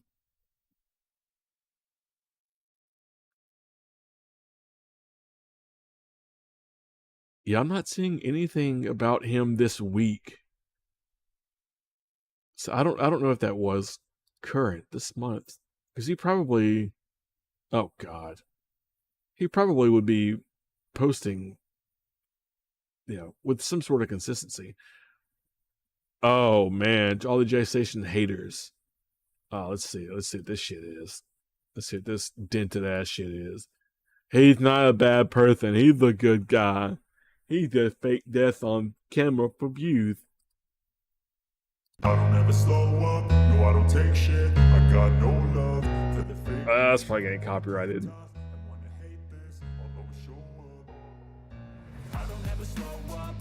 What is around your lips? Have you been eating chocolate or doo-doo?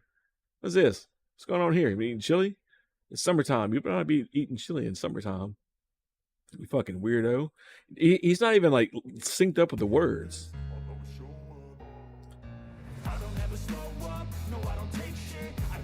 Is he trying to sing the words, or is he just too fucking like out of rhythm? What is this? What is happening here? Jesus Christ. I would love to find some JStation dents. If y'all know of any dents out there that are like still defending JStation, he's the best YouTuber, I would love to watch them. Because I bet you they are just as bad, if not worse, than Darkside Phil is. That video was released in 2018, shortly after he was demonetized. Okay, yeah, that's fair. That's fair. There's a lot of videos about him being back, but I'm not really seeing anything directly from him. And some re-uploads and people doing other like bullshit. Like, bro, come on, what is this? Come on. That kid's in like middle school. Get off of YouTube, man. Figure it out.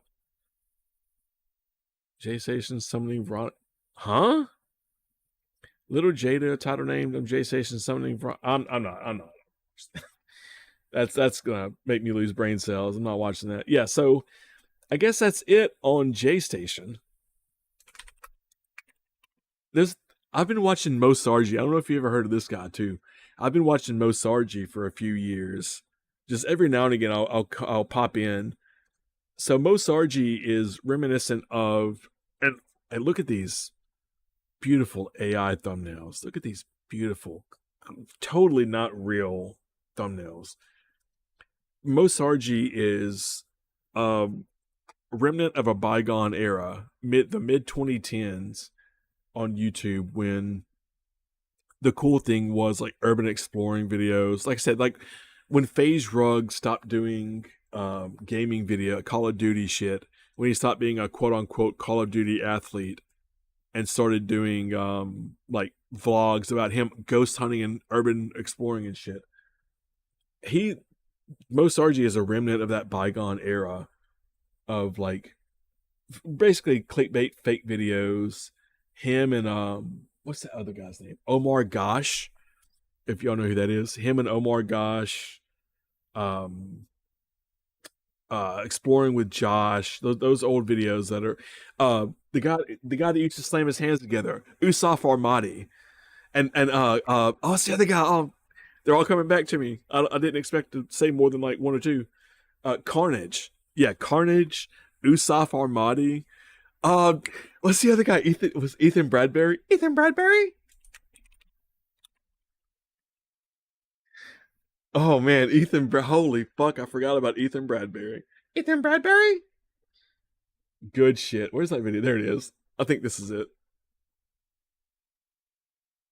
Oh shit, it's muted. Hold on. I'm Ethan Bradbury.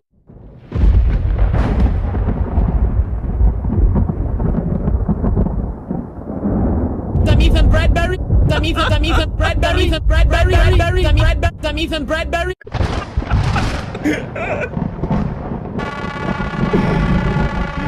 Oh man. Yeah, he was an urban exploring content creator back in like the mid 2010s.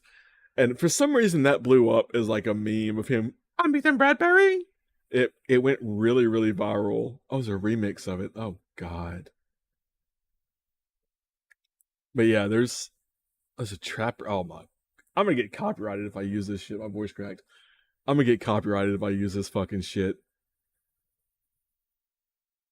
Where's the one? There's one that's like, maybe it's this one. What's up, guys? I'm Mo Bradbury. I'm Ethan Bradbury. How would your children react to? Yeah, and that was like a big meme. People would say like, people would start their videos on YouTube with like, what's my intro? Hello and welcome to the internet. I'm your host, Ethan Bradbury. And now that I said that, you might see that again in the future. In the very near future, you might see me make that joke that's super, super outdated. But yeah, that was a big meme in like mid 2010s. But he was an urban explorer. Him, Carnage, who did I say? Usaf Armadi, Exploring with Josh, Omar Gosh, Mo Sargi. Yeah, they were all doing that because that was super popular. God damn it, I spelled his name wrong. My fingers are too fucking fat for this keyboard. But yeah, he's a remnant of that really bygone era of like the old urban exploring YouTubers. What does this say? Oh, yes, where you at? 7 years ago is what this is. I caught Slenderman on camera in the haunted forest. I'm not watching any of his content because it's all shit. But yeah, it was a weird bygone era of like really clickbait titles and like shit that was really fake, but it was entertaining. I used to love watching him. You know, there's Omar Gosh. Yeah, I used to love watching not Omar, just Mo Sargi. And then what's the guy? Carnage. Carnage was the guy that used to dab all the time. I think it was with a K actually. Pretty sure it's Karnage.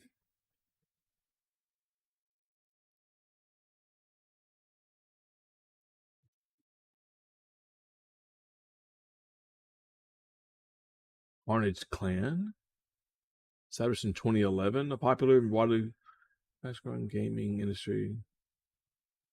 I don't know. I can't remember what his name was. What his channel name was. Carnage. Oh man. Yusuf Armadi? I don't know how to spell his name. Or is it Yusef? Yusef. E-F? I have no clue how to spell this guy's name. But yeah.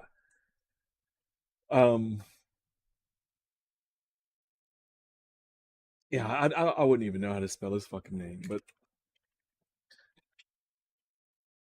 Osargi,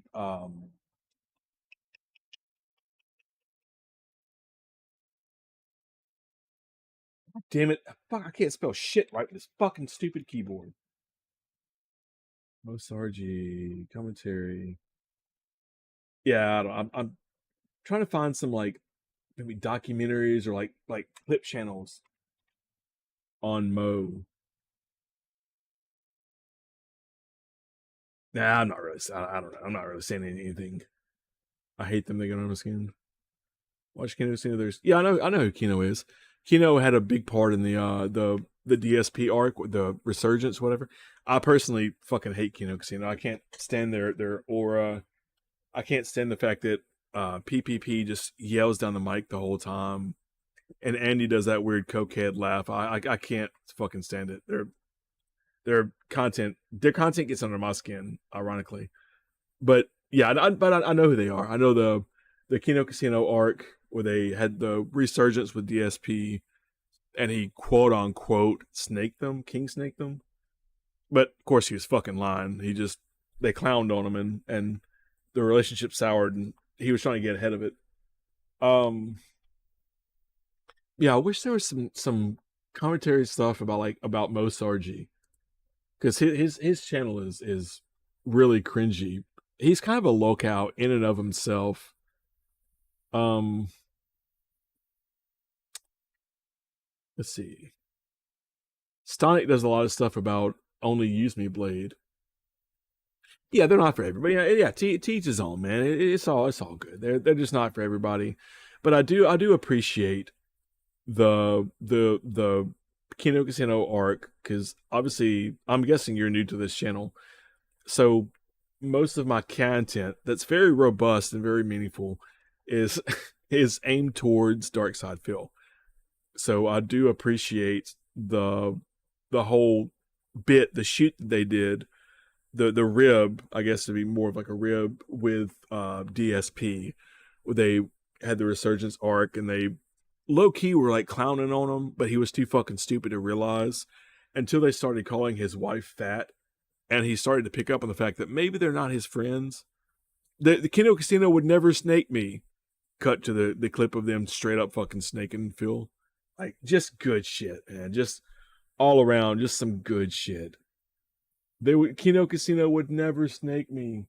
And then they did that exact goddamn thing to a T. Snake the fuck out of him. Fantastic. 6 months ago. I watched his videos like a few weeks ago. So yeah, Stonic mostly covers he mostly covers Only Use Me Blade. Which Blade's story is crazy. Only Use Me Blade's his life is so fucked. Let's see if there's anything here. The last I remember watching, he had moved out of that. Oh, my voice cracked. He had moved out of that old person's home that he lived in with his mother, and was living in. He said he was living in a house. Turns out he was living in a series of raggedy hotels. He went on like a 3-day bender where he literally would get blackout drunk and pass out on the stream never stopped. He would get blackout drunk on camera. He would pass out for about 8 hours. He would wake up, the stream's still going. He would grab his bottle of Jaeger and keep drinking. This was early this year. He moved out of that old person's home May, April, something like that. So that's where the story leaves off with my updates on Only Use Me Blade. I watch that stuff in my spare time. I don't really do commentary on Blade because his life is really boring and it's just so pathetic that I could only comment on him once in a blue moon, because it's like kind of the same thing it is with DSP, where it's like, oh wow, here's me doing commentary in a video of Only Use Me Blade getting fucking wasted, and oh, he's saying slurs. Next video, here's Blade, oh, he's getting wasted. Oh, more slurs. Figure it out, persons. Whole pack of smokes. 6 bottles of Jaeger a night. It just gets, it gets repetitive. I have a question for you. What's your question, Dashi? What is your question? But yeah, it just gets really, really old with Only Use Me Blade. I can only comment on them from time to time, because otherwise I would just be repeating myself, and I try not to do that. So let's see what Blade is doing as of, let's see this week. Let's see if he's doing anything greasy. Saturated, okay. This is the most uncomfortable Only Use Me Blade stream I've ever watched. I know the stream that the stream of him, like the last stream in the old person's home, I know it got really dark. He was telling people to Minecraft themselves. You feel what I'm saying? He was telling people to harm themselves. It was really, really, really, really dark. It wasn't a fun stream. I watched the highlights of it So that technically is the last one that I watched about him. So that's probably what this is about. And he donated $5 is so toxic. Drunk only use me blade pushes his lifelong friend to her breaking point. That's half an hour. I'm not watching half an hour of Blade. That's too much. The entire who's the there's one person that I was watching. Is a British guy. There's one dude I was watching. He's a British guy that talks about. No, was he British? He talks about Blade all the time. Matty K. His name was not Local. It's Local Lucky Dip, or something like that. Was the guy's name? But he was doing like a whole series on Blade. Let's do channels. What the fuck?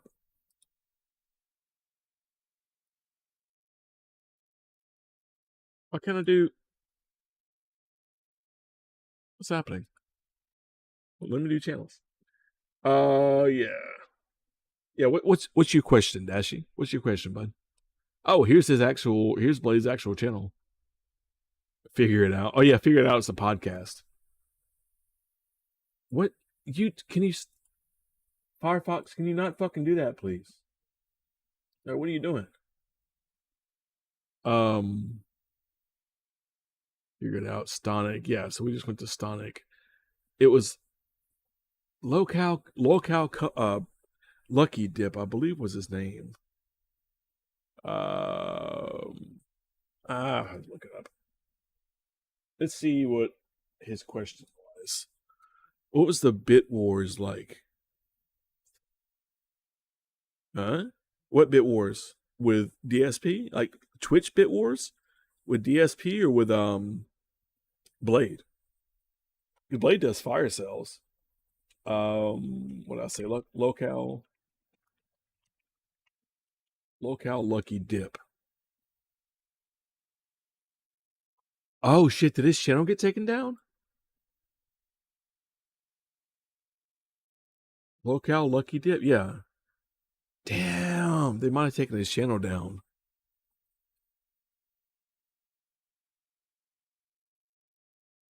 Damn, yeah, I guess they did. I guess they took his channel down. Rest in peace, King. Local Lucky Dip. He got fucked up. He got I guess. Because he was making, if I'm not mistaken, Local Lucky Dip was making content that was transformative. He was doing commentary and stuff, if I'm not mistaken. The Bit Wars like Nintendo versus Sega. I don't know much about Sega. I was too young.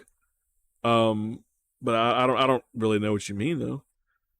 Like, so Nintendo versus Sega. That would have been, I'm guessing, like the mid-90s. I would have been very young. I would have been very very small in the mid-1990s. So I'm not really sure what you're referring to. Only use me Blade. Recent. I think I'm gonna make some spaghetti tonight. I'm gonna go buy the stuff to make some pasta. So here's Only Use Me Blade. Please, Mozilla, stop doing that. Only Use Me Blade crash out. It's half an hour. I don't really want to watch half an hour of Only Use Me Blade. 2741, 118. I'm not watching Hey Arby. Streamed 5 days ago. $21 doubles. This is really entire Kim and Jill episode. I don't know what that even means. Savory, broken bottle. Yeah, just for what it's worth, if I see that you're using an AI thumbnail, I'm not fucking watching you. I'm not gonna watch your content. I don't give a fuck about you. That's just public service announcement. If you use AI ass thumbnails, I'm just not gonna fuck with you. Kiwi Tapes is streaming. Tapachu and Studchu? Can you other words? Okay. The porch incident. Why are all these videos like fucking an hour long? 1989, 2004. What was 1989, 2004? What are you referring to? Sega? Yeah, Sega. I'm guessing. Yeah, I don't know anything about Sega. Like I said, I was too young for all that. I have a Sega Genesis up here that I got in the early 2000s from a fucking pawn shop or something. But when that stuff was relevant, I was in like preschool or something when Sega was really popping. I had the virtual, I guess it's the Virtual Boy. No, it's not Virtual Boy. The Sega, now Dash, I don't know how like your age range, but I had no, that was an Atari, the headband, the Atari like VR headband from like I guess the mid 90s, the late 90s, where the screen was like IR, it was all like red, and you could like wander around. But that's about all that I know about. That's about all that I know about Sega. That was a little bit before my time. Only use me blade versus corn on the cob. Holy shit. Ms. Kiff just leaked the. I don't know what any of those words mean.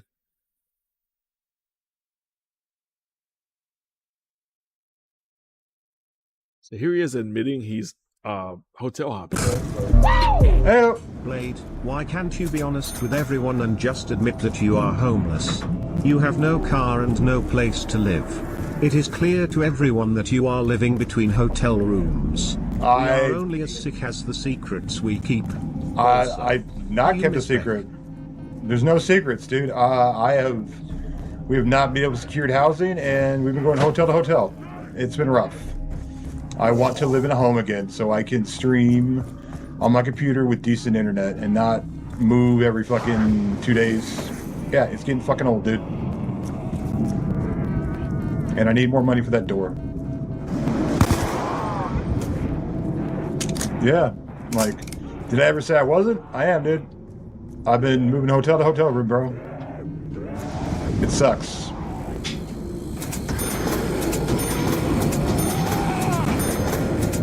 Well, maybe here's a weird thought, Blade. Maybe if you took some of the money that you made off of these streams, and instead of blowing it all on Jaeger, maybe if you use the money to, I don't know, get an apartment, maybe you'd be better off instead of spending.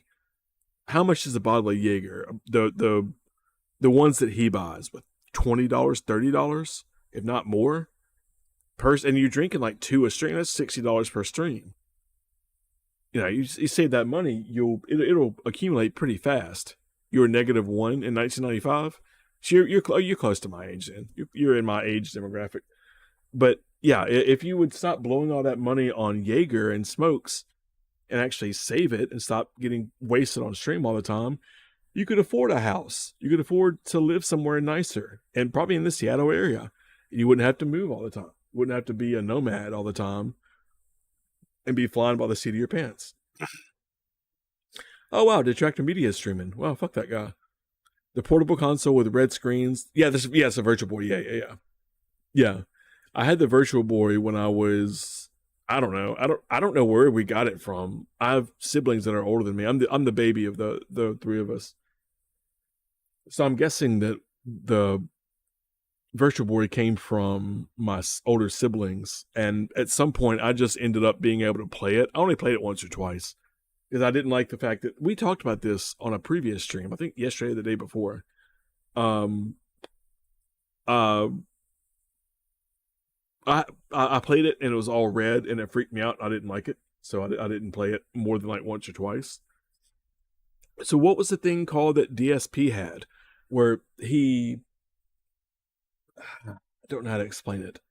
The thing the Nintendo headset that he bought, that he couldn't actually connect it to his PC so we could see what he was doing, and he had to like verbally explain it. You know what I'm talking about?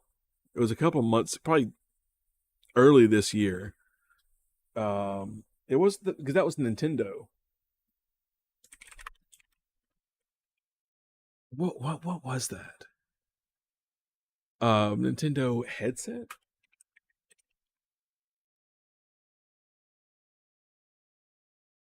Nintendo scammed me.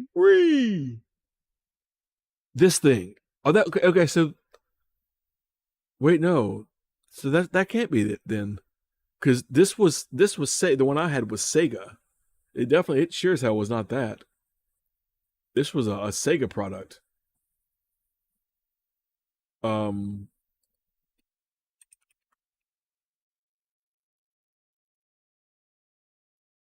Sonic audio headsets.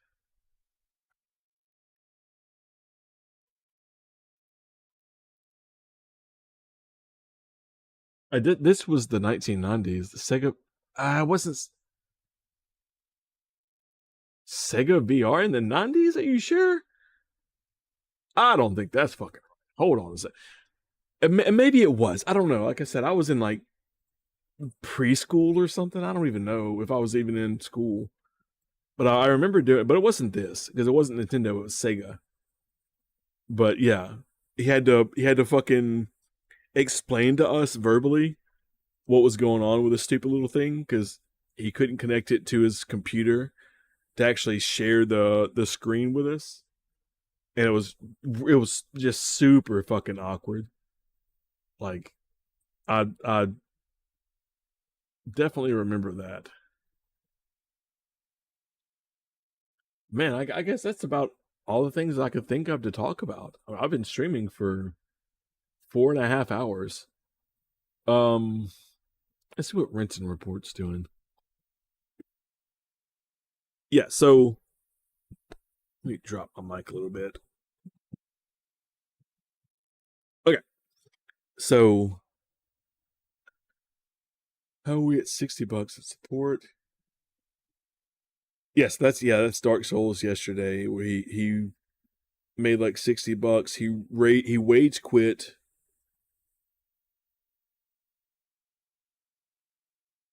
What does it say? Raw field, yeah. Second field goal. Yeah, he drops the card game. See, he dropped the Pokemon card game, or the TCG card game. He most likely he wage quit Dark Souls. I'm not sure if he actually did. I'm pretty sure he did though. Trying to think. Let's see real quick before we go. See what Cyrax is doing. Recently uploaded. Yeah, I think I'm gonna go buy this stuff and make some spaghetti, make some pasta. That sounds good as hell right now.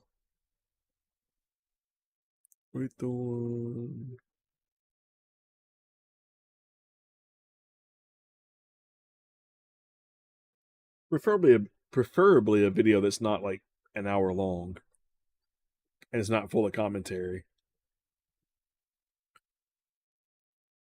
Chat with the Cholo. Oh, sorry, Show Jackie. Life of Kai.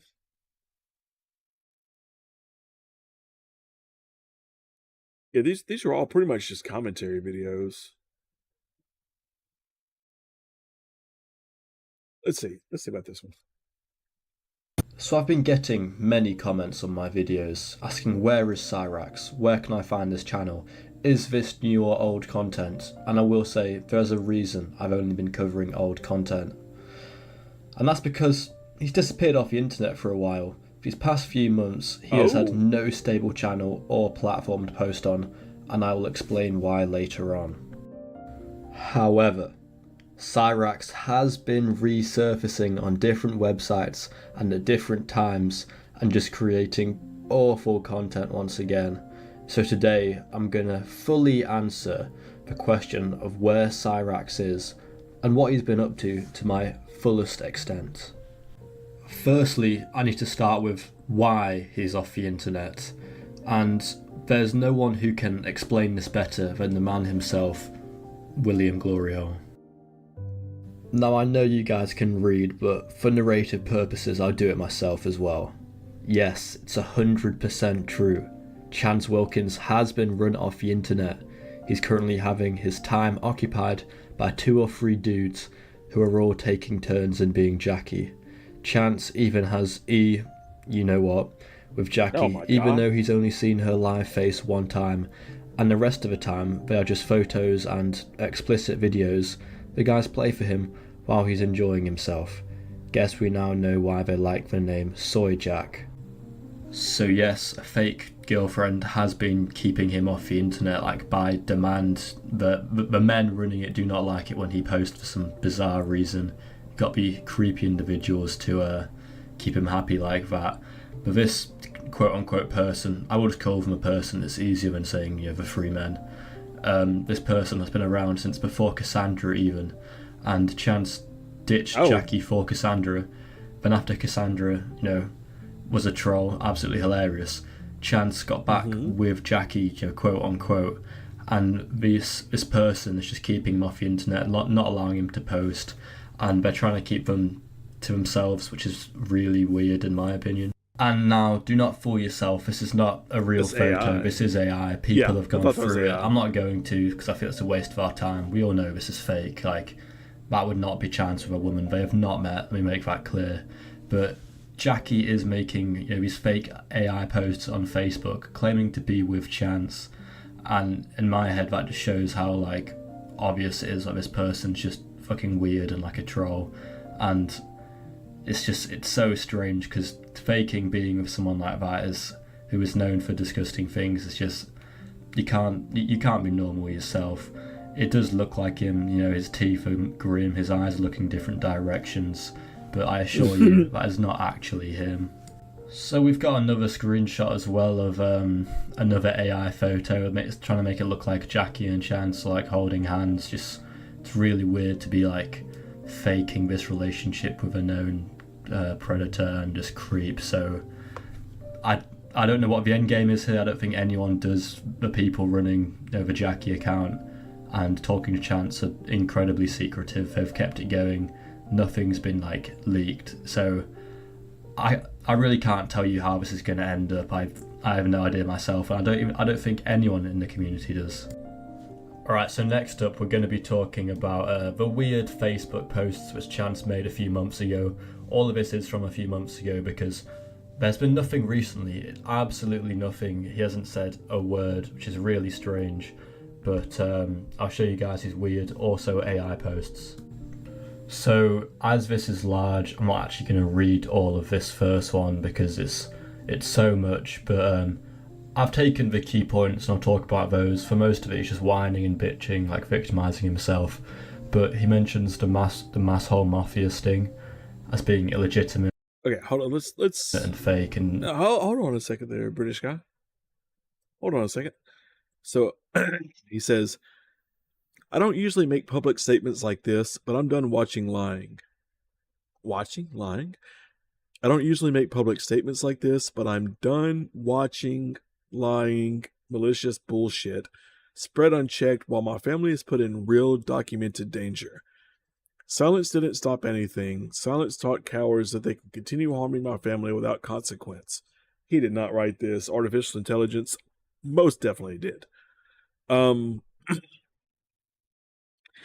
So let's clear the air once, loudly and with facts. Yeah, not written by him. I'm beyond sick of motherfuckers acting like they own me, control me, or get to define my life, especially when they have no power, no credibility, and nothing to lose, who survive off harassment and distortion. You don't run me, you don't speak for me, and you don't get to rewrite reality because you've mastered being loud behind a screen. For years, I've been the target of sustained harassment, campaigning. Fuck that up, Justin, good job. For years, I've been the target of sustained harassment campaign, that should be plural, involving impersonation, coercion, blackmail, and nonstop defamation by a rotating cluster of bad faith actors who confuse mob behavior with legitimacy. It began with Music Biz Marty and the group calling themselves the Mass Troll Mafia, who staged what they falsely branded as a sting. Here are the facts. There was no law enforcement involvement. There was no investigation. There was nothing legal, official, or legitimate about it. It was a civilian hit job designed to frame me, destroy my reputation, and farm attention. It worked. Okay, I skipped a line, sorry. It worked because lies travel faster than truth when people don't care who gets hurt. Then came Tibbs TV, who coerced and blackmailed me into making false statements about myself, including forcing me to falsely label myself as a child admirer. That accusation is a lie. I am not and have never been a child admirer. Those statements were made under duress and then weaponized because these people thrive on damage, not truth. And no, it didn't stop online. Our internet line has been physically cut multiple times. I have been shot at more than once. That's not true. My family repeatedly contact law enforcement for help, only to be falsely labeled 43s, implying mental instability. That label was bullshit, harmful, and ensured we were ignored while facing real physical danger. Keep in mind there's a crack all right here in my screen, so I'm having to like move shit around to read this properly.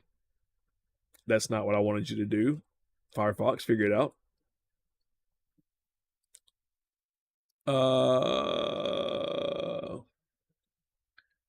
Okay. That context matters because fear did not come from nowhere.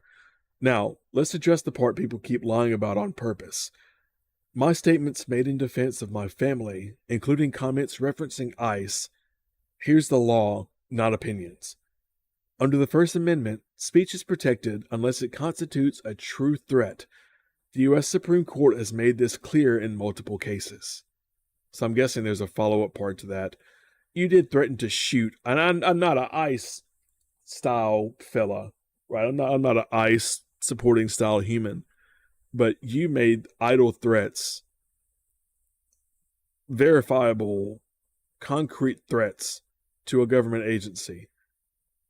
Whether you like ICE or not, regardless of how you feel about them, you can't fucking make threats to government, to government officials. Look at Daniel Larson making threats about what I don't even want to fucking say. I'm not even really sure what he said, but Daniel Larson making really wild threats against the government, and whoever else he threatened in whatever way he threatened them.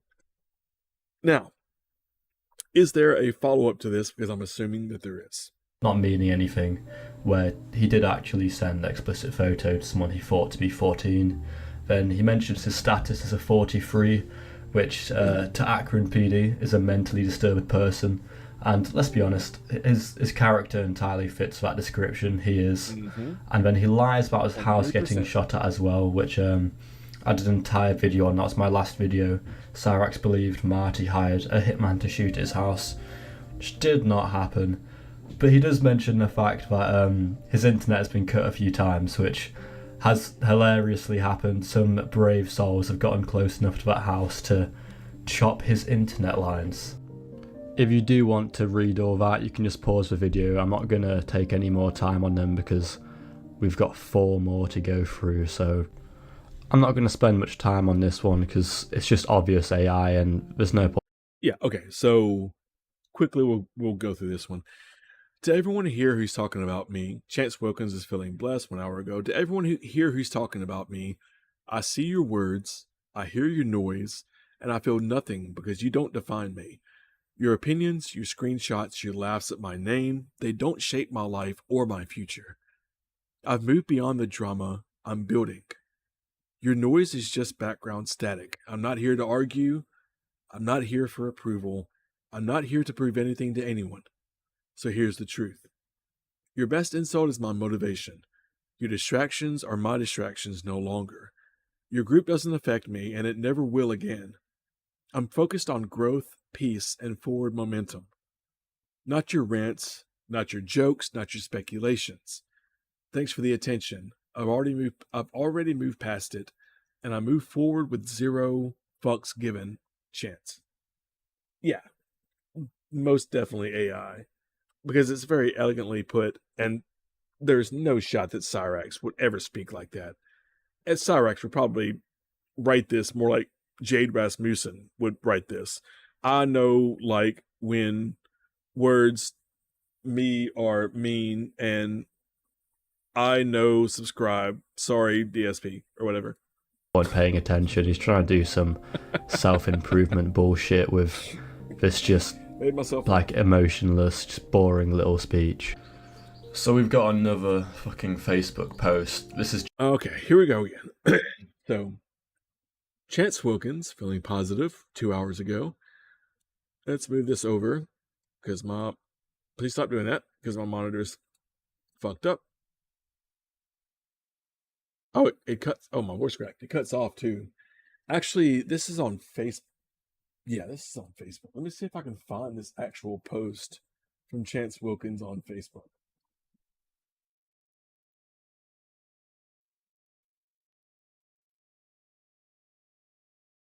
So his thumbnail is him in a red jacket. It's AI, him in a red jacket or something, and holding a girl with a yellow shirt on.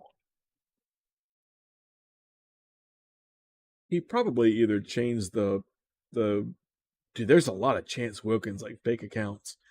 He either changed the name or it got taken down. Let's see. You see Chance Wilkins, access denied.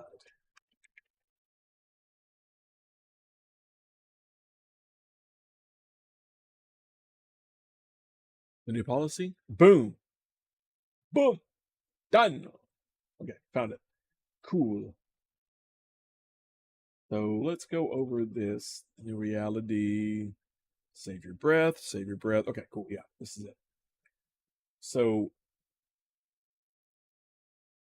is this going to show? No, we should be good. We should be fine. I don't fucking care anyways. Okay, so let's pop over here. Listen, Firefox, you're really pissing me off, bud. Can you not do that? Access to fucking con, stop fucking doing that. Access denied. Oh, Chance Wilkins is feeling positive. March 6th. Who cares? Access denied. The new policy. To be crystal clear, the nice guy era is officially over. If you're hitting me up with fake energy or trying to get a rise out of me, let me save you some time. I don't care if you like me. In fact, your opinion isn't even on my radar. I'm strictly about business now, and I have zero room for distractions, hidden agendas, or people playing games. The new reality. Total radio silence. Consider this my final warning. I'm not responding to any messages from here on out. You can blow up the inbox all you want. It's going into a void. Your effort is wasted. You can try to fuck with me or get under my skin, but you're screaming into a hurricane. It doesn't reach me, and it certainly won't change my trajectory. Strategic isolation. I've leveled up. I'm far smarter than the games you're trying to play, and I'm far too busy building to acknowledge people who only exist to tear things down. The ultimate power move isn't a comeback. It's making yourself completely unreachable to the noise. Save your breath. I like how there's little like segments here. Clearly, this is clearly not AI, right? This is clearly totally real, boys. Save your breath. To the trolls, the fake friends, and the time wasters, give up. You aren't getting a reaction, you aren't getting a seat at the table, and you aren't getting a single second of my time ever again. I'm locked in. The bridge isn't just burned, it's gone. Feeling positive. 65 likes, big ups. Wow, okay. Wow. Really making shit happen for himself. Oh, 62 of those likes. So that is this one, but it cut it off at the corners for some reason. They screenshotted it, but weren't smart enough to screenshot it properly. So this stuff is still on his his Facebook account. I'm not posting the links because I don't want to do any of that. But yeah. Genuinely all he's doing in his free time. I mean, he hasn't done one in a few months, but he isn't doing much else. This is the only shit he's been doing on the internet really, except a few videos which I'll show you later. But I'm not going to read it out again, I'll just show you them because it's just yap, it's nonsense. But yeah, Chance also is still playing on an Xbox. He's using this new system where it's a cloud gaming, that's how he does it. I don't think he actually has his Xbox. As you can see, William says he's using it on his Chromebook. But he keeps like peeking his head out like that. You know, DK Chance, Drift King. You're not the Drift King, buddy, Matty is. But yeah, anytime he tries to make any new accounts on anything, it's always somehow found. And, you know, fair play to people who do that because it can't be easy. Some of the names, obviously this one's quite obvious, DK Chance. There's going to be no one else. But some of the other ones are really hard to find. YouTube channel, which Chance briefly had. He made a few uploads there that they're really shit videos. I'm sure you've maybe seen them before. It's for like comedy special about the vegan teacher, his like spicy ramen challenge. He went under this new name, and it's his usual low effort, shitty content. I'll be so honest with you. So as you guys can see, this new channel, this new YouTuber, Soren Black, has made an introduction to his channel. And obviously this is just Chance trying to make another name to hide from the trolls, hide from the people who know the truth about him. And this is his channel's introduction, and he's gonna try and make it seem like it's some like fresh start. I'm just gonna say the exact same shit he's always done, except this time he's got a few men named Jackie watching over him the whole time. What up, guys? It's your typical run-of-the-mill, average, alternative gothic gamer here. I'm your host, the one, the only Soren Black. Allow me to introduce myself. First off, my name is Soren Black. Welcome to the channel, guys. I hope you guys have a great time here, and I hope you guys are having a great day, afternoon, evening, wherever you guys are at. I hope you guys are doing well, and I hope you guys are staying safe and healthy and staying hydrated and eating a lot and staying hydrated and in good health. But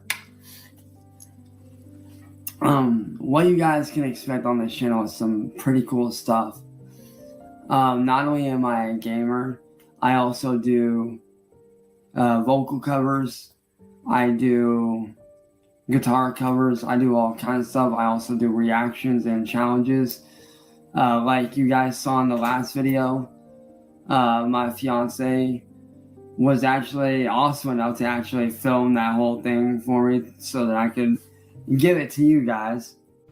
Just to be clear, when he says his fiance, this Jackie woman, filmed it for him, he really means they were on a Discord call and she screen recorded it, is what happened. This person isn't there with him, obviously, because it's not a real person. But I don't know why he worded it like that. So, shout out to my fiance for that. I truly appreciate you, baby. I appreciate you recording that for me. Mwah. Love you, sweetheart. So thank you for that, baby girl. But what you guys can expect from this channel is quite a bit and a lot of fun stuff.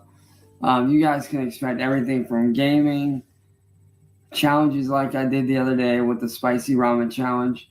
You guys can expect guitar covers, reactions, and just all around fun stuff, man.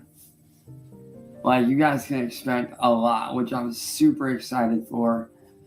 I also will be doing live streams. For gaming, you guys can expect everything from old school Pac-Man, Mario, Zelda, all the way up to the newest stuff, to like Fortnite, the new Forza Horizon 6 when it drops, which I'm super excited for. Can't wait for that. You guys can expect everything. I will be playing games like Resident Evil. God, just hearing him say Resident Evil makes me think how good a character he would have been for like Resident Evil like Village or like the house one. I can't remember the names exactly, I apologise. But he literally looks as creepy as those. I've gotten so many comments saying that, and I think it's hilarious, I'll be honest. One of my personal favorite games, honestly, that I have played multiple times, which I'm a fan of, that I would like to live stream, is the Life is Strange game. I'm a massive fan of that series. It's one of my favorites. Absolutely love that series. I'll be playing stuff like that. On the music side of things, you guys can expect me to be doing DJ sessions, live DJ sessions using my Chromebook. Just to be clear, most of this stuff didn't even happen. The channel lasted like a few days max. So he made like 2 other videos, and they're shit, I'll be honest. One is Fortnite gameplay, which I'll show you briefly because I haven't even watched it yet, but I reckon it's some of the worst you've seen in your life. And then the vegan teacher comedy special he did, where he's just using AI written jokes, which are awful because he doesn't even understand them himself. Using mouse and keyboard only, which will be fun. For reactions, you guys can expect me to react to music videos, I'll bring. Who is the vegan teacher? I've heard that name, but I've heard a lot about the vegan teacher, about how she's absolutely nuts or something. I should probably look her up. I don't know anything about her at all, I don't think. The anime series, which if y'all don't know, I'm a massive anime nerd. Grew up watching anime my entire life. Rest in peace, Akira Toriyama. A massive RIP to you. The fucking GOAT of anime. Absolute freaking legend. You guys can expect stuff like that. Vocal cover wise, you guys can expect me to do everything from Linkin Park, Motionless in White, Suicide Silence, even some hip hop here and there. So that'll be fun. Alright, I'm gonna call this one here because it's just saying words which don't even mean anything. Like, none of us really care about this. I'll get on to the awful comedy about the vegan teacher. Alright, I'm gonna warn you, this is gonna be a rough watch. Part of this is so fucking cringe. Even just... It's Cyrax doing comedy, of course it's gonna be cringe. It's like the filter he's got with the mask is awful. And then the jokes are just even worse. And the way he says them, I won't spoil it if you've not seen it. I'll let you see it for yourself, but oh my days. Joke time, everybody. The vegan teacher is the only person who can look at a zombie apocalypse and think, finally, a demographic that strictly eats organic, free-range brains. And honestly, if the world ends, she won't be running from the undead.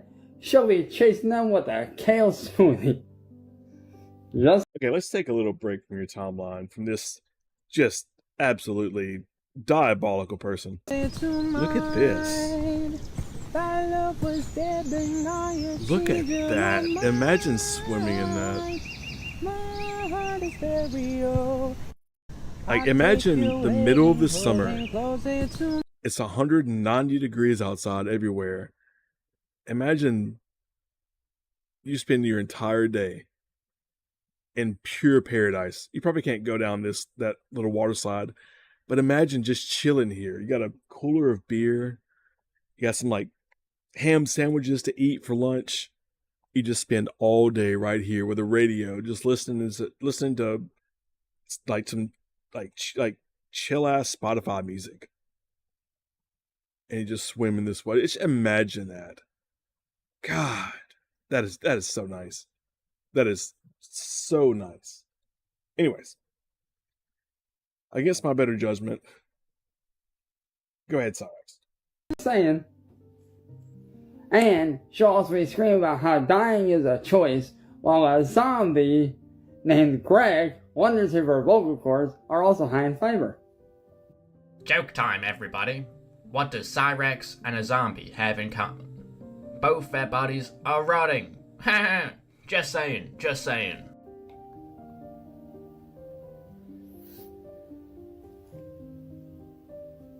And also, watching her content is like watching a car crash in slow motion. Except the car is made of tofu. And it's hitting a brick wall made of common sense. What? She treats a chicken nugget like it's a high-level war crime. I'm waiting for her to break into McDonald's and start waterboarding the Happy Meals with almond milk just to get them to confess their sins. I swear to God. Yeah, this was clearly all written by ChatGPT. The jokes don't even make sense. The setup doesn't really make any sense, and the punchline definitely doesn't. This is definitely ChatGPT. Or maybe Grok if he has a Twitter account.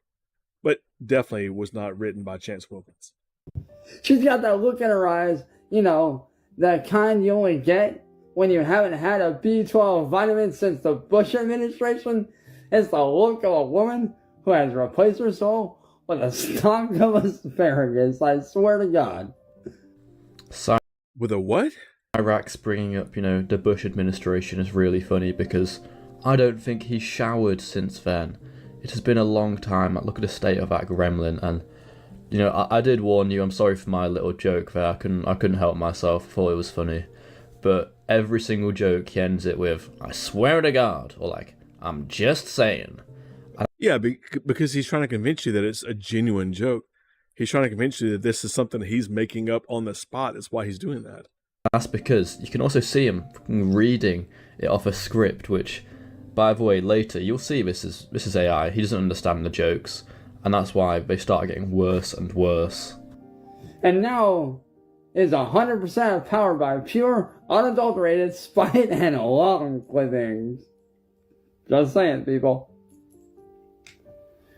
Oh, and by the way, did I also mention that she's so committed to the cause that I'm convinced, me personally, am convinced if she ever saw a lion eating a zebra, she'd try to cancel the lion on TikTok. I swear. This chick is crazy. But, excuse me, Mr. Apex Predator, but do you have a moment to talk about how our Lord and Savior, nutritional yeast? Also, your mini is looking a bit dry. Is that because you're lacking the essential oils found in this bucket of... Huh? Say it again? Also, your mini is looking a bit dry. Is that because your what is looking a bit dry? Also, your mini is looking a bit dry. Is that because you're lacking the essential oils found in this bucket of guana? That joke there, that proves it. He has no idea what the fuck that... Yeah, you fucked up the punchlines. You couldn't read it correctly. The joke didn't... Okay. means. And you can tell just by the way he slows it down and goes, iguana? He isn't written these, and it's either Jackie or most likely AI, let's be honest. He does AI music. All his Facebook posts are AI. AI has enabled Chance to turn off the last like 2% of his brain, which actually worked, and it's so fucking sad. Just saying. Oh, and she essentially is the final boss of the grocery store. You're just trying to buy some deli turkey, and suddenly the lights flicker. The temperature drops to... There it is. Yeah, the filter drops, and you can see him just staring at his screen. I'm sorry for repeating it. I'm so certain this is AI. I just know it is. He's reading that so like he's concentrating on it so much. But Jesus Christ, look at the state of him. What is he? Those fucking chains. I don't know why he wears them. I'm going on a tangent, but he looks so stupid as the smallest man on the planet wearing a huge chain like that, which will go down to like his belly button. 40 degrees below freezing. And you hear a faint shrill ukulele cover of a song about how your ham sandwich has feelings.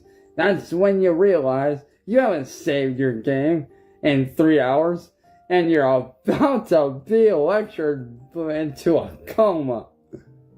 Alright, after that attempt of a joke, I'm not even gonna carry on watching this. We're gonna get into his fucking Fortnite gameplay. I can't believe I'm showing this on my channel, but I'll try and find the clips of him hopefully getting a little pissed of his mic, his audio, and him hopefully getting absolutely shat on in Fortnite.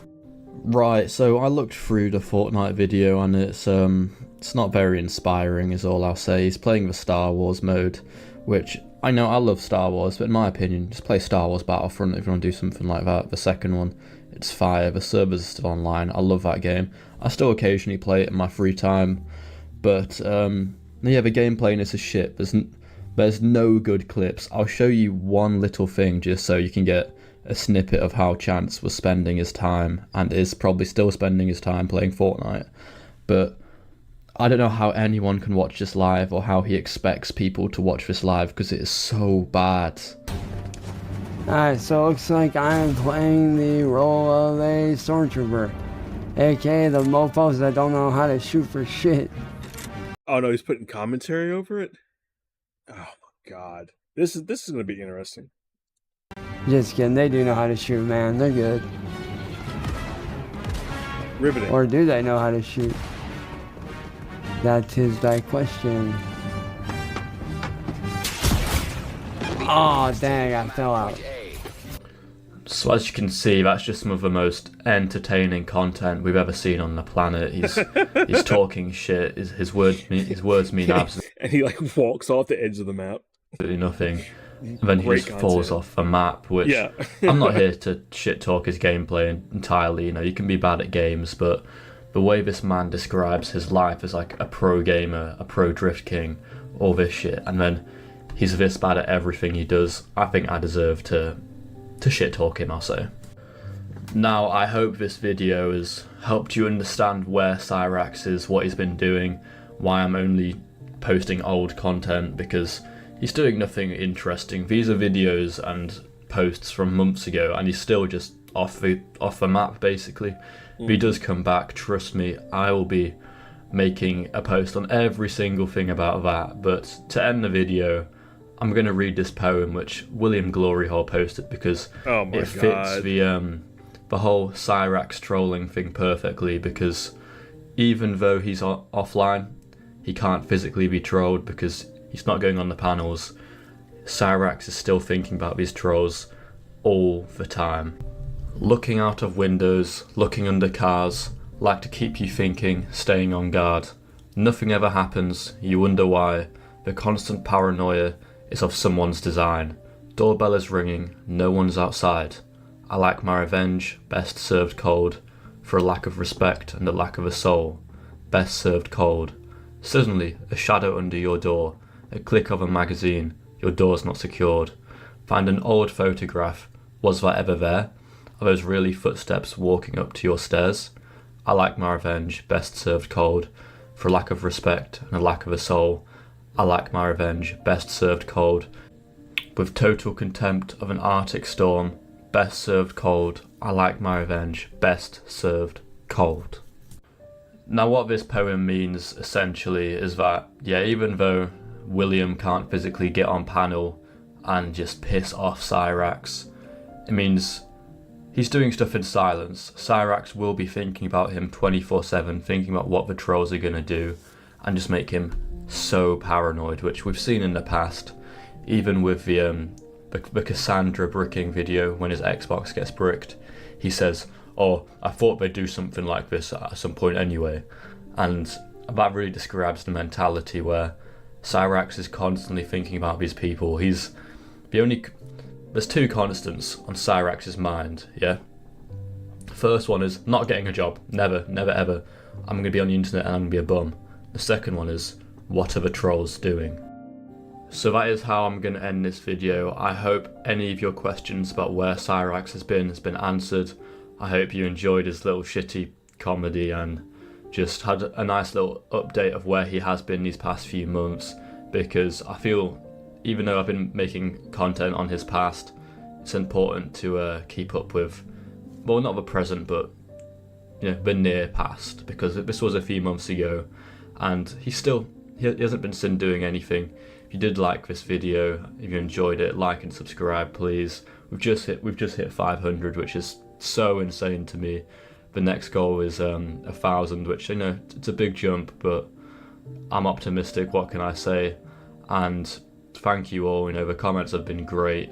If you've got any suggestions, if you've got any advice, just leave them. I read most of my comments because this community means so much to me. But I'll see you all in the next one. Okay. I think that's about all I have for today.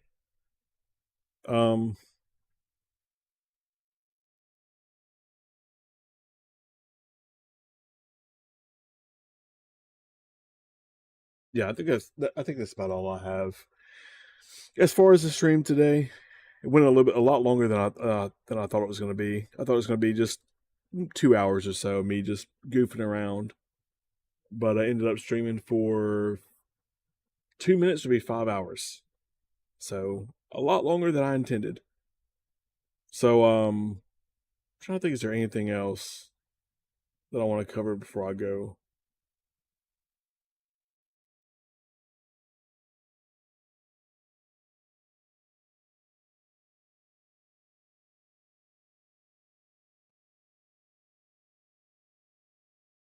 Nah, that's it.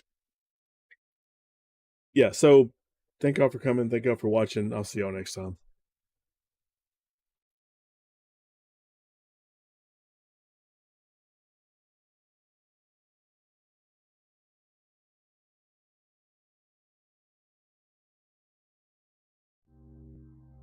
Right, it's the United States of Phil. I am the supreme being. I make the rules, and what I say goes. This is not a place for you to stand on your soapbox and complain about censorship and freedom of speech, because the bottom line is you don't have freedom of speech. This is my land. Control this desire. This desire. Take. This desire.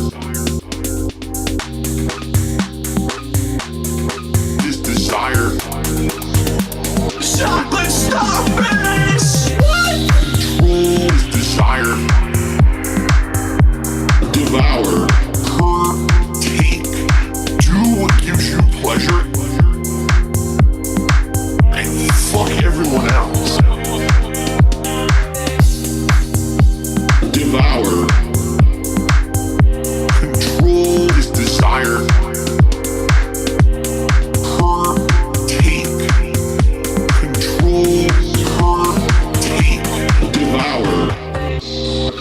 Care about money. That I just can't help it. I'm so just enveloped in greed and money. I need money. I need money. Take. Do what gives you pleasure and fuck everyone else. Why am I talking?